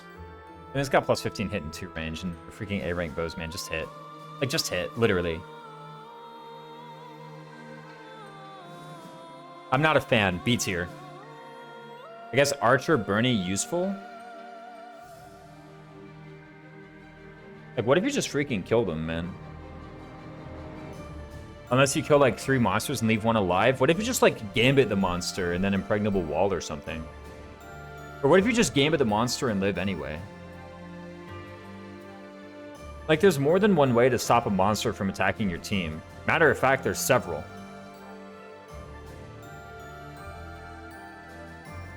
To be fair, more than one and several are, like, basically the same thing. Squad with the Inexhaustible. Gambits are limited. Just don't run out of Gambits. Also, it does have to hit to proc. Someone said it does. I trust Rise Bear Alencia. If you're on Bo Bernie, it's good for enemy overload against, like, one monster. It's not worth it. Yeah, if there's, like, a gazillion enemies, then maybe this is nice. And Closer isn't amazing, but hey, it's an option. I mean, it sure is an option. I'll give it B. Unique utility is always something I value high. To be fair, you have 3 combat art slots, yeah. It's not like every combat art you equip has to be the first best thing you have to do in a turn. B seems fair to me. I'll put it in B. Like, what if Claude or Bernadetta just freaking kills them instead, though? That's the issue. Ward Arrow. Prevents foe from using magic for 1 turn. You know what else prevents foe from using magic for 1 turn? Damage. To be fair, these guys freaking suck. But if they suck, then I'm not learning this garbage combat art on them.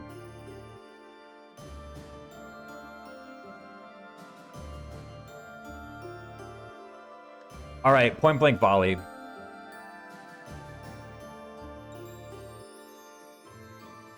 You know, you have a point, Lamau. That's what I'm saying. It is funny to see Encloser over HBV. Hunting by volley? Can't even use it on magic bosses. Right, they have unsilenceable. Should it be over Hunter's Volley? I think so. I don't have to be in Cringe Sniper to use this. I can be in Wyvern and use this. I can't be in Wyvern and use Hunter's Volley. Main thing against Hunter's Volley is requiring Sniper Mastery. Yeah. Also, C+ for Cyril. And if you're telling me that on my Leone I'm gonna get A rank bows for point blank volley, I don't even hate you. You know what I'm saying? Because it's like, clearly with your Leone, what you're doing is everything good anyway. Oh, also an accident, you're gonna get bow rank like A bows one day, right? Point blank volley is swift strikes with force weapons. It is swift strikes with force weapons. I think it should be below swift strikes. I don't care that you can get it earlier with Cyril. I think it should still be below swift strikes. Has +1 might over swift strikes though? No, it doesn't, because Lance of Ruin is 22 might. I think is every relevant mages in Maddening has unsealable magic, even non-bosses. Is that true? I don't think so. Matter of fact, I'm pretty sure that's not true. I think like the students do. Like the named mages do. Just double the enemy out of range. Yeah, but this one you can use in like Wyvern or Paladin or something. You don't have to be in Cringe Sniper to use this thing.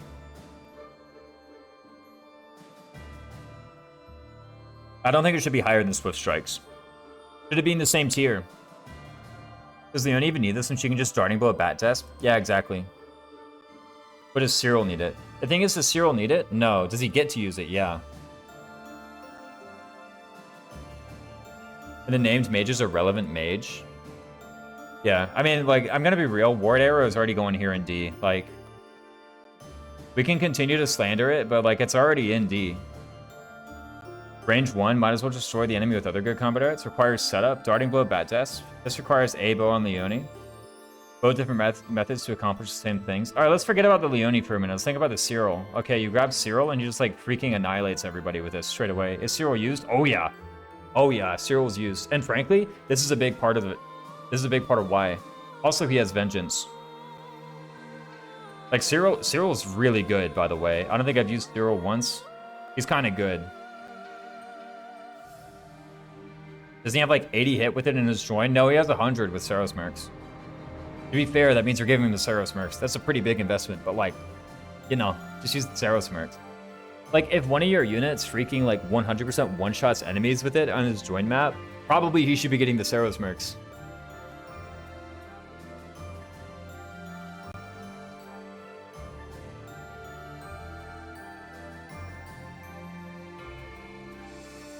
Even later on in the game, I'm having my Wyvern Cyril pull this out as like a brave attack to win like air-to-air combats. I think same tier as Swift Strikes. Simple as that. Where did I put Swift Strikes? A? Ah, that's kind of high. I guess in non-Black Eagles, you can also early recruit Catherine for 3rd Saros Mercs, yeah. To be fair, in Black Eagles, this isn't even a consideration to begin with. I think not Black Eagles is implied when we're talking about early point-blank volley. This is good for 2 range doubling. 1 range doubling, right? That's fine. I know what you meant. I know what you meant. I think B is fair, given that it's mostly Zero exclusive. I don't mind it. I'm sure Pac-Man Power Ghost just misspoke.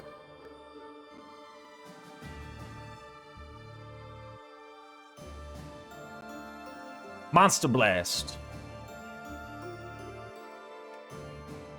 All right. Yeah, sorry. I mean, it's fine. Like, you just misspoke. Like, whatever. I mean, if anyone hates it being a B and is like, it should be A, then, like, maybe this is the time to talk about it, but Chimera only mostly? Oh, true. I could have swore Cyril had this, but I guess he had the Monster X one. It's all right. I use it, like, in that one paralogue. Yeah, I've used it in the Byleth paralogue. You, like, warp her over and have her, like, Monster Blast the Monster Dome. That exists. I'll call that C.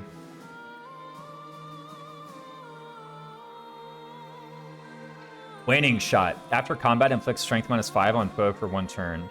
It do have 4 might. Question. What's the question?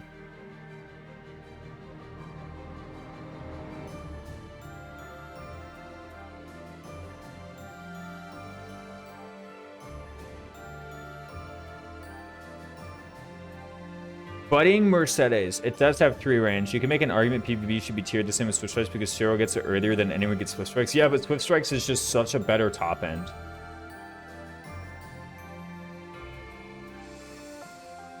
Monster Blast is basically Monster Piercer, Monster Break for bows. Yeah, it's effective against monsters. I think I missed that part. To be fair, though, a lot of the monsters are birds and they're weak to bows anyway. Also, just like Gambit them, I don't know. Or double them. Like, if you can't double the monsters because it's a bird, and they're always weak to bows. Switchbacks has force effective. Yeah, you're a hater. Chapter 3 is the earliest. We have to invest in Mercedes. Okay, so you're gonna do bow, budding, talent, Mercedes to get a +4 might combat art. How about you just use somebody with like 4 more strength than Mercedes, which is most of them. This has got to be garbage. Maybe you use it Petra for like plus might. What rank does Cyril start with on bows? You can get it the same chapter. It's like C and a bit. It do be a strong curve shot, but Petra can do double or damage. Not at 3 range. It's just curve shot, but a bit bigger. I'm gonna give it C because I do click it on Petra. I'm gonna be real. Remember, C. D tier is the I've never clicked this thing in my life before. Waning shot I actually have clicked once or twice on Petra for a +3 damage over curve shot. Just passive utility from invest in bows every time is fine. Yeah.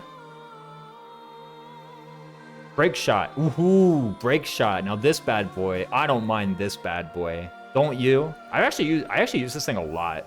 To be fair, I use this a lot in like 0%. Steel blow point blank volley is a classic. That's right. I can see it getting used. Yeah, you just have the rank straight away. Bow rank C+ for Ignatz, Leone, Anna. This is legit the only attack I ever have Ignatz do is break shot. Matter of fact, it's the only attack I have Anna do either. Break shot has the worst hit of these C+ rank. Yeah, exactly. Of all of the debuffing arts, it has the worst hit. There's lots of Anna contributes anything. Yeah. The thing is, it's like, am I using this art because it's good, or am I using this art because these like Anna and Ignatz are just so garbage that there's nothing better for them to do?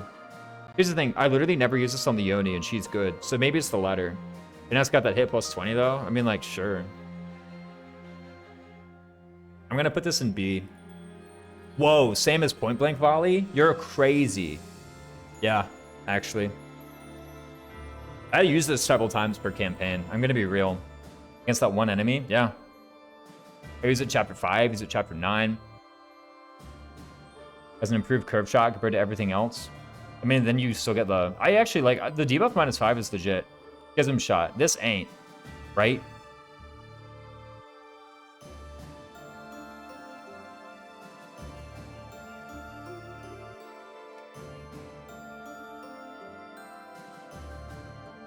Fallen Star. Someone told me this is stealth but good, and apparently stealth is broken. Not very impactful. I agree. I've never clicked Schism Shot in my life. Someone told me that this thing is good. Now to be fair, this bad boy's got 10 might, 30 hit.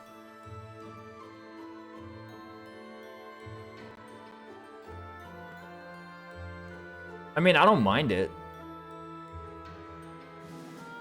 How good is this bad boy, though? Did I even use this in Force Attack? I can't even remember. That was the last time I had access to it, right? Isn't Fail Not already destroying everything? The description is misleading, by the way. Avoids all attacks during the next round of combat. I know this messes with the AI in some funny way. I gotta go for finals now. See you around New Jersey. Good luck on finals, man. I do beat Claude's better curve shot that doesn't take a slot. Avoids all attacks. It's on an enemy phase. Yeah. I think it doesn't. I think like if you use Fallen Star and then you don't fight in the enemy phase, and then you attack someone on player phase, you don't, or like if you dance or something, you don't avoid all attacks. I think. I actually legit don't know. If someone in chat comes in and tells me otherwise, I'm actually just gonna believe. I'm literally gonna believe whatever like the first person says on this. So if you're gonna say something about Fallen Star and how like this text works, you'd better be right. No idea. Yeah, no idea. I have no idea. I have. Okay, I think I've heard from somebody that the enemy sees this and therefore deprioritizes Claude. And because none of the enemies go for it, it never like it gets rid of it. Like basically one enemy moves, sees that they can't like damage Claude, and so they don't attack him. And then the next enemy moves, sees that they still can't damage Claude and they don't attack them.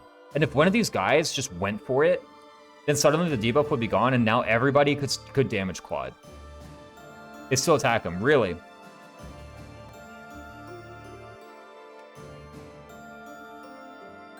to go for other enemies, so it's just an avoid unless they have nothing to hit. Really, they actually do. They still attack him. Do they still attack him if he's the only one in range, or they still attack him like over other people? Like, I'm talking about this being basically stealth. Also, what I want stealth on Claude. The man has Bat Wrath.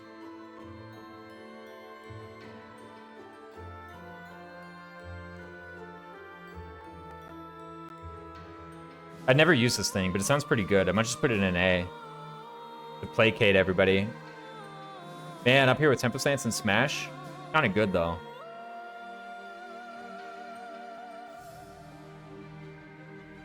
Wait, that's S. If he's alone, yeah, if he's alone, they go. I know that for sure. It's a better curve shot. Well, it's not a better curve shot. Curve shot exists. Stealth on the Sword Axe Spoon guy who gets free flight. Yeah, how about you just like killed him with that guy? What does he have stealth? Wind God. Never heard this in my life.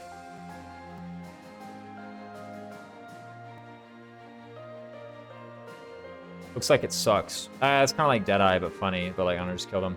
Hunter's Volley. We've already been over this. Better Deadeye, basically. Okay, but like Deadeye. So Deadeye was like, I'm gonna give it credit because like, oh, you can draw aggro, dude. By the time you get Wind God, that shouldn't be a consideration. This is a better curve shot for Claude. It's freaking like chapter 19, dude. Why is Claude using curve shot? Just freaking kill them. You have to master Barbarossa? Yeah, like, dude, what chapter is it? You're still attacking enemies once from a distance and running away or some garbage? Like, just, like, get good, dude. Hunter's Volley been over.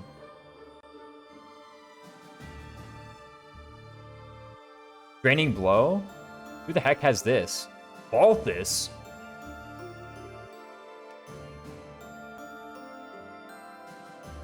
You're going the wrong way. Unless you're LTCing, you'll probably master it. It's usually his best class. No, Wyvern's better. Better than the other little reps because he's actually using his class? Maybe. Like, Wyvern's better. Use Wyvern. Unless you're LTCing, you'll probably master it. The thing is like, if the class is good and you get it in, like, chapter 19, like, what? I'm not gonna get 100 combats without accidentally killing the bosses. Mighty Blow. Never heard of this bad boy. Crit 20, Might 10. Pass-bar to do Alois Balthus. I've never used this in my life. To be fair, it requires Brawling Rank A. You know what else requires Brawling Rank A? Freaking Crappler. I'm just showing my bias here. The worst part is, okay, I'm gonna be real. The worst part is, if you have access to this garbage, you also have access to Fierce Iron Fist. Stop. This tier list sucks. You suck. Bombard. The GOAT. Also, what do you mean stop? We only just got to Bombard. Triggers 2 consecutive hits? Basically Death Blow. Part 2, unless it's in Fortress, usually doesn't take 0. Draining Blow on a guy that wants low HP? I don't know, just wanted attention, sorry. Well, you got it. How do you feel? I hope you feel, like, attended to. Triggers 2 consecutive hits. Might 30, crit 10. It's pretty good. I'll give it a B. Brawling Rank A for Catherine. This is really where I use it. I'm not gonna lie. She has Thunderbrand. No, I'm kidding. Brawling Rank C for Caspar. I'll give it B. It's kind of legit. It's like, it's actually kind of legit, I feel. Draining Blow usually heals more than the 6 less you're taking and then go back to later anyway. So it's only bad if you don't math ever. How about you just take 0? Honestly, I've never used Bombard, and I say that as a Caspar fan, but I hear it's amazing. And I guess, like, what if you just quad is the thing, right? I guess you're Caspar. If people say Bombard is good, then that must mean Caspar sucks. So that means Bombard sucks. Because if Caspar were good, then he would just quad. He wouldn't be using Bombard, he would just quad them. It can work, he needs to heal up to take some hits before setting up King of Grappling again. The big meme is Bombard can combo with Hubert's Meyer debuff? Whoa. Okay, that's actually memeing way too hard. To be fair, it's C+. I'm gonna give it B, actually. I'm gonna give it B rank. I think that's kind of legit. This sounds good. Rushing Blow. Avoid plus 10. Kind of a lot of numbers on this. I actually use this one like from time to time, about as much as I use Bombard. But the next one though, hey, let's go. Fading Blow. Guys, this one, if you don't know, avoid plus 30, this one's legit. Fading Blow, I'm actually gonna put that one in the A. Get out of here. Where was the strat? I did what, Seal Speed, Fading Blow, Pegasus Knight, Hilda? Not even that. I mean, sometimes you just like Fading Blow and you just do 6 and it's basically win sweep with Avoid plus 30. Guys, Avoid plus 30 is a lot more than Avoid plus 20. Can you show who gets Fading Blow? Everyone. Everyone. It's D-Brawl. Oh, bruh, yeah. It's going up there. To be fair, it's out of the D rank arts, it's the worst by a lot, but it's still good. I've been sleeping on this. Oh yeah, Avoid plus 30 for free. Right, 6 too. Yeah.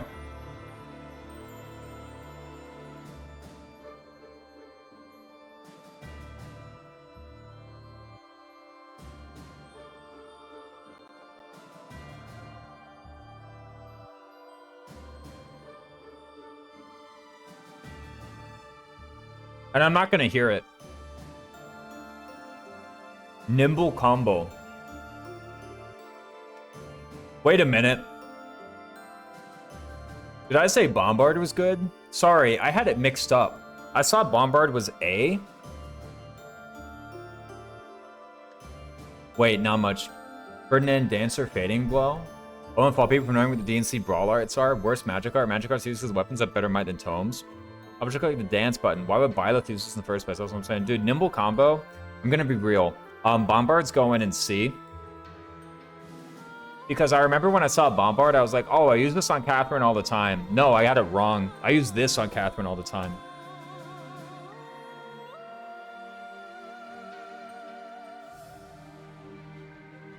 This is the one I use all the time. Bombard is C+ for Caspar, though. Yeah, and Caspar sucks. And Catherine doesn't. That's the thing. That's the difference. Nor does Felix. Bombard is good. It's on Caspar. Catherine can also double with something else. Her stats. Yeah, but this is Avoid plus 20. I've heard. Boom, boom, right? This is a lot more hit than Thunderbrand, too. If you need that Brave attack, it's a lot more hit. Often is Catherine not quadding with Gaunts? Oh, that's true. But you get the Avoid 20. Dude, what if you just do that? Okay, but then Felix. This is the anti-Bombard propagandist. 1-2 punch. Effectively sets the attacker's AS to be 4 or more than the target's. You just say you always double and they don't. Is this any good? I've never used this. I play Maddening very differently lately because my solo runs have to change my thing back to normal play for combat art. I hope my solo run bias has not come out. I mean, if it has, you're like smart for saying it though. What solo runs have you done recently, Pac-Man Power Ghost? Like which characters? Is this any good though? It's only C+, to be fair. That seems alright. 8 might? How bad can it be? 8 might, 20 hit? Dude, this is Deathblow Dart. This is Deathblow hit plus 20. If Reddit says Deathblow hit plus 20 is so good, surely 1-2 punch seems alright. I never use Alois. Yeah, but it's to do. What if people just use Vengeance instead, and that's why I never hear about it? I'll give it B.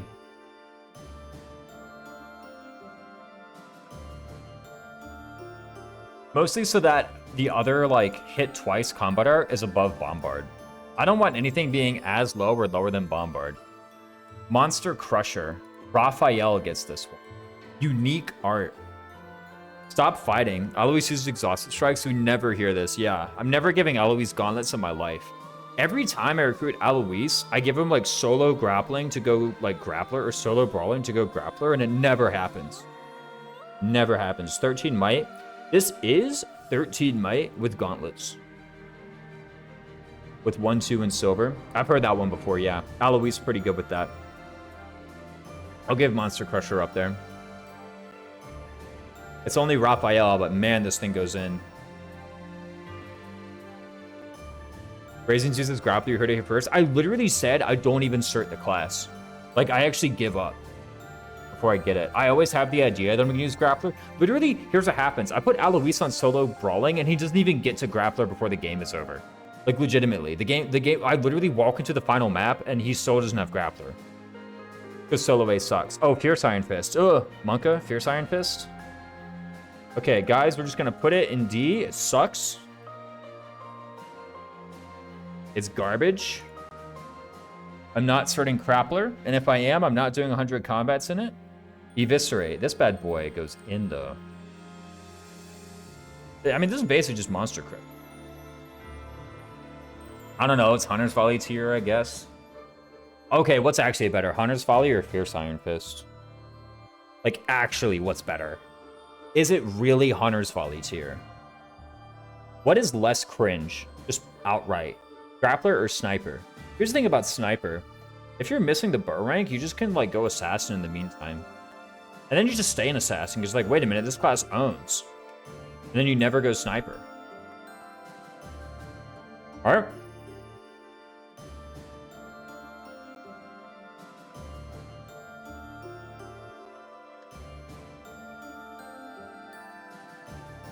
Hunter's Volley in that chapter 6, having with Shamir is slightly less cringe. The only way you're getting Hunter's Volley in chapter 6 is by, like, broken weapon grinding in an Ox battle. And that is cringe. So is Hero better than Assassin, though?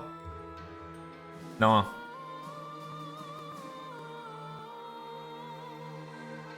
But the thing is, on the way to Sniper, you're like, oh crap, I don't have the bow rank. So you start Assassin in the meantime, and then see that you double everybody. And from there, the logical conclusion is, why would I get Hunter's Volley? I'm just doubling everybody in Assassin.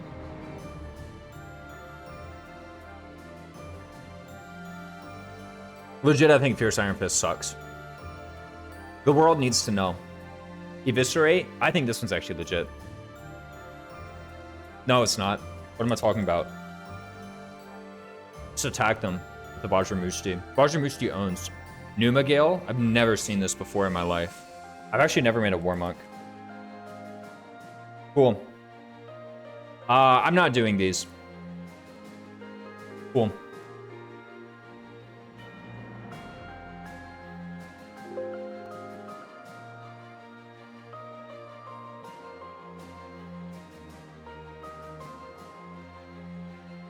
I just don't feel like doing them. Bam. Post it in the Discord. I don't think Fierce Iron Fist gets used unless you're just focused on brawling or grinding for from weapon rank. Doesn't Assassin get no issues with terrain? They have one move in all terrain, yeah. Or one movement cost for all terrain. Unless it's fire only.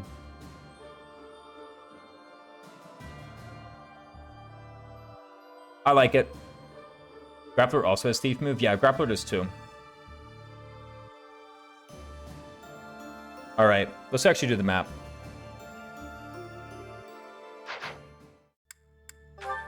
I'm pretty sure I'm done with preps anyway.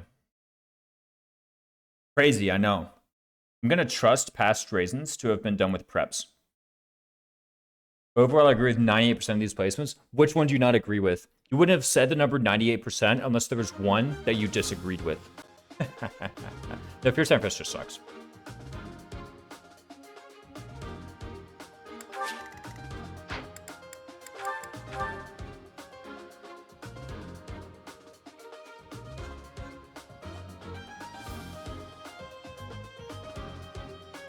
How about one placement?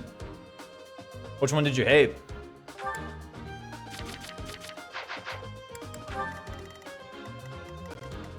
This looks fine, right? I mean, just like send in the boys. Surely. Okay, surely with these 5 units here, I'll be able to kill these guys, right? Got it, right? Playing gameplay, gotta be flame. Oh, do I have enough like chest keys? I think I get some.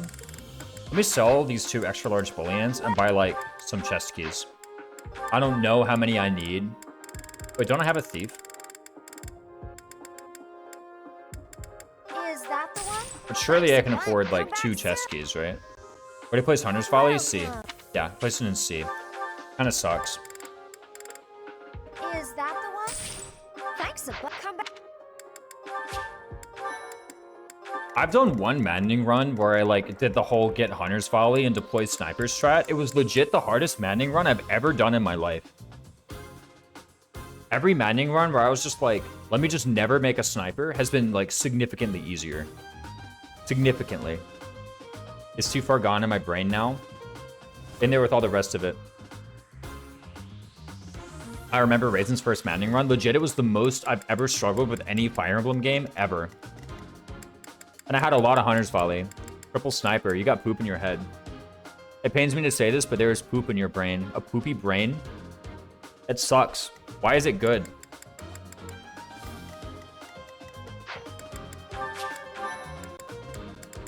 Didn't I say I trust past Raisins?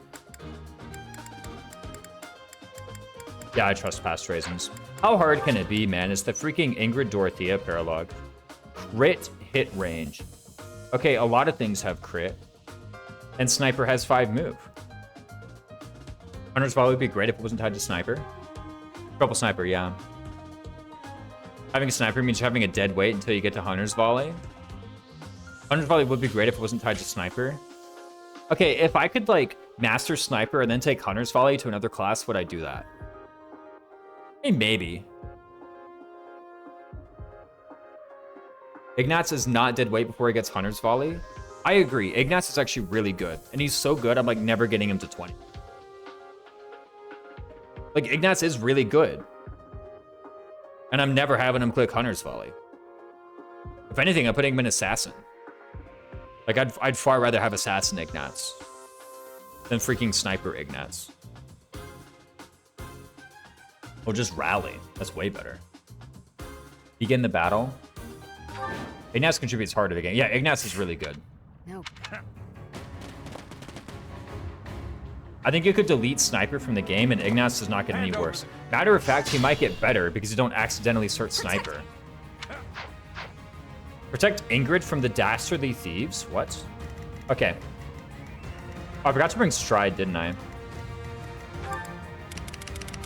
Yep. Grip Shot and Break Shot inherit the early game Archer legacy by letting them chip and never get Killy XP. Exactly. Alright, let's see these enemies. 17 AS, 11 AS, 15 AS, 11 AS. What's going on down here? Alright. I trusted past Raisins to do this correctly. Oh, I don't have the March Ring on anybody, huh? Stay focused. Where's the March Ring? Dude, what did I do in my preps? Oh, here it is. Okay, cool. This man needs a bidet for his brain to clean the poop. Honestly, Assassin Ignatz. Let's just be there and rally and break shard stuff. Sounds alright for a flunky. Yeah, exactly. Legit, I don't think... Like, if Ignatz hits level 20, he's not getting, you know, 150 classy XP. Sure thing. Oh, I almost doubled this bad boy. Look at that. 14. 11. Dude, that's insane. Armor Knight Yuri. Armor Knight Yuri kind of the GOAT. You ever thought about that? Wait a sec. What am I doing with the freaking thing? Just use the freaking training gauntlets, right? Ooh, nice accessory bug. Go me. Look at that. Boom, boom, boom, boom. Right? Tried to Sniper. That's the game we're playing? Yeah, it has to be Sniper. Why do I have training gauntlets, man? Where's my freaking iron gaunts? Aha, there they are. Iron gauntlets. I appreciate the balance between Bow Knight and Sniper. Yeah, one of them's really good, and then you hit level 30, and then one of them's just better than the other. Right? Third and Awakening Lunatic Plus? No. I just beat Awakening Lunatic for the first time like a couple days ago. And I'm pretty excited to maybe start Lunatic Plus one day. But since unlocking it, I haven't played any Awakening Lunatic Plus.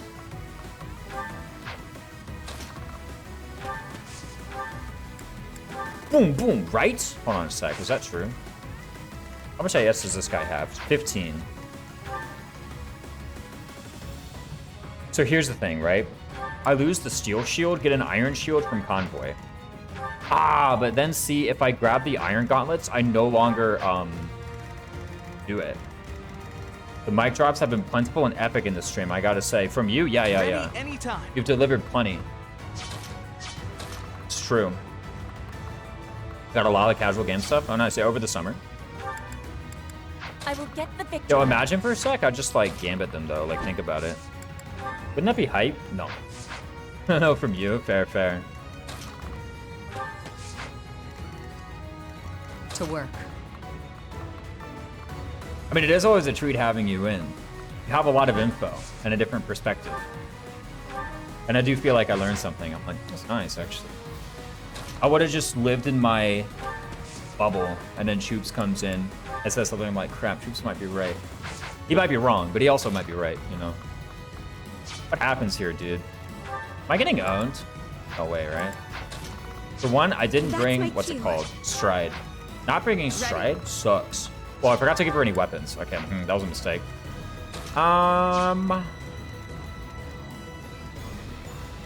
So today I got done farming for all the warpath sigils. Oh, nice. I'm on it. Okay, so Sylvain is allegedly on it. How much attack do these guys have anyway? 39? Okay. I sure wish that I had Bat Desk. That'd be sick. Wait a minute, I just win.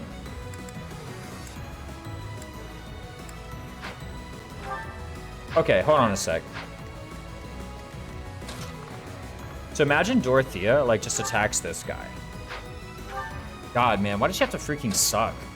Like, look at this, man. Okay, Byleth goes up. Boom. Goes with the rapier, right? You walk in here. Is there an accuracy ring in Convoy? No. Who has the accuracy ring?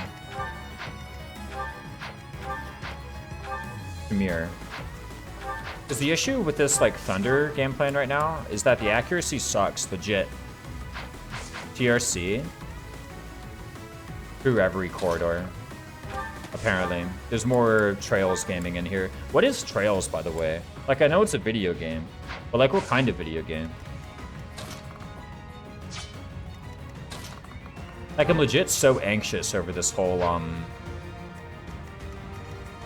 I don't even have rescue on plane. Okay, I need to legit take this warrior, like, extremely seriously. This is one thing that I've learned in the past, like, minute. This warrior, I need to, like, treat him with respect. Here's why. If I miss, he just freaking walks up and, like, owns me. Here's another thing. He has Wrath. Doesn't he? Okay, yeah, he has Wrath. If foe initiates combat while unit's HP is less than 50%, grants crit plus 50. Thankfully, Dorothea sucks. There's like 10 games. Yeah, but like, I mean, clearly, well, not clearly, probably they're all in like a similar genre, right? Like, what's the genre?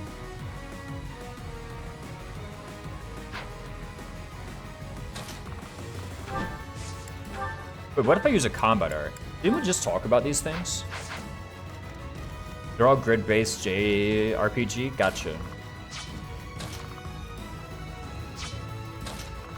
I provably did Infernal. One can prove that Choops did Infernal. Wait, what if I just, like, kill him, right? You ever thought about that?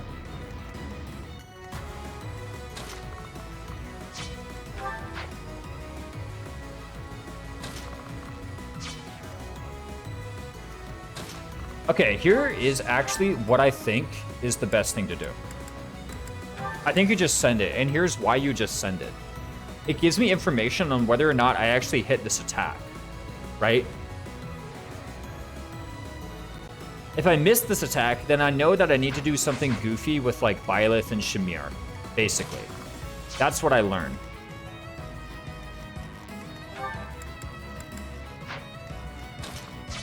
Here's the other thing, though. What if I just, like, Rally Charm and, like, smack them with a big Gambit? Like, here's one thing I legit can do, right? I can go here. I can hit this guy with, like, Byleth, right? Just like that, or something, or similar. And then I can Rally Charm Petra. Petra has the Empire Pegasus group lance attack. So she can come in and just Gambit this. With an accuracy ring from Convoy or from Shamir or whatever. Where are my accuracy rings anyway? Oh, I've only got one. Okay. With an accuracy ring from Convoy, and with Shamir, or with, like, just another support. Which, by the way, could be Shamir. She could just, like, go here and, yeah, I think with the... Yeah, she has a C-Sport with Byleth, so this is +5. Shamir can just go here. We trade it to an axe, and then we 100% Gambit this. Matter of fact, I can grab the March Ring in order to Canto, like, away as well.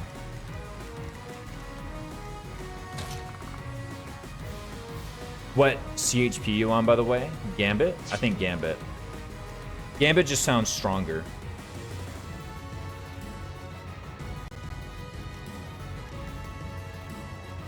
Like Pac-Man, are you asking what chapter I'm on? This is chapter 8. Chapter.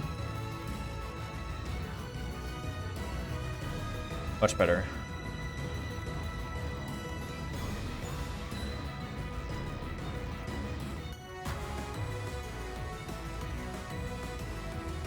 I think Gambit is just stronger, right? So I do the Rally Charm. That seems right. Followed by the Byleth. I don't know exactly what. I could always do that. Doesn't even seem bad, right? I don't mind using up a bunch of my offensive gambits on these bad boys.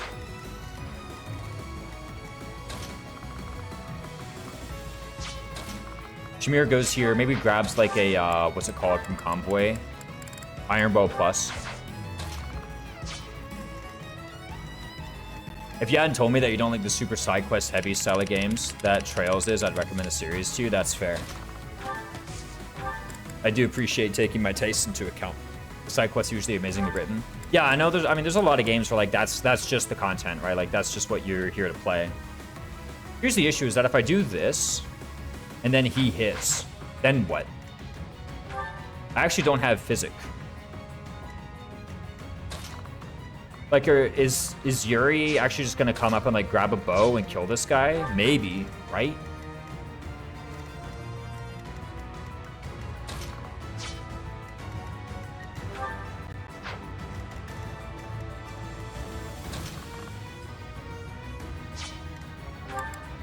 But I have Blaze. What am I doing, man?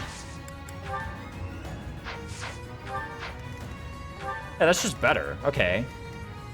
So now what can Petra do? Petra can just, like, kill this guy if she wants. So can Shamir, for that matter.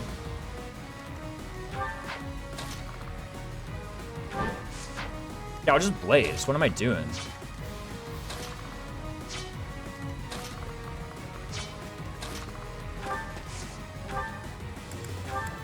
Do this just in case I crit. Up to 15 HP. This guy can kill, but surely I find a way to kill this guy, right?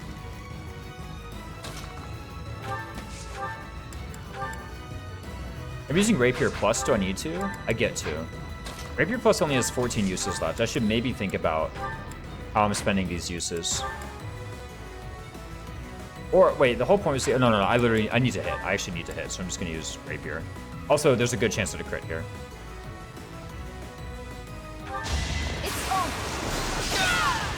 Should I have held back? We'll just get it for free. Nice, nice. These guys do not get much EXP, huh?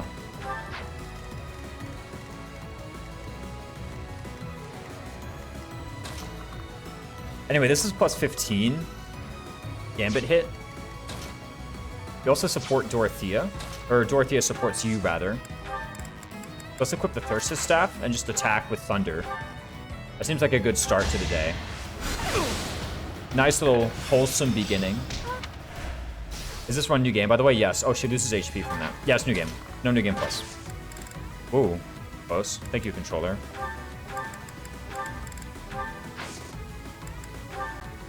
Anyway, easy kill. I've got an ace up my sleeve.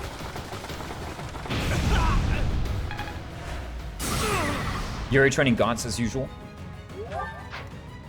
Okay, so he does 1 damage to Yuri. Holy moly. Who wants some EXP here? Gotta be Petra, right? Isn't Petra just good? Last I heard, Petra was a good unit. Sheesh, dude, look at that. Let's withdraw a chest key from Convoy.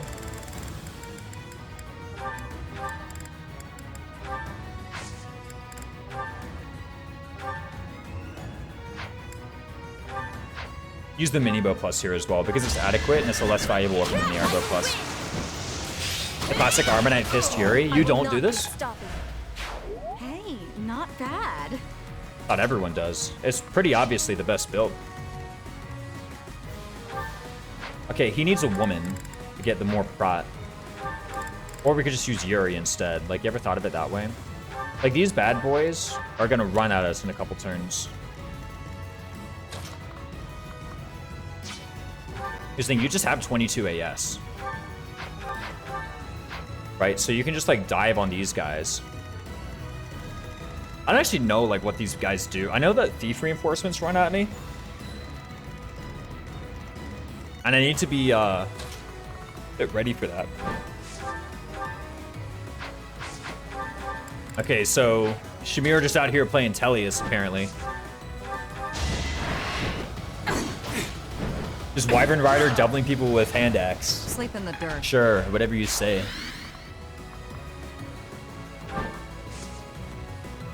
So, hold on, there's some zones in this map. I should be ready for the zones. Let me look them up. Anyway, these brigands were frankly going to be kind of tricky, but I don't mind using the gambits or like using the gambit from Yuri. What was I doing with my life? I was looking up the Ingrid Dorothea paralogues. 3 turns in a row, then skipping 2 turns. 2 thieves spawn to the right of the merchant. This repeats indefinitely until the merchant is defeated. If Ingrid approaches the middle of heal tile and the merchant has not been defeated, 6 warriors and 2 snipers spawn around the heal tile. After approaching the right chest after the merchant is defeated, 2 thieves and 1 warrior. Approaching a large crater in the center of the merchant is defeated, 2 thieves and 1 assassin. After approaching the bottom right corner of the map, 3 warriors and 3 brigands spawn near the escape point. Now this actually, I think, is going to be kind of problematic because I don't have like any movement arts.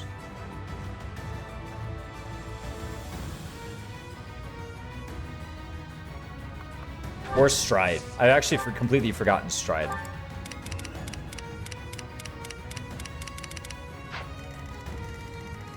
So Ingrid reaching this tile is actually going to be kind of complicated. Hold on a sec. Okay, no, it won't. Matter of fact, I think it's going to be easy.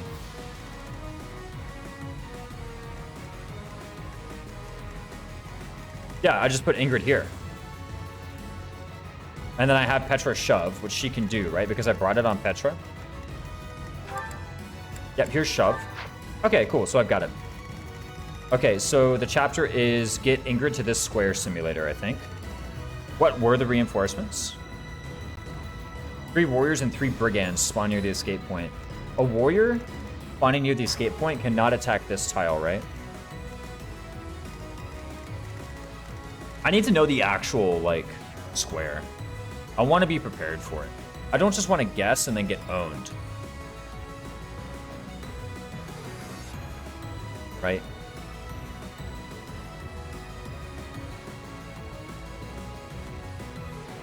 That assassin is 29 speed. I thought it was 30. Yeah, it's only 29.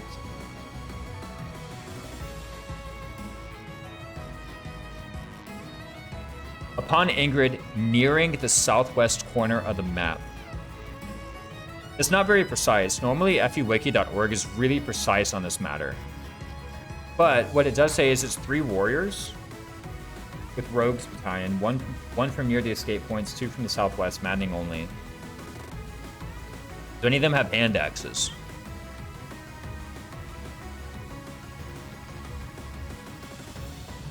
Steel axe, iron sword, iron axe, venom axe. None of them have steel axes, apparently. 29 speed at chapter 8. Yeah. Not too bad.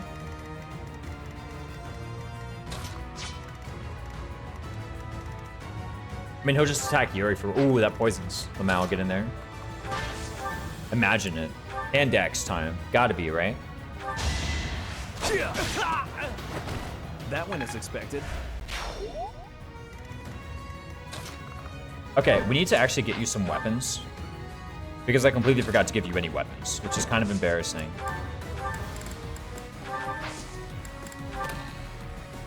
But we'll do that eventually. For the moment, we'll just, you know, kind of chill out here for a minute. We can rally this way. Oh, they don't support. Let us away. We can rally this way. Oh, they don't either. Okay, here come the thief reinforcements. That merchant. This basically is the hard part of the chapter, by the way, is dealing with these thief reinforcements.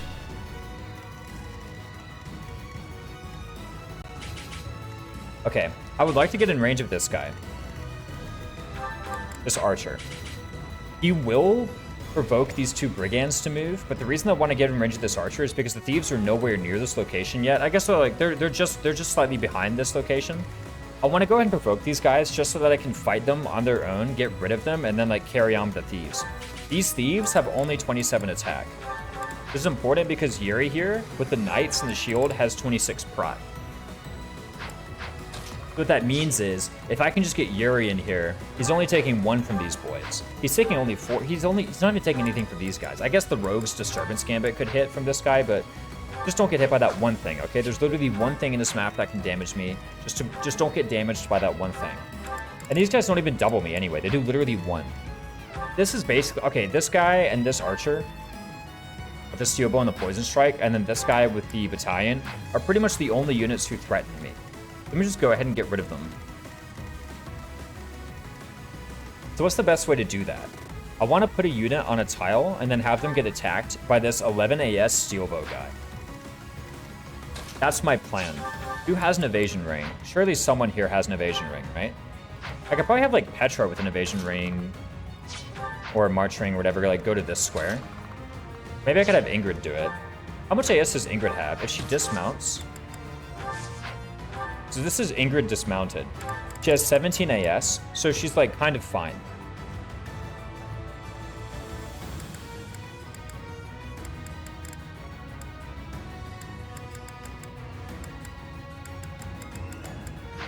So if Ingrid were to go there and like dismount and use that, yeah, she has minus 20 avoid on the crater. But the archer has minus 30 hit just from being like at a big distance.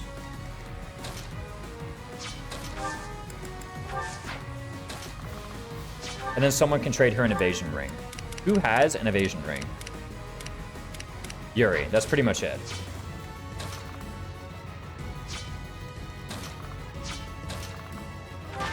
I guess I could trade this to Flame. We could end up walking here and just trading it to Ingrid. And by the way, this would also be pretty good. While I'm at it, I should probably try to put like just a weapon in Ingrid's inventory for prowess purposes. It would really suck for Ingrid with her 11 luck and no prowess to get crit by this 15 crit archer and just die. That would really suck. So I'm gonna give her like a training sword.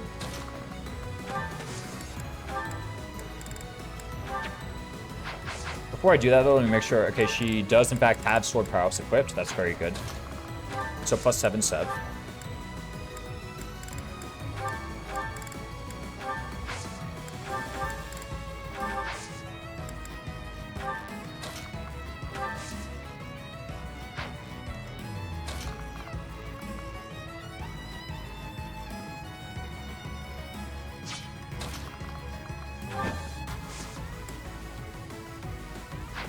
I'm so stressed about this for some reason. As though something is wrong. What if instead of using her, I used like, I don't know, Flame? Who just has more avoid? Her, by Ingrid, by a lot, right?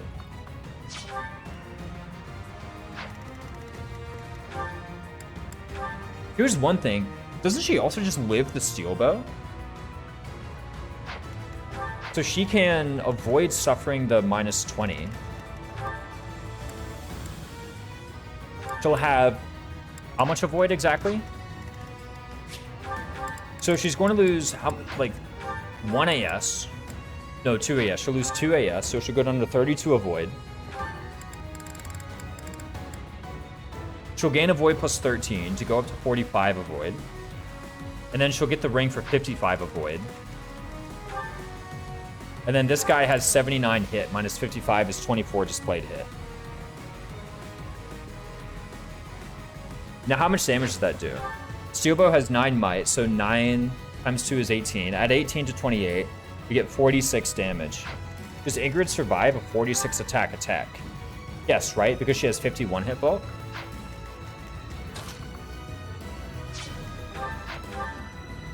I would just use Ignatz instead. It's not like he matters.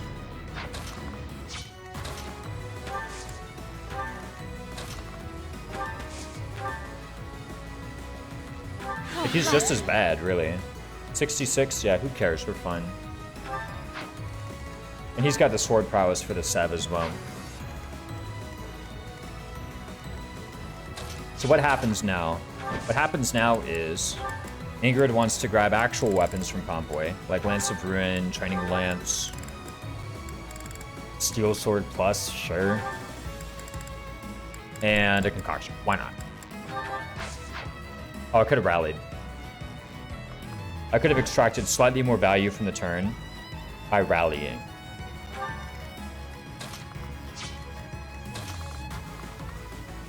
I'm like so scared that moving a unit into like one of these squares would just proc some trigger that I'm currently unaware of. I'm actually very conscious of this and rather fearful. But maybe I should just trust my instinct. I probably should have actually used a bomb here, by the way, right? Like Dorothea kind of is injured somewhat. But how about I just get my forces in position here? I think I should just trust my game knowledge. There's no reason to be so timid when, frankly, I've played this game a lot. I'm probably capable of just not making silly mistakes like this. Let's just move someone in range of that archer. The archer will move, attack Ignatz. There's no crit rate. He poison strikes. So what? 66 displayed hit. Has about a 7/9 to hit. So it's like 77-ish displayed. He's on the lava. He has 1 HP now, but that's fine. So we have 2 thieves. Now these 2 thieves will move in. He kind of sucks. Honestly, didn't put too much stock in Gaius. Ah, I see. Still Trails talk in the chat. I'm going to be real. I don't have any ability to engage with the Trails talk, so I'm just kind of ignoring it. If that's disrespectful to you, I really apologize.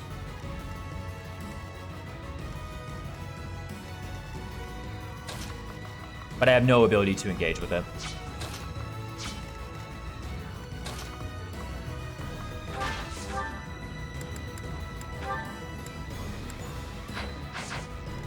So let's see here. We got 2 thieves. They have 27 and 27 attack. Shamir has freaking 22 prot. They've only got 17 AS? What? They've only got 17 AS, bro. Have you seen these jokers? Dude, what is their issue? They freaking die, man. What jokers? I had no idea they were this garbage, man. What?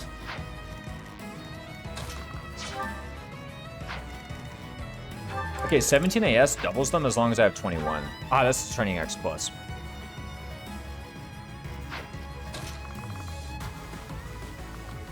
Okay, so let's take a look here. I actually don't care about these thief ranges anymore. I care about the archer range. Okay, so the archer is actually covering these thieves. So what I can do is I can Iron Shield and block against these guys. They do have pass, but I can just kind of like occupy the tiles, right? So the thing is, Shamir will proc Survival Instinct, and as long as like this tile is occupied, both thieves attack Shamir and they just freaking die. So that's what I do, right? I could just attack somebody, kill them. I don't know who yet, but somebody, and then I kill them with Shamir. And then I just Kanto here. Somebody trades the steel shield to Shamir, and then she just takes like nothing from them and kills them on the counter. That's what happens. This unit's so freaking good. It's outrageous, actually. So I'm probably planning to kill this guy just because he's in like the most awkward position. Actually, no. There's a lot of attacking squares for him. What if I like kill this guy? No, this guy, there's like so many ranged attacking squares. Let's worry about this archer.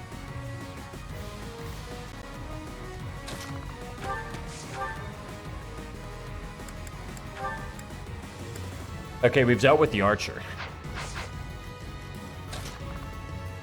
And I guess Yuri can go up, trade the shield over. So here's what's going to happen. Fireth is going to go in, just axe kill this guy. Yuri's going to go up, grab a bow from Convoy, trade the steel shield over to Byleth, who's right here. And then Shamir's going to kill this guy, proc Survival Instinct, move here. Blaine's going to move up, trade the steel shield over. And then, I don't know, rally luck, just for fun. And then literally, Shamir will just demolish these two. It's outrageous. It's actually, like, it's actually unfair that I can get away with this kind of garbage. I say that as though, okay, yeah, Flame can move there. As expected. Are you on the clock? Another step forward. First level of the stream. It's a good one. Look at that. Wait, she has a lot of res. When did that happen? When did she get so much res? It can't be Pegasus Knight growths, right? There's no way the res is that big. Like, this is 17 res, by the way. Also a crap ton of charm. Well, only 22, I guess. Oh, I totally forgot she has Darting Blow. Wow. Okay. What I want to do, I wanted to trade the Steel Shield this way. I wanted to grab a bow from Convoy, just any bow. Do really. And then attack this guy.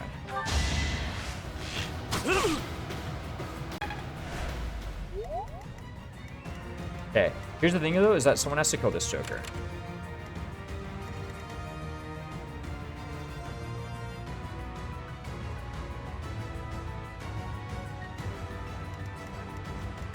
Jameer's got him.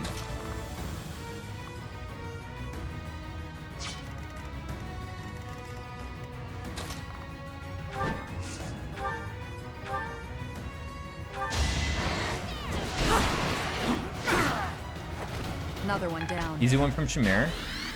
He procs Survival Instinct and moves to the right. Now look at this. This tile is actually totally safe, so we can just walk up. Trade the Steel Shield from Byleth to Jameer, who now has it equipped. Yeah, and she should just own these Armor Knight, these thieves, right? We could rally for fun, or we could use like wind to actually do some damage. That seems cooler. And then look at this. By the way, first off, Flame gets a good level. A bit disappointing. Next time. 0, 0, and they get doubled.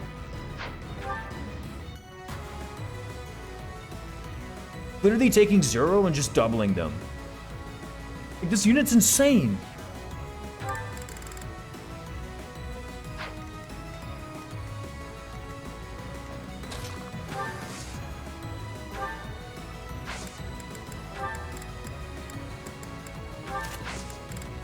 You imagine attacking Nosferatu here? This kill would actually be hype.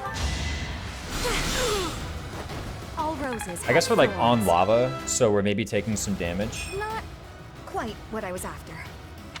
Garbage from you, Dorothea. It's okay. Jameer is just carrying the entire run. Like, look at this nonsense. Like, who even needs freaking tanky? I didn't even rally her, by the way. If you say so. Curved shot? I mean, maybe. Why not? I do at some point need to, like, broach this area, right? Or approach? Approach? Broach? What's the word? Like, you can broach a subject by bringing it up. But am I really bringing up this area? I'm just kind of moving into the location. Is that broaching? Is out of enemy range.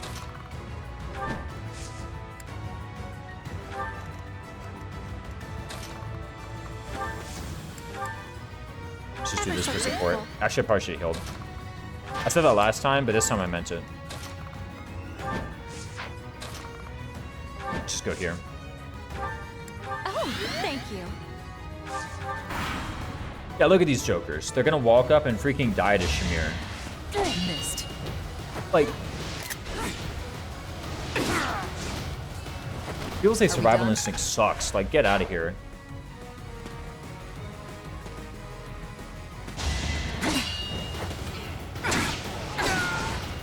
Literally Another just one win, down. dude. I think the Brigand missed her too, by the looks of things. Actually, Dorothea personal kind of going in, huh? All right, what's going on now? So at some point, we got to get into like this guy's range, don't we? What if we just bypass it entirely? It sucks on Sniper. People forget you can reclass. Yeah, it's like, it's okay on Sniper. Remember, I used it like a tiny bit in the Sylvain paralogue for some like counter-attacking action. And it was like, it was okay, right? Like, I think at the start, someone was like, Archer at least has 1-3 range, and like, sometimes that's fine. I think sometimes you can use this for some like 1-3 range enemy phase counterattacking. But I mean, here's one thing. In this situation, this Jameer is just so good that like, obviously it's going in, right? Like, of course it looks good here. How could it not? But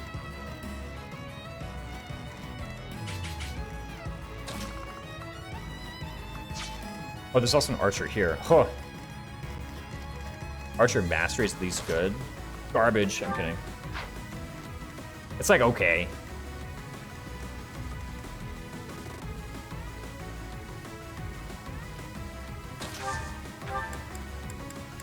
Where's the March ring? Oh! March ring flame? We found the answer. Oh, just kidding. We haven't found nothing.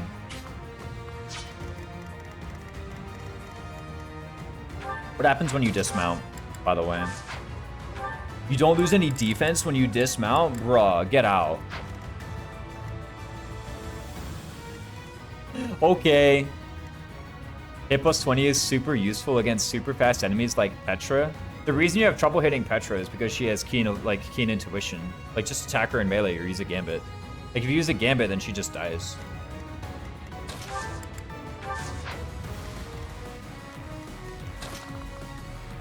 I think when I did no mastery 0%, there was like one place in the entire run where hit plus 20 would have been helpful.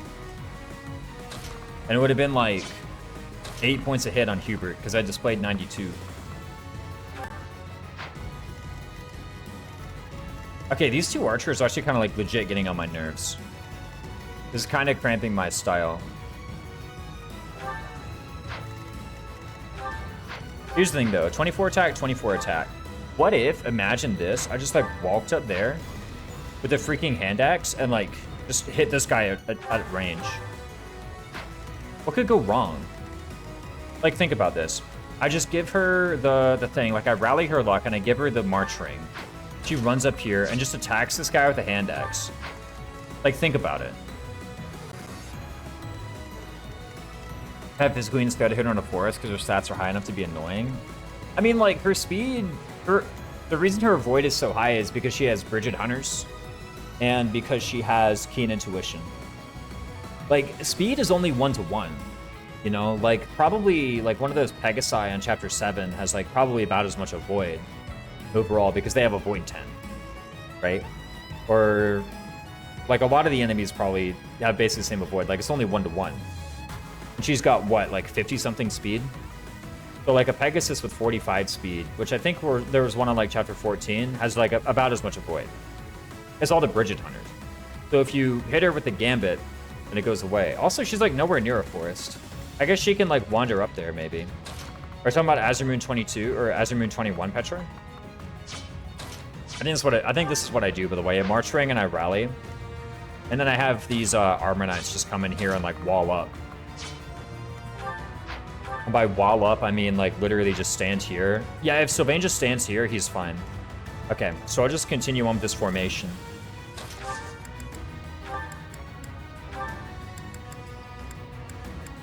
Here you go, Shamir. Have the March Ring.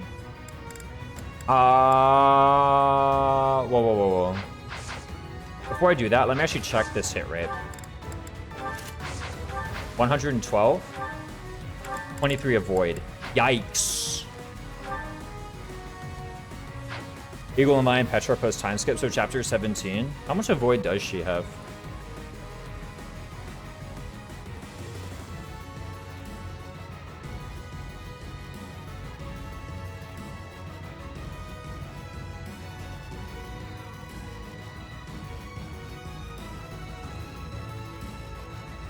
Alright, found her. 57 speed, 91 avoid. Mostly from Bridget Hunters and Sword Prowess 4, right?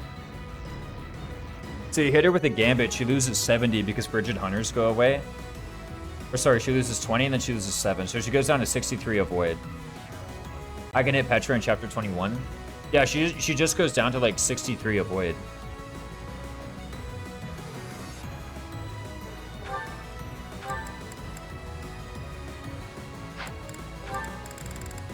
If she gets Swordbreaker, she just walks up and hits her. With like an Iron Lance or a Luin or something. Like 9 other Shamir just hits that all of a sudden. The issue is this hand axe, like legitimately. It doesn't actually hit this guy necessarily. Here's one thing, what if I say ditch the shield, right? Now if I ditch the shield, what happens? This guy deals 2 to me all of a sudden. Because I can equip the accuracy ring, and when I equip the accuracy ring, by the way, then I do hit with this hand axe. 122 minus 23, 99. Ah, close enough, right? Like, double 99s, surely that doesn't fail. Then what? I have 22 prot. I take 4. I take 4. I take 5. I take 5. How much damage does she take on the counter? 2255 is what? 14. How much does she take on this counter? 28, and then steel bow for 19 is 46. 46 minus 22 is 24. So she actually goes down to 13, and therefore she dies. Okay, so this is not really that good. It's okay. It's like acceptable if I can somehow find a way to like hit these guys with a fusillade. Here's one thing I can do instead, however. I can just inch forward by like 1 tile, right? And then just like march ring something else.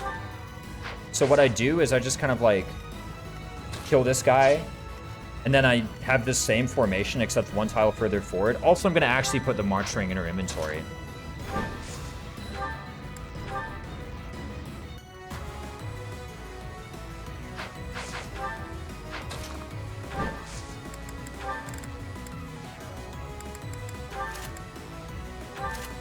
This doesn't work. I need accuracy ring.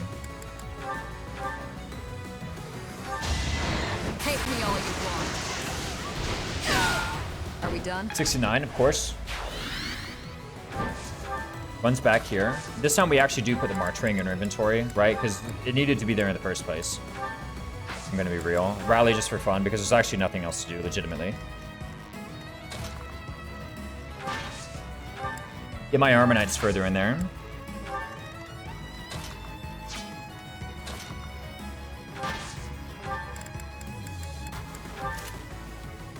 Like, if after you hit that Petra with the Gambit, you can't hit her, you probably, like, forgot Prowess or a bet. That's the thing, like, just hit. If you have a good bat, it has plus hit. Not because the good bats, like, are the ones that give plus hit, but because the good bats just, like, happen to give plus hit in addition to all the other stats.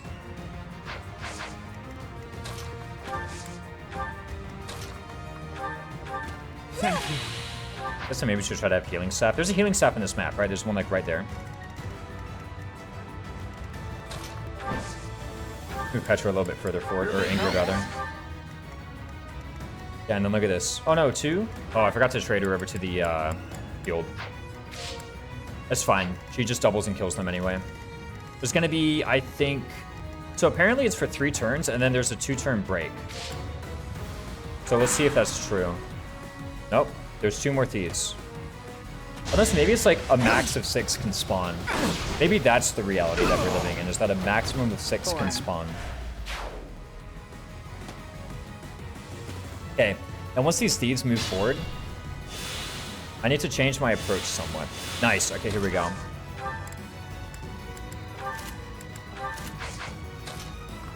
Okay, so I have Training Axe, so what I can do is I can go here. I can equip the Iron Shield. And I can kill with Training Axe, right? Well, kill is maybe a strong word. Here's one thing, I'm not taking the counter anymore. So I can actually just use Accuracy Ring. I'd rather guarantee this. It would be really embarrassing if I missed. Like, extremely embarrassing. Let's just get this kill with Shamir. She is now pretty deep into the enemy territory. That's fine, though. These guys do 2 and then 2. She'll just die, or she'll just kill them both. And then now I just need to inch forward just a little bit more with my Armor Knights. I can go here and then like put Petra on this tile, or maybe have like Ignats go up and just occupy the tile. Mostly they could, if Sylvain vacates this tile, then the issue is now that the Thief can go there with this pass skill. So let me just occupy the tile, and then we'll be good to go. Okay, you take 0 from these guys. Why, thank you. Someone's going to attack Violet. Is that fine? I think so, right? Yeah. Wow. Oh, well, the starting blow. 19 AS, 17 AS. There's no, like, crit or anything, right? Yes, there's no crit. Okay, cool. Apparently he's going to go for Shamir. That's fine. I don't mind her taking some battalion damage anyway, right? Don't forget, we actually do need to go... We need to still take some battalion damage. I guess I could just rally this way for fun. Sure. Okay, if I crit... No, 13 and 13 doesn't kill Byleth, so we're actually fine here.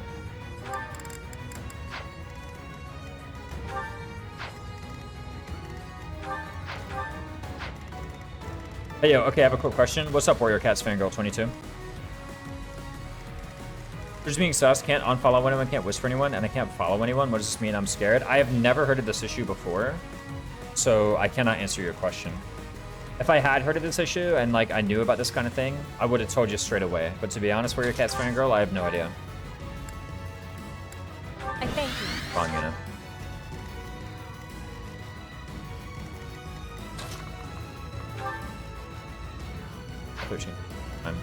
Google it? Yeah, I don't know. She's just bad in Epiphany in terms of growths. Ah, but what about that base level? Think about it.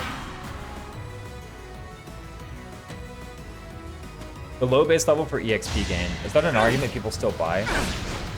Anyways, yeah, I do wish I could help you here. I just don't know. Done? Can Shamir just double that other thief too? I mean, probably. It's freaking Shamir. He doubles everybody. That level. That is Meg in a better class. Yeah, but Meg's in the Dawn Brigade. Silenced. It makes it harder for her. The Dawn Brigade kind of owns. Boom! Bam! Easy, right? Are we done? Better base level with better bases? Whoa. That's true of like a lot of units, though. Like, that's also true of R, if you think about it. Okay, so we can kill the Merchant, apparently. Isn't this like the easiest kill anyone has ever seen in the history of Fire Emblem? I'm pretty sure.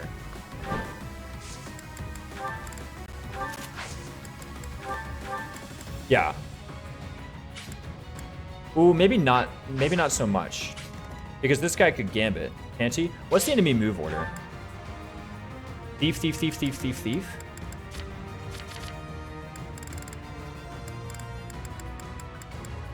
And then it's this guy with the Disturbance Gambit, and then it's which rogues? It's this guy. Ooh. Watch out. Where's the first thief to move?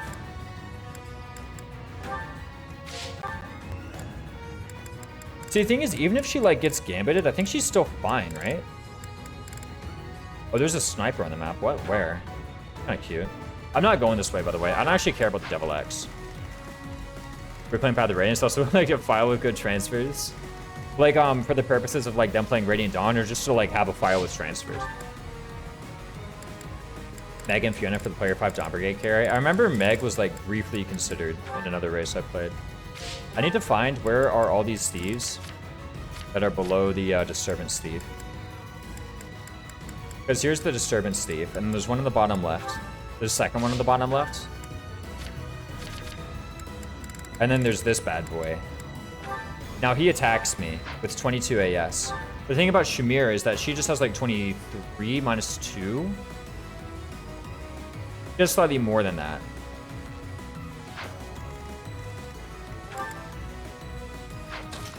What if I just kill this guy instead, like, think about it?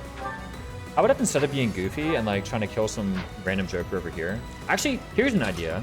What if I just use a hand axe and then I retreat? Doesn't that work too? Yeah, that just works. Okay, cool. I would love to be really cool and enemy face these guys, but this guy with his gambit is actually like legitimately kind of a nuisance. I guess I could just calculate how much damage I then take. 18 plus 3 minus 2, 19. 5. This is actually kind of a lot. I haven't really done the math, but also this guy has like a freaking, you know, Disturbance Gambit. This is actually like a lot of hit, all told. Transfers barely makes your number any bigger aside from like 3 units. That's like kind of good. I don't know.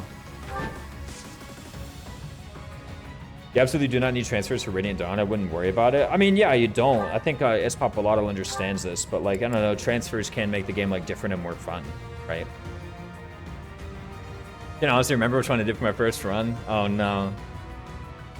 I mean, it's like either you do English hard or you do like Japanese maniac, right? At that point, like, what you did for your first playthrough probably doesn't matter a whole lot, right?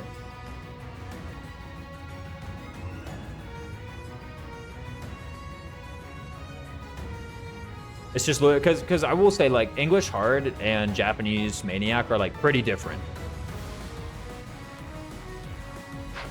They're very different.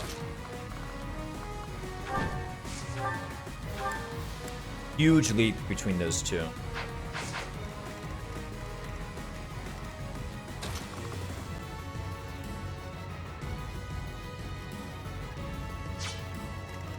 What actually if I were to just do it though, right? Nah, okay, I'm not gonna risk it. I could be like really cool and just put Shamir like on the spot and then tank everybody, or I could just also live by not being in range. Another one down. You ever thought of that? Received an antitoxin. Like, as much as I would love to use survival instinct to tank like 100 million guys, what if I just lived? You know? Which I can do if I just kind of like chill here with like Byleth in them. Like this just lives is the thing. You know, honestly, what bugs me the most is less Vex, but I like to baby different characters. Less Vex as in like, you don't want to play English hard for less Vex, or you don't want to play, I was like, do I smash or do I smash? Let me just do smash. Or you don't want to play Japanese maniac because of less Vex. Either one's reasonable. Just making sure I know your preferences before I start rendering advice. I'm a Path of Radiance, never felt a Vex drought, even when trying to train like 5 different super scrub units. Raining down hard though is pretty harsh about it. Yeah, raining down hard, I mean, you get like, you get some Vex. After a while, you do. Have you've played Raining Down before, Papalotto, or no? By the way, if he were to move, okay, he would go into that square, so I can just sit and heal with Dorothea. This looks right to me.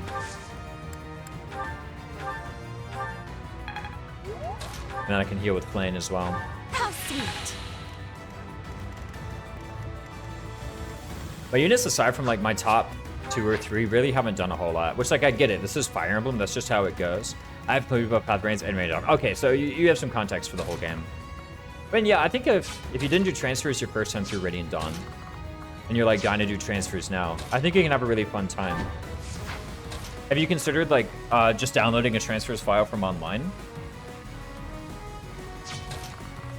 Or would that like ruin the experience for you? Because if that just ruins the whole thing and you want to use your units, then I'll just forget about it.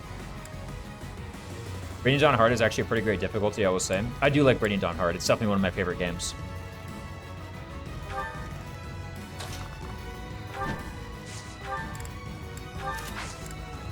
Did you join a draft race? Applies to everyone who has them, by the way.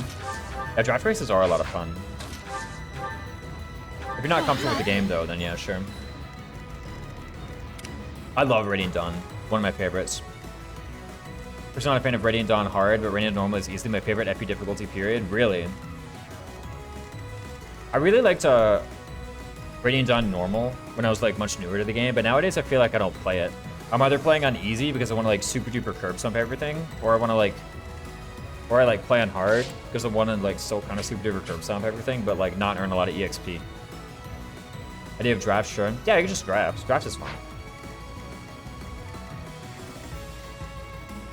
Yeah, the speedrun part is always fun too, but I do agree. You kind of have to like be in a mood for it. What am I doing with my life? Everything's fine, right? These attacks are all acceptable. Usually mod the enemy ranges and weapon triangle for Radiant Dawn Hard. Now I say. Not so fast.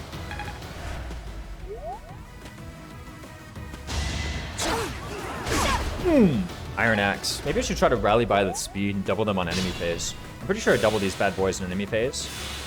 Oh, I do. Holy moly. Okay. Very sure it's hard. It doesn't feel like it makes the game much harder per se. Just that it punishes you for trying to train bad units. Yeah, you're in a bit less EXP, that's for sure. It does make it take a bit more work, right? And like the good units, stuff like Har and whatnot, they still demolish everything, right? EXP gain or not. That is one of those things that like you just kind of have to buy. To be frank, I don't really mind that if I use a bad unit, they don't gain much EXP and they don't develop that much.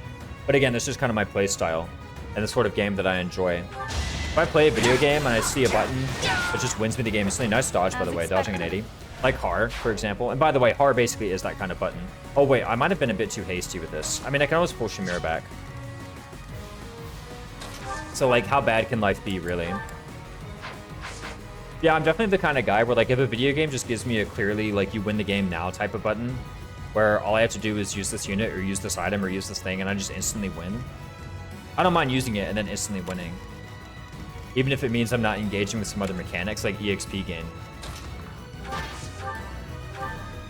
If you hate that, though, if you're like, nah, this is garbage, I want to, like, you know, gain EXP and use that mechanic and level up my units and whatnot, and I hate Radiant, or, like, I don't really like Radiant Dawn because of it, I can buy it. Ranger Hard's my favorite in all of FP, yeah.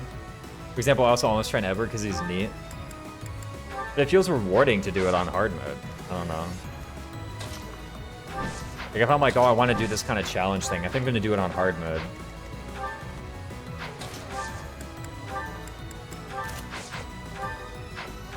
Even if it's not, like, that much harder. At the end of the day, I did it on hard mode. That has to count for something, right?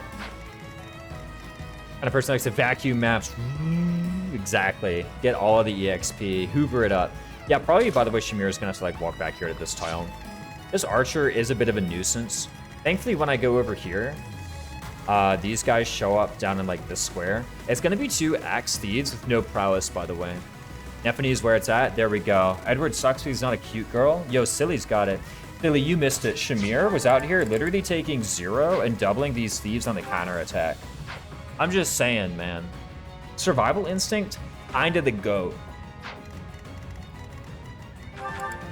She's kinda good. Who the heck followed me? Golden Deer 7. Thank you so much for the follow, man. Love you a lot. All for integrity. Use the instant buffs to gather more resources to win more. My flawed tag. That's right. Shamir is so cool. Shamir, literally the GOAT. I don't have to convince Silly of this. I know a secret fact about Silly. I'm about to make it public. Silly, prepare. Your secret fact is about to be made public. Shamir was Silly's first S support. Can we blame him? Chat, raise your hand if you can blame him. That's right, crickets. No one can. They're like, yeah, no, it makes sense. WTF. Sorry. You gotta own it, dude. Also, wait, you're purple now? Oh, you were always purple. You know who else is purple? Shamir. Coincidence? I think not. Raised hand, not Hilda. Shamir's the closest you get to Goth GF. It's true. What do you mean the closest you get? She is Goth GF. I wanted to give the ring to Edelgard, but I was tempted by Shamir. Weren't we all? Okay, so Byleth is kind of owning right now. Here's the thing. I actually think I, like, got a bit too cocky.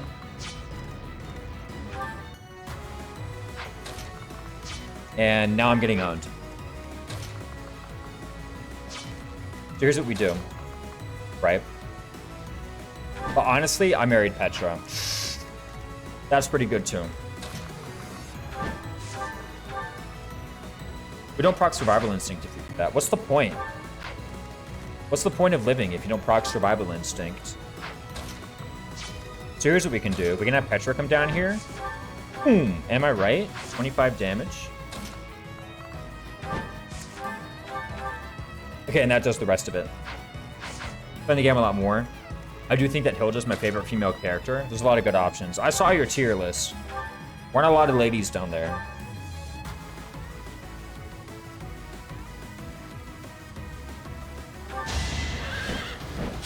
Good, she didn't crit. I married Ingrid Lowell, my first playthrough. I dislike post-time skip Ingrid's hairstyle. I think it's super cool. You know? I can't really hate it. It's like her expression and whatnot. Actually, that's a lie. You literally can hate someone's expression. Matter of fact, I think that's, if you're gonna hate something, I think that's like the only reasonable thing to hate. I mean, think about it. What is a person? Their expression and their genetics. And like hating someone for their genetics, that seems kind of shallow.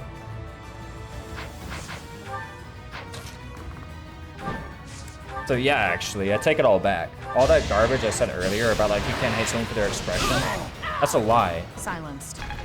He has the opposite transition as Leone. Oh, kind of true. Dude, someone told me post time skip Leone was, dude, look at that, man. 0 and getting doubled. Oh, not getting doubled, actually. I was totally lying about that. Seteth Enjoyer. Yo, post time skip Seteth. Hamana. Ready, Seteth, then Lysithia, then Flame. The only 3 S supports I've gotten in this game. I did the Cyril S support. Literally worst romance I've ever seen in any work of fiction ever. I'm not even exaggerating. Yo, let's use Night Kneeler. Best combat art in the game. Am I right?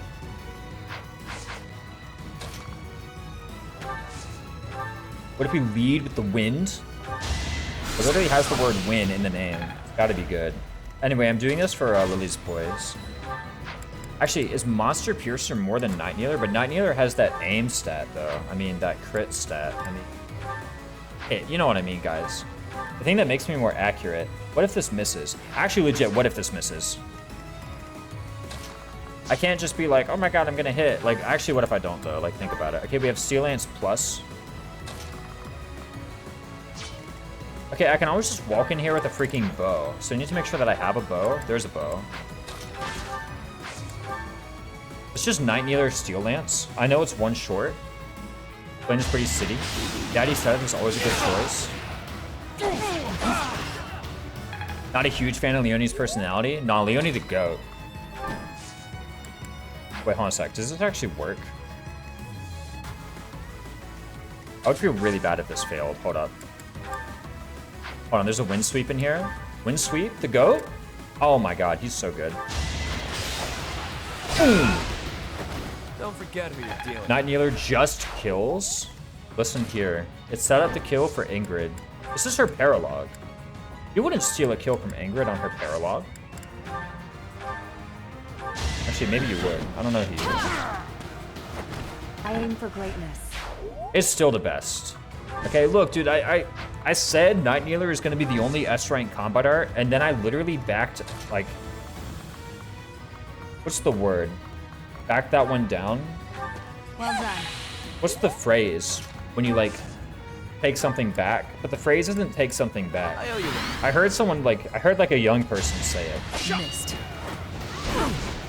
Backtracked? Yeah. I backtracked on that.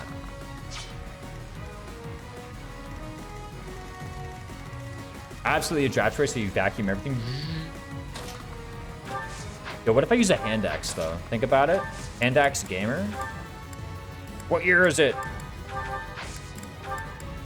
Wait, hold on a sec. Let me make sure I'm not accessory bugging. Hey, I ain't. Yeah, what year is it? Walk that back. There we go. Walk it back. I'm gonna have to walk that one back. Dude, Gloucester Knights going in, by the way. 16 prot already. I don't even have a shield equipped, by the way. The race part is bugging me. Yeah. I think they were pretty clear on that. It was the race part that didn't like. Healers get healed, right? Raises defense and res for non-flyers. For non-flyers. Gotcha.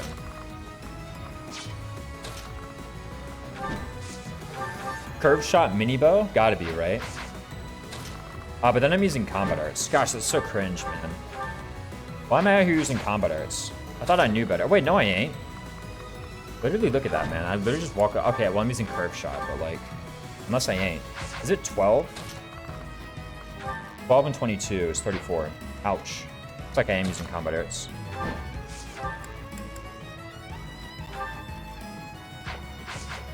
Look, it feels. If it fails to start using math, there we go.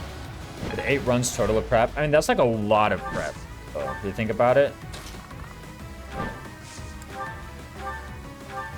Also, I think I put in like maybe 8 runs of my own when I was prepping for Radiant Dawn. Maybe? I don't know. Anyway, I'm swallowing my pride and using combat arts. Boom! Destroyed. Another threat. Let's heal on the square. Shamir with the gas level up, guys. This'll make the job easier. I'm telling you, she keeps getting speed. That's the fun of draft.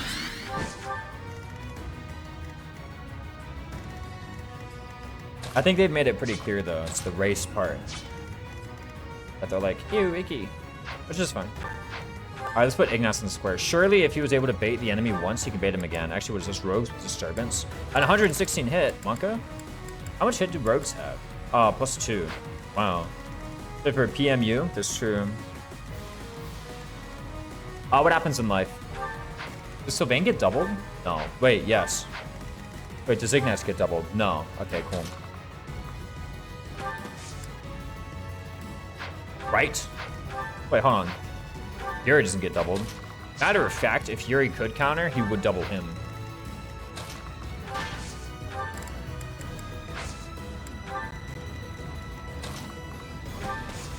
Dude, Yuri's so freaking good, man. It's kind of outrageous. Do a Soyo Ironman draft? That'd be pretty fun. Why, thank you. Wait, why am I rallying this person? I could have rallied this person and they're in support rank. Well, the good news is, it's only when I get here that bad guys start showing up. Oh, I gotta figure out a solution to these archers one day, right?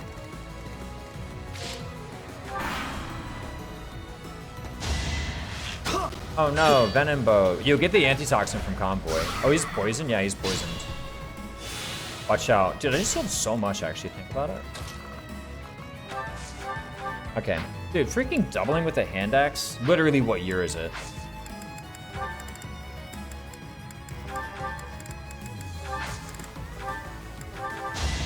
Plane Restore? Yo, true, we got Plane Restore. As expected. You're so right, man.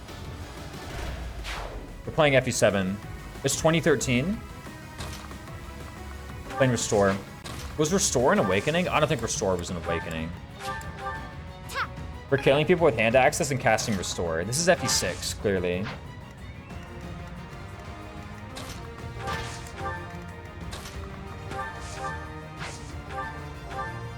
Thanks. Maybe it is FE7. Maybe Troops is right. It's FE7. And X thanks for the late game lunatic meta. Yeah. FE6 means we aren't having fun. Out. Out, Papa Lotto. FE6 the go. But I am having fun, so it can't be FE6. How do you know? What if FE6 is fun? I'm just saying. Go here. Whom do we rally? I'm not gonna look. Okay, I kind of have to look a little bit. Appreciate it. Support the GOAT. FE6 has bad hand axes. FE6 hand axes are really good. If it was FE6, we wouldn't be doubling. No, I'm pretty sure Melody and Percival double. Now, annoying lava map is FE6. There are no annoying lava maps in FE6 or in this game. There's an annoying one in FE10. At least this boss isn't fast AF. Wait. Who is the boss? There's no enemy commander. There's a 22 AS guy here. 8x. He's fast. Actually, this guy's faster than Henning. Are all these guys faster than Henning? Many of them are. He spawns later. Oh, this guy. Yeah. Simply annoying. I am the boss of the map. Silly is the boss. Watch out. Yo, where's my chest key, by the way? I bet it's in Convoy. That'd be hype.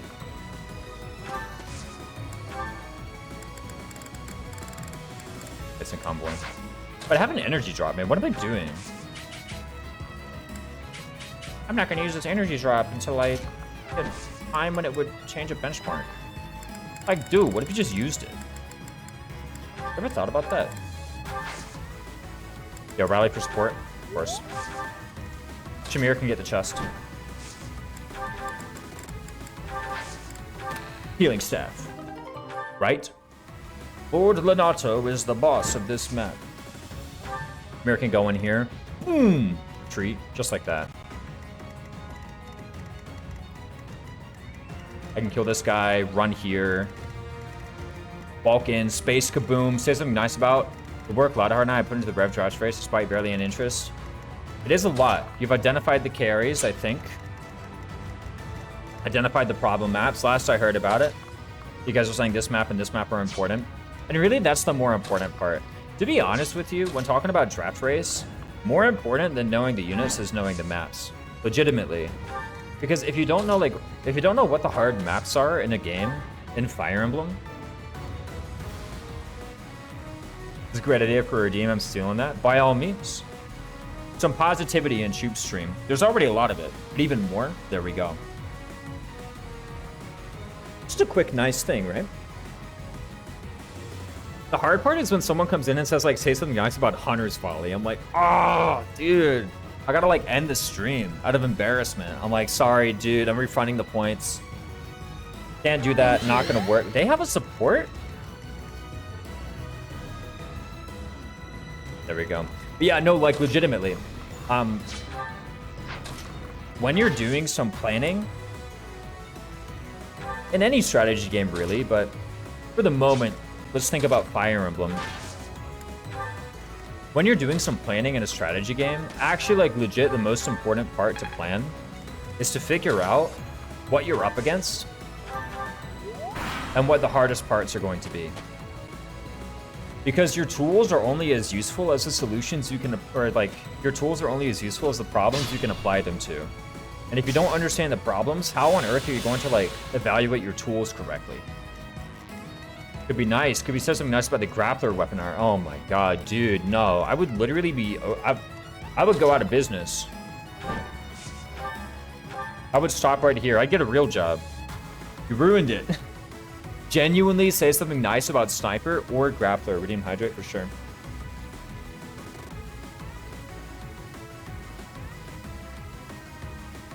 Sniper's really good on the Sylvain Paralogue. Not for real. Aggro over Kaze because hot. It's true. No, Sniper Shamir is like legit on the Sylvain Paralogue. There's a reason that I deployed Sniper Sylvain or Sniper Shamir on the Sylvain Paralogue. And it wasn't for memes, and it wasn't for the outfit or anything. It was because legitimately it was the best class on that map, right? Like there's a lot of archers on the left side. They kind of attack you all at once, but you can just vacuum all of them up in one go if you have a really fast archer with 1 at 3 range. Such as, for example, Shamir, who just procs Survival Instinct. Kagura is also good in Chapter 14. Midori gets +1 on Sass to Camilla. Wait, why?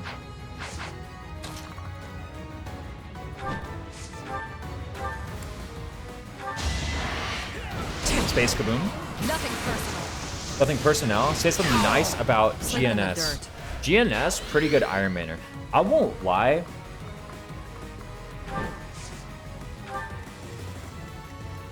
GNS was a huge inspiration for doing this run, right? I'm good now. Because I knew, like, GNS was a really skilled Three Houses player, just knew a lot about the game. Has a lot of game knowledge. And I'm like, dude, how did GNS figure out so much about this freaking video game, man? It's crazy. It's like my favorite video game ever, and here GNS is like, yeah, I know this, I know that. I got this strat, that strat, and I'm like, you know, I bet he Ironmans a bunch. He does Ironman a lot. I'm like, I could probably learn so much from this game if I just play like GNS for a day, basically. For a day, I mean like for a month or so. However long this run takes. He's Three Houses Septi? Nah, Septi is Three Houses Septi.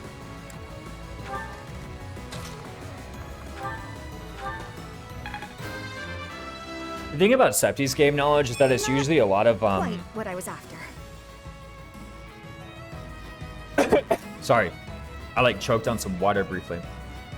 The thing about Septi is they've got a lot of game knowledge of like where to find a buff to apply and then exactly which enemies you can kill at base with said buffs. Atano is way better than me. Well, I mean, like, look, dude, you're like, Atano's better than you. Like, get in line, dude. like, yeah, better than you and better than who else? Like, I don't know, he's better than me. like, at Ironman, to be fair, we'll see. I don't know, maybe I'll just like do this. I don't know how hard of a challenge this is as far as Ironman things go. The whole like 1-1-1 or the whole one thing, right? Septi is very technical in their gameplay. I think a lot of it is memes, right? Like one thing you gotta remember is Septi does use a lot of the stat boosters. Now the reason Septi uses a crap ton of stat boosters and whatnot is because they're there, right? You know, I'm not saying that to like Septi's detriment or nothing. They're allowed to do it.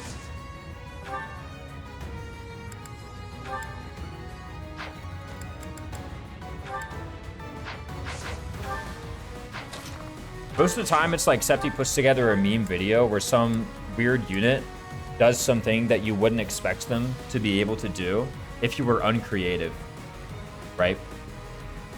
I don't know, it's too much. There's something nice about Fire Emblem 1. Dude, Fire Emblem 1, I mean, I tell this story like 100 million gazillion times. Literally, like, I picked up Fire Emblem 1 once on vacation. Legit, I could not put it down. You just take the units, you send them in there, right? Like, the thing is, the stats are so low that a unit levels up and gets, like, strength defense, and now, like, they basically promoted, right? It's so fun. So, like, instant power fantasy, right? Or you level up Bantu and he gets, like, skill, and you're like, nice, dude. A lot of fun. Very high variance with that. A unit would just, like, die from, like, an 8% crit or something. It's like, whatever. I got, like, 5 more of those in the back, right? Super good. Lots of fun. Like, legit, I actually couldn't put it down. I just wanted more level ups on my units. I love FE1 Bantu. Oh yeah, no. I leveled him up a crap ton. He just gets nothing. I'm like, keep going in there. I'm gonna keep deploying you until you like actually level up a stat, bro. I'm gonna screenshot that bad boy. All right, what's going on here? Iron Axe for this, followed by surely some of these jokers need kills. Nah, we're playing Fire Emblem. My weak garbage units don't need kills. They actually... Oh, by the way, these are the Axe Thieves without Axe Prowess. I forgot to point this out. I love FE1 Bantu. It was so great for so long with 0 stats. Oh, yeah, oh, yeah. Do you like or dislike the stat inflation in modern FE games? I'm ambivalent to it. I really do genuinely enjoy every game's mechanics in every game. I wouldn't want any Fire Emblem game to be more like any other Fire Emblem game. I'd rather every I actually really appreciate every Fire Emblem game for just being themselves and being different. Sometimes I think we need to go back to the days where people had crap growth rates be very unpopular because everyone likes number go up. Yeah, I mean, I do like playing the older games with like, there are just some units, right? Rolling around here like FE6 Marcus, where their growths just suck, right? But the thing is, if I want that, then I just go back and I play FE6 with FE6 Marcus, right? It's not like they took FE6 away from me. There's no FE5 Marty in the modern games with Savior. Marty has Savior, did you know? Anyway, do I get this kill or do I think about it a bit more? Dude, why does Yuri suck? Wait, it's because he had Steel Shield, ain't it?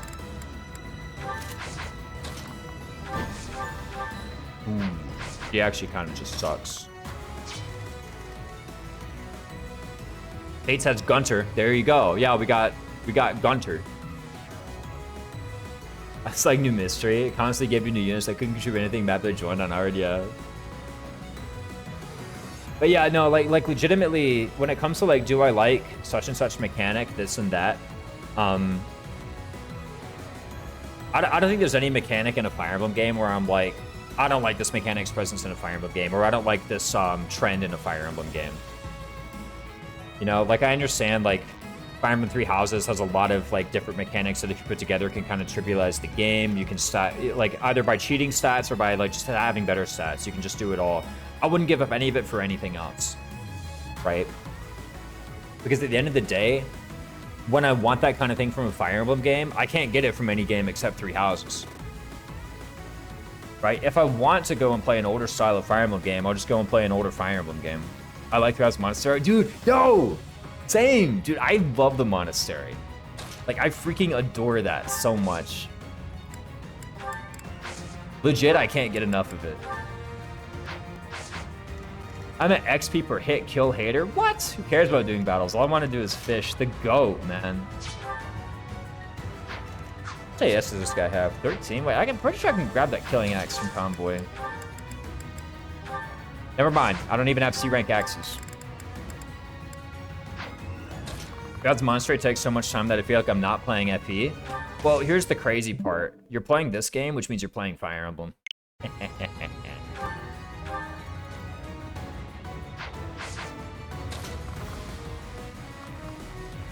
I love the Monastery, but I'd like it even more if fishing wasn't in it. So the only part of Monastery that is exploitable. What do you mean by exploitable? Like save scumming for goddess messengers or whatnot? Or like what part of fishing don't you really like? I won't lie, fishing is my least favorite part of Monastery. Farmable. Oh, as in like, you can sit around for like hours and hours. You can optimize Monastery. You can optimize this Monastery and it takes like 6 to 10 minutes. WTF, fishing is the best. It breaks the professor point system. I mean, I don't know. Like, I kind of enjoy doing it to like at certain timely moments to maximize Professor XP. I love the Professor Point system so much. I do too, but part of the Professor Point system and part of what I like about the Professor Point system is like finding the correct times to fish. This run had a real moment of drama in what, chapter 1 or chapter 2? When it was trying to get ahead on Professor EXP. A game doesn't need fishing to be good, but most games have fishing. If every fishing minigame and every like video game ever disappeared tomorrow, I probably wouldn't miss any of them, I'll be real. Like, I know I was just gushing over the fishing minigame, but that is honest to God my opinion on the matter. Not even Fistful's a fish. Dang. By the way, who can attack who? Like, I'm over here actually getting kind of owned by these bad boys. Wait a minute, I literally have you. So you just freaking one-shot somebody by rally speeding on Shamir and then boom, bam, kapow. Right? Fish don't give that much Professor EXP. Well, the thing is, in Chapter 2, they get you to the next threshold, which means that the Chapter 3 lecture question gives you a crap ton of Professor EXP. That's the main reason.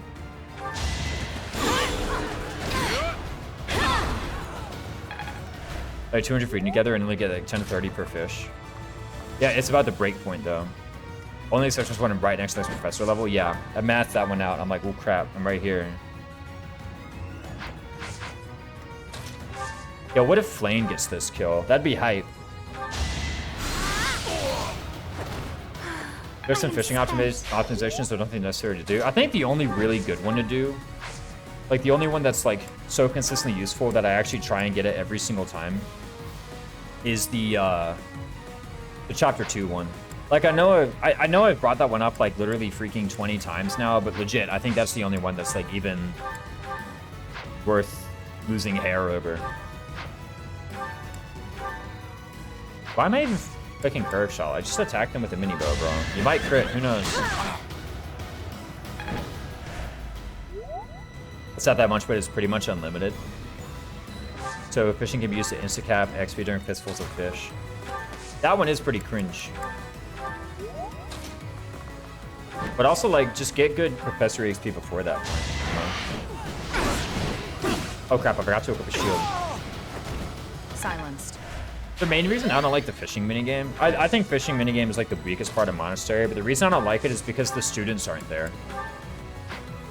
The whole reason I'm playing this game is because the students are cool.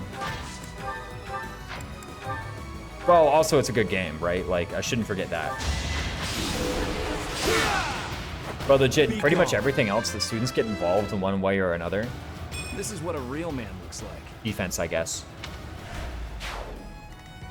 The only good threshold is 2 times Ox battles. I don't know, more Monastery activity points? I'm just saying. It's a good game because it has fishing. SMH my head. I don't believe it. Okay, so some assassins are gonna show up here one day. That's what I heard. Yo, Ingrid with the bow? Can she knight Ingrid? Right? Can she knight? More like, can she hit this enemy as a knight? I don't know, I got nothing.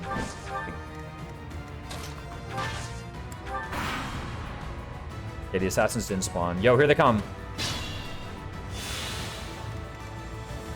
Imagine being able to fish as Flame. The ultimate role-playing game. I don't think Pressure is a good mechanic in the first place. I like it.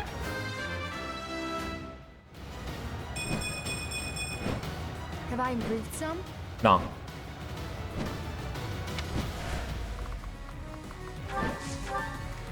Would it be better to give 0 then? Yes! I'm kidding, I don't know. Wait, how do I heal Dorothea now? I didn't think this through.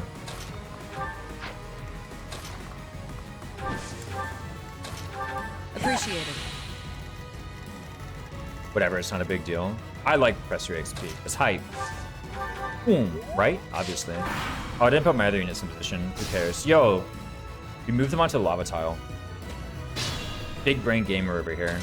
I hope you boys are taking notes. This is the only time I'm going to do this move, because there won't be any more lava. Actually, there will be on Chapter 16. Professor XP feels like a gotcha system. Not really. Are you talking about, like, faculty training?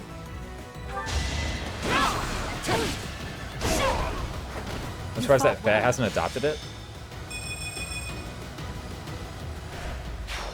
I'm gonna really need you to elaborate on that. They took mega damage because they have Vantage Wrath, right? Yeah, exactly. That's what they're doing. They're just sitting on the Vantage Wrath tiles.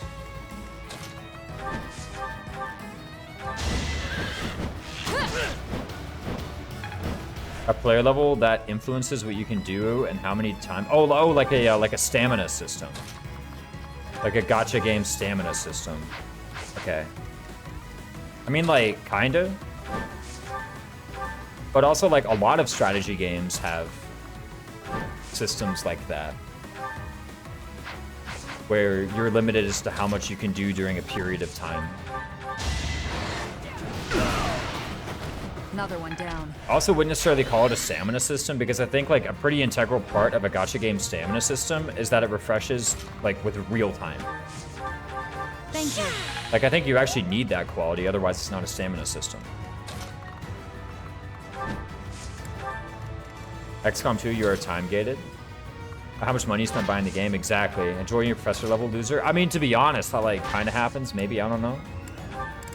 Actually, does it? I don't think there's anything in the DLC that gives you professory. Actually, no, that's a lie. You do get quests.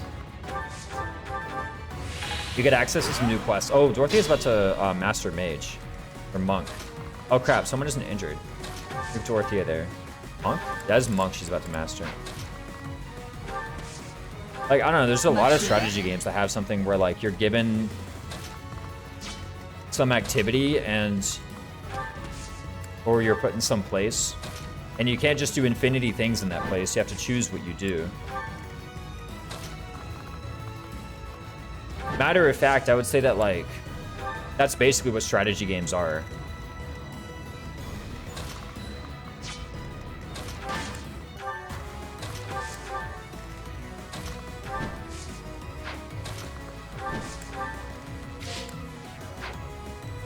Like, you don't have to grind and optimize the games on managing your resources. I do think Choops has a point where if something is clearly strong and it's unfun, then it's like, I don't mind complaining about it.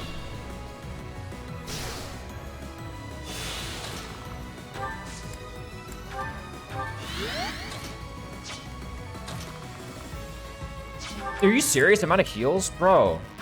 Like, literally the worst time to run out of heals. You're, like, right there on the cusp of mastering Monk, man. I cannot believe it. Like, I do think legitimately, like, if you're gonna complain about a game, that's pretty much, like... I don't say the only kind of valid complaint, but that's a pretty good one, as far as complaints go. It's saying, here's, like, the optimal thing to do. Also, it's not fun.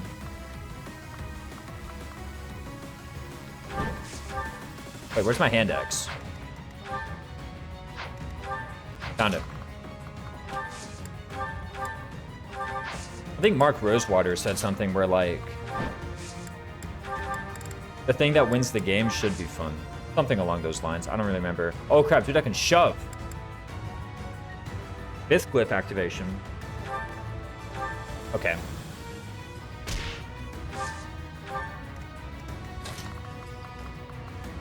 I think I could put my unit to this bowman's... Oh, gosh. Okay. To this bowman's south. Right? Think about it. I could put this unit to this bowman's south. Upon finishing my attack... Wait, what?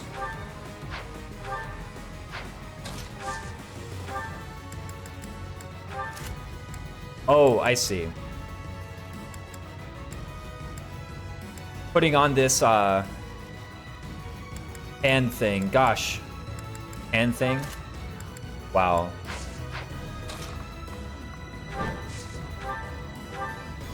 Wait, huh? Again? No way. Okay, 17.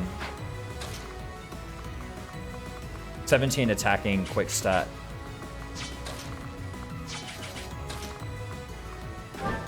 From his south, though, is how I want to do it.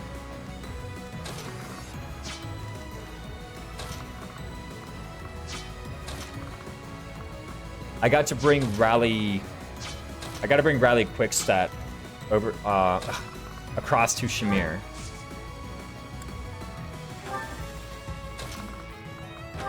But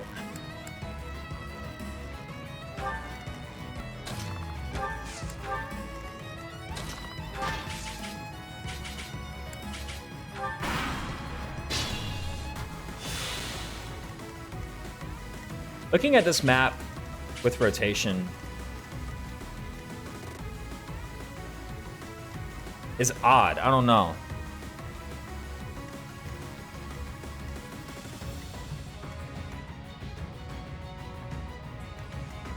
I'm so accustomed. Accustomed. Dang it. A digit loop. Yes.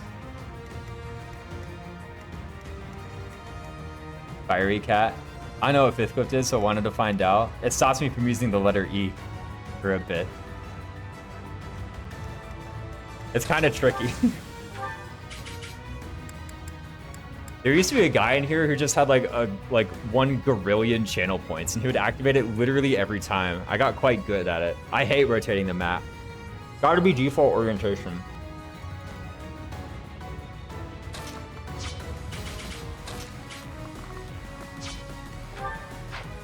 So only with rally speed does this even work. Yeah, I hate rotating the map too. I want to never do it. Wait a minute. 1, 2, 3, 4. 1, 2, 3. I just use March Ring. What am I doing, man? Why was I getting in there with like freaking hand axe? Just use March Ring. Just shove, right? 1, 2, 3, 4. 1, 2, 3, 4. Yeah, come on. How hard can that be? Actually, literally just walk back. No, you can't walk back there. You gotta go there. Why is there no redeem for Warriors mode? Yo, actually, the GOAT? That'd be kind of hype. I won't lie. I'm sick of it already. This is why there's no redeem for Warriors mode. Yeah, forget that. There's one for animations on or off, but I don't know. I think someone turned on animations on and I never turned it off. Animations are cool, right? Redeem Warriors mode in the fog map. Illegal. Yeah, I would just refund the channel points. I have the power. Okay, this Dorothea needs to do something.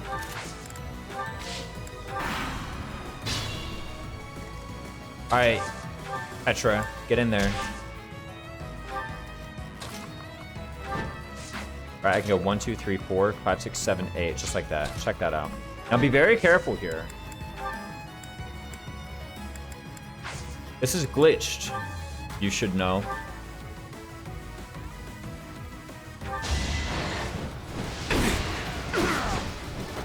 Boring. You put on an arm which lies south. There's something nice about Radiant Dawn Astrid. She can actually like pick up and carry around that bishop in, what is it, 2-3? That map. No, sorry, 3-9. She can actually pick up and carry around that. Actually, 2-3, there's bishop there too, for that matter. She's quite good at transporting those bad boys. And it's like kind of a legit thing to do. Won't even lie. Yo, what happens if Dorothea just goes here? 15 crit? How much sev does she have? You have no sev, man. You're not actually allowed to in fog. He has to sacrifice a unit for that, exactly. Okay, in any case, what's going to happen is at some point I'm just going to go here and then I'm going to shove with a March Ring and just walk under the tile. That's how this is going to end. Here's the thing. What if I like legit start getting trapped here? I should probably just prepare this whole move. I don't actually know when the assassin shows up. Like, how far in do I have to go? I think I've already procced the zone. I really should have just gone in. There was no point waiting. Yeah, now the thing is, I think I'm legit gonna get sandwiched. Dorothea, they have like such huge crit rate on her. And it's not like I have a goddess ring. I get that from this, actually. I don't think I've ever seen anyone do a bishop drop with Astrid except Don Don. I've heard a couple people do it. Like, I'm actually about to get legit sandwiched here. It manipulates the enemy AI. Okay, you know what? Here's the solution to getting sandwiched. Like, lava damage, who cares? I just need to get in there, right? That's legit the solution, by the way. I'm not making this up to save face. It's actually how you deal with the problem. Because you need to be able to run, right? So how about you put yourself, like, how about you just start today? Why would I wait?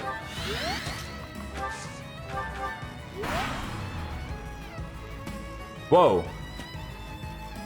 Okay, that I didn't expect.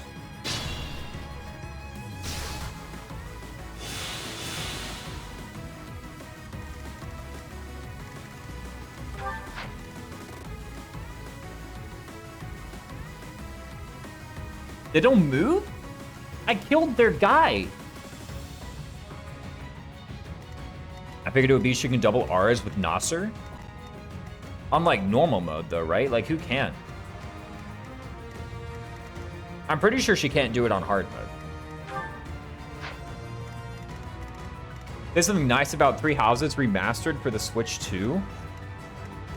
Ooh, Three Houses Remastered for the Switch 2. They finally let us wear the hats, man. She can on hard mode, seriously. Oh. I had no idea, actually. Astrid and Fiona hit the R doubling threshold. I don't know, 34 speed cap. And no other horses do. Not bad. Yeah, they finally let us wear the hats. Dude, the Swordmaster sombrero and like the mage graduation cap. The only thing I want in this game is to be able to wear those, like legit. That's the only thing. That's the only thing in this entire game that I think needs to be changed. Why can't we wear the hats? We can put on like all the other outfits, but we can't put on the hats? Three Houses Remastered will have more cool bugs. That's right. Every bug in this game is cool and hype. I'll buy the Switch 2 just for that. Hunter's Volley 2?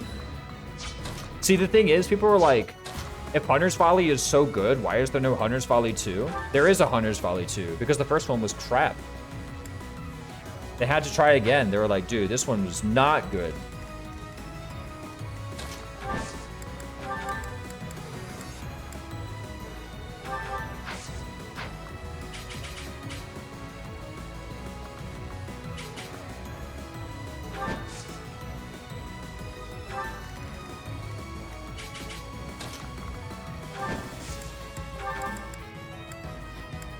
Steel Sword. What you doing? Yeah, and I know for a fact that none of the guys who show up have ranged attacks. So it should be fine. How about a Switch for every 3 houses? Yeah, same, actually. That's legit the reason I purchased the Switch.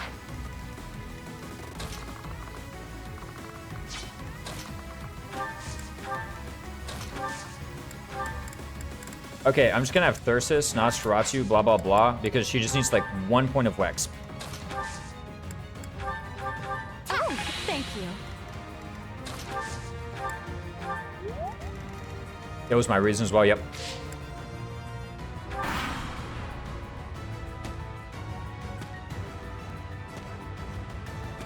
Where are they going? Oh, they're trying to get to Ingrid, aren't they? That'd be a hot take, but I hate reclassing of Fire Emblem. It's one of my complaints with Three Houses. As I said before, since it's in it, I won't complain. And I do just use the reclassing. I do think it's probably like one of the more centralizing mechanics. In particular, I think Wyvern Rider is just like way too good. Wyvern Rider is one of the few things where I'm like, I legit see no reason to do anything else.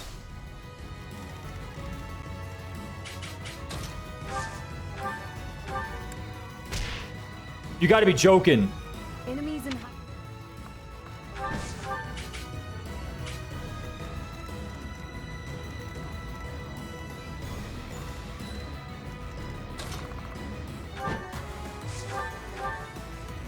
Praise the Lord.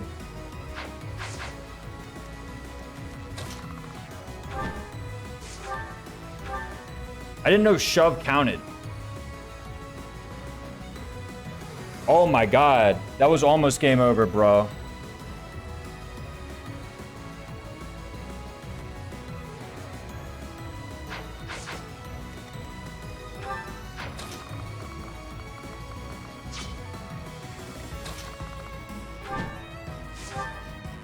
It is legit and extremely... Okay, if you miss this 99, I'm like legit disowning you, by the way. Are we done? This is the nice about Paladin class. 8 move.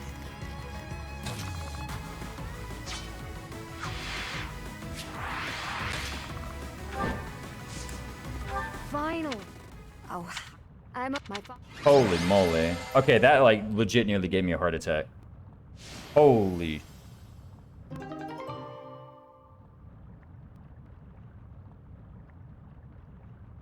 Sorry, just for a moment. Let me actually address the chat because legitimately that like almost game overed me on the spot. All right, sorry about that.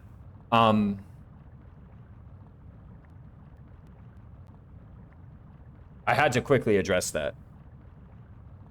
I prefer games without them. Ground battalions. Oh, the reason not to do it? See, like, here's the thing. Like, after you get the 3rd or 4th combat unit, like, do you need any more? Oh, accidentally, Wyvern Rider is also just the best. It's the only reason don't go Wyvern. Paladin class and utility ground gambits? Yeah, exactly. But the main thing is, like, with Wyvern, like, if I have a physical combatant, they just go Wyvern every time. And I have, like, very few excuses or reasons to do anything else. And I think like 4 Wyverns gonna say not a good reason to do it. Let's see if you run out of flying battalions, if you make literally everybody into a Wyvern. Yeah, but it's like, there's no need to... Not even a 5th Wyvern, like a 5th combat unit. George Starting will bring a Hunts Valley ever again. No, legitimately, like, the reason I did that was because I thought, like, the whole thing was a good idea. Right? Yeah, literally almost ripped the run. I misunderstood the trigger and didn't actually realize that using Shove on Ingrid would spawn the units now. I actually, like, didn't realize that. In most other Fire Emblem games, when there's, like, a zone-based trigger, using some kind of movement skill, other than, like, actually moving to put the unit in there, usually doesn't proc the zone-based trigger, right? Is that true?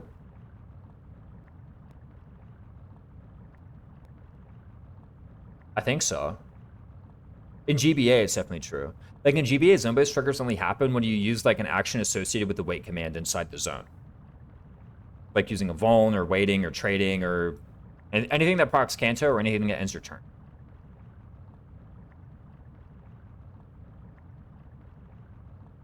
Yeah, like 3000s gave Paladins minus speed modifier for being mounted, and it gave Wyverns plus 3 speed.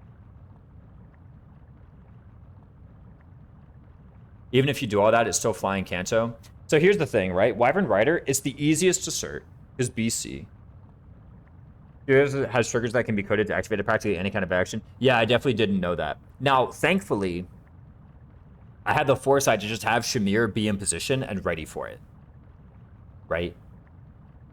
And to be fair, furthermore, the only reason I was so close to game overing in the first place was because I made this completely ambitious and frankly, rather unnecessary move with Dorothea. Right? Like, you gotta remember, that was a large part of it. Wyvern's just flying Paladins with plus speed, yeah. One less move, to be fair.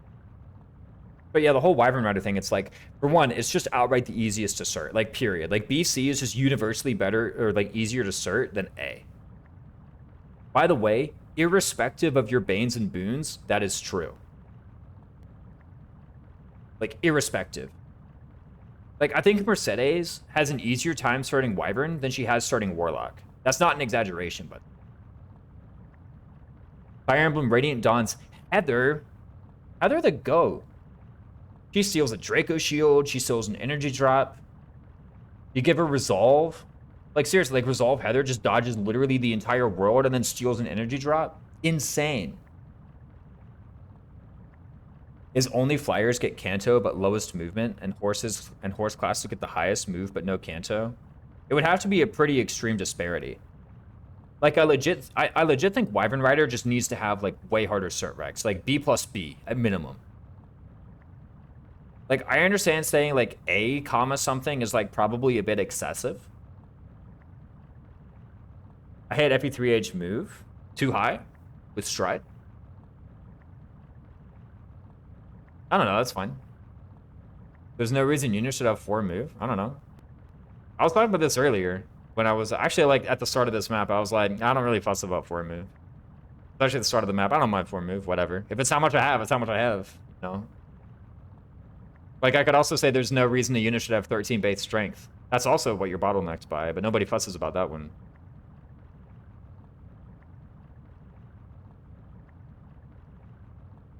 People figure out a way around that one. No, that's a chapter 5? Just warp 5 fed. Also, I don't even mind walking around the map. Fine, let's just get there. Curve shot the man from across the wall.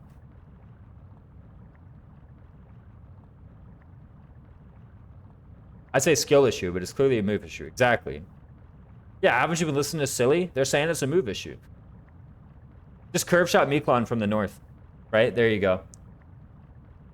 Fixes all the problems. Just warp. Just have a cav. Solo the whole map with a cavalier.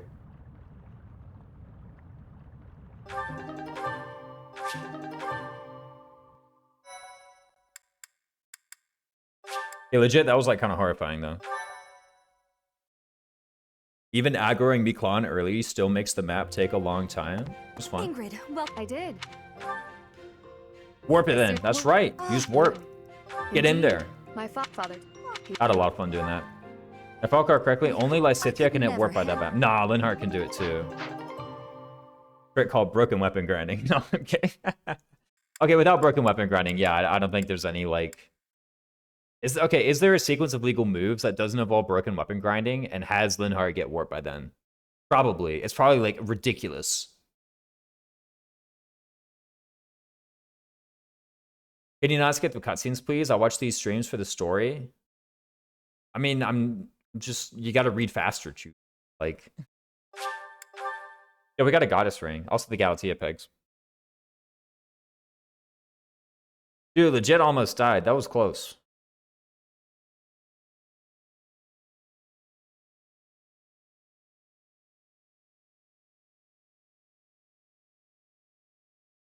Or move on Gatia Inheritance gets you across the map in fewer turns than Sigurd's move in the prologue. I think not certain. Sigurd move in FE4 prologue is probably like 8 or 9 turns. No.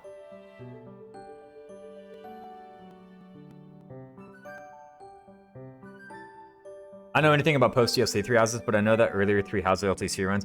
Okay, so if you're LTCing and you count turns taken on auxiliary maps, then yeah, exactly.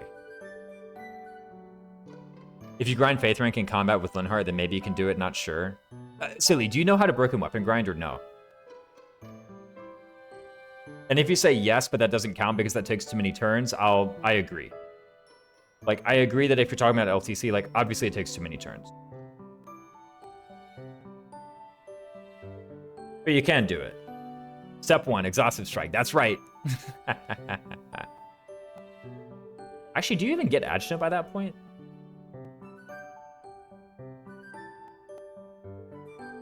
Maybe? I don't actually know. Like, I legit have no idea. You can probably get an Adjutant in, like, sometime in Chapter 5, maybe, I think. If you try really hard and you, like, fistfuls of fish and this and that in quests, you can? Okay. Exhaustive Strike, quadruple S tier for utility to abuse other gimmicks. You can? Yeah, I mean, yeah, if we're talking about that, then Broken Bow is just the best weapon in the game, right? Step 2, go to sleep, taking a long time to do all the grinding of stats, etc. It doesn't take a long time, though. It takes like 10 minutes. Oh, yeah, one could theoretically rig Goddess Messengers, exactly. This is sounding more cringe by the minute. For broken weapon grinding, how do we broken weapon grind? By rigging Goddess Messengers. I don't think it's even the best way to do it. Isn't, like, rigging Golden Fish better? On Fistfuls of Fish Day? Doesn't that give more Professor rank? Is Goddess Messenger like a clean 100? I don't know. This is just getting more cringe by the minute. In any case, okay, here's one thing, Silly, that I can tell you for a fact. I have had Linhardt use Warp on Chapter 5 before without, like, New Game Plus stuff. I've definitely done it. Goddess Messenger is way more than 100. I don't actually know that, so if you tell me it is, for a fact, I'll believe it. And I'll probably forget it by tomorrow. Messenger gives 100, Gold gives 30. No offense, Berlencia, but I trust Rykard. If it's your word against Rykards, I'm taking Rykards. Unless you put your fist down and be like, no, I know for a fact, and then we'll, like, open up the tool. No offense, Rykard. But it's on the triangle attack page? Whoa. Oh, okay, we trust triangle attack. Rykard brought a source.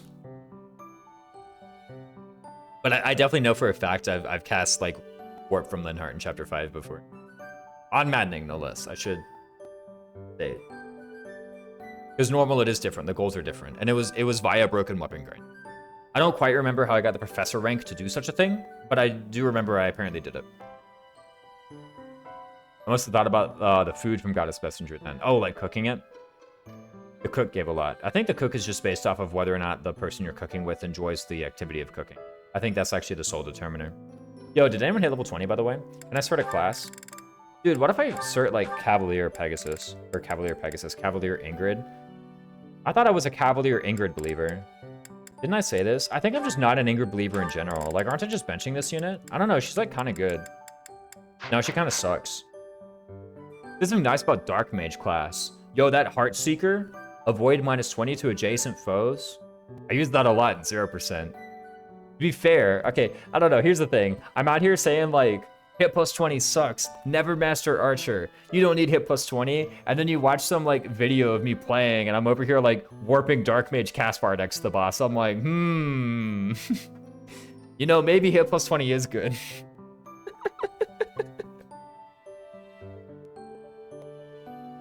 But I mean, like, I don't know.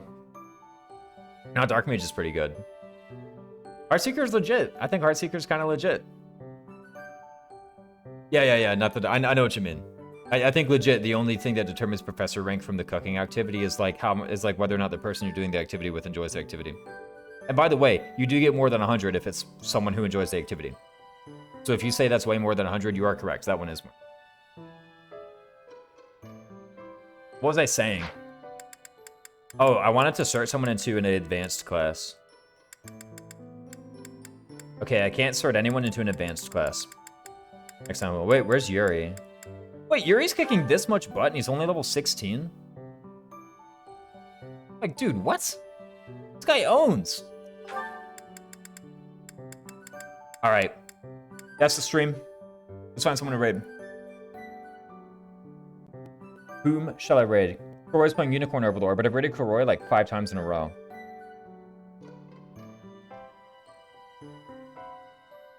Who's playing 3 houses? Let's raid someone who's playing 3 houses.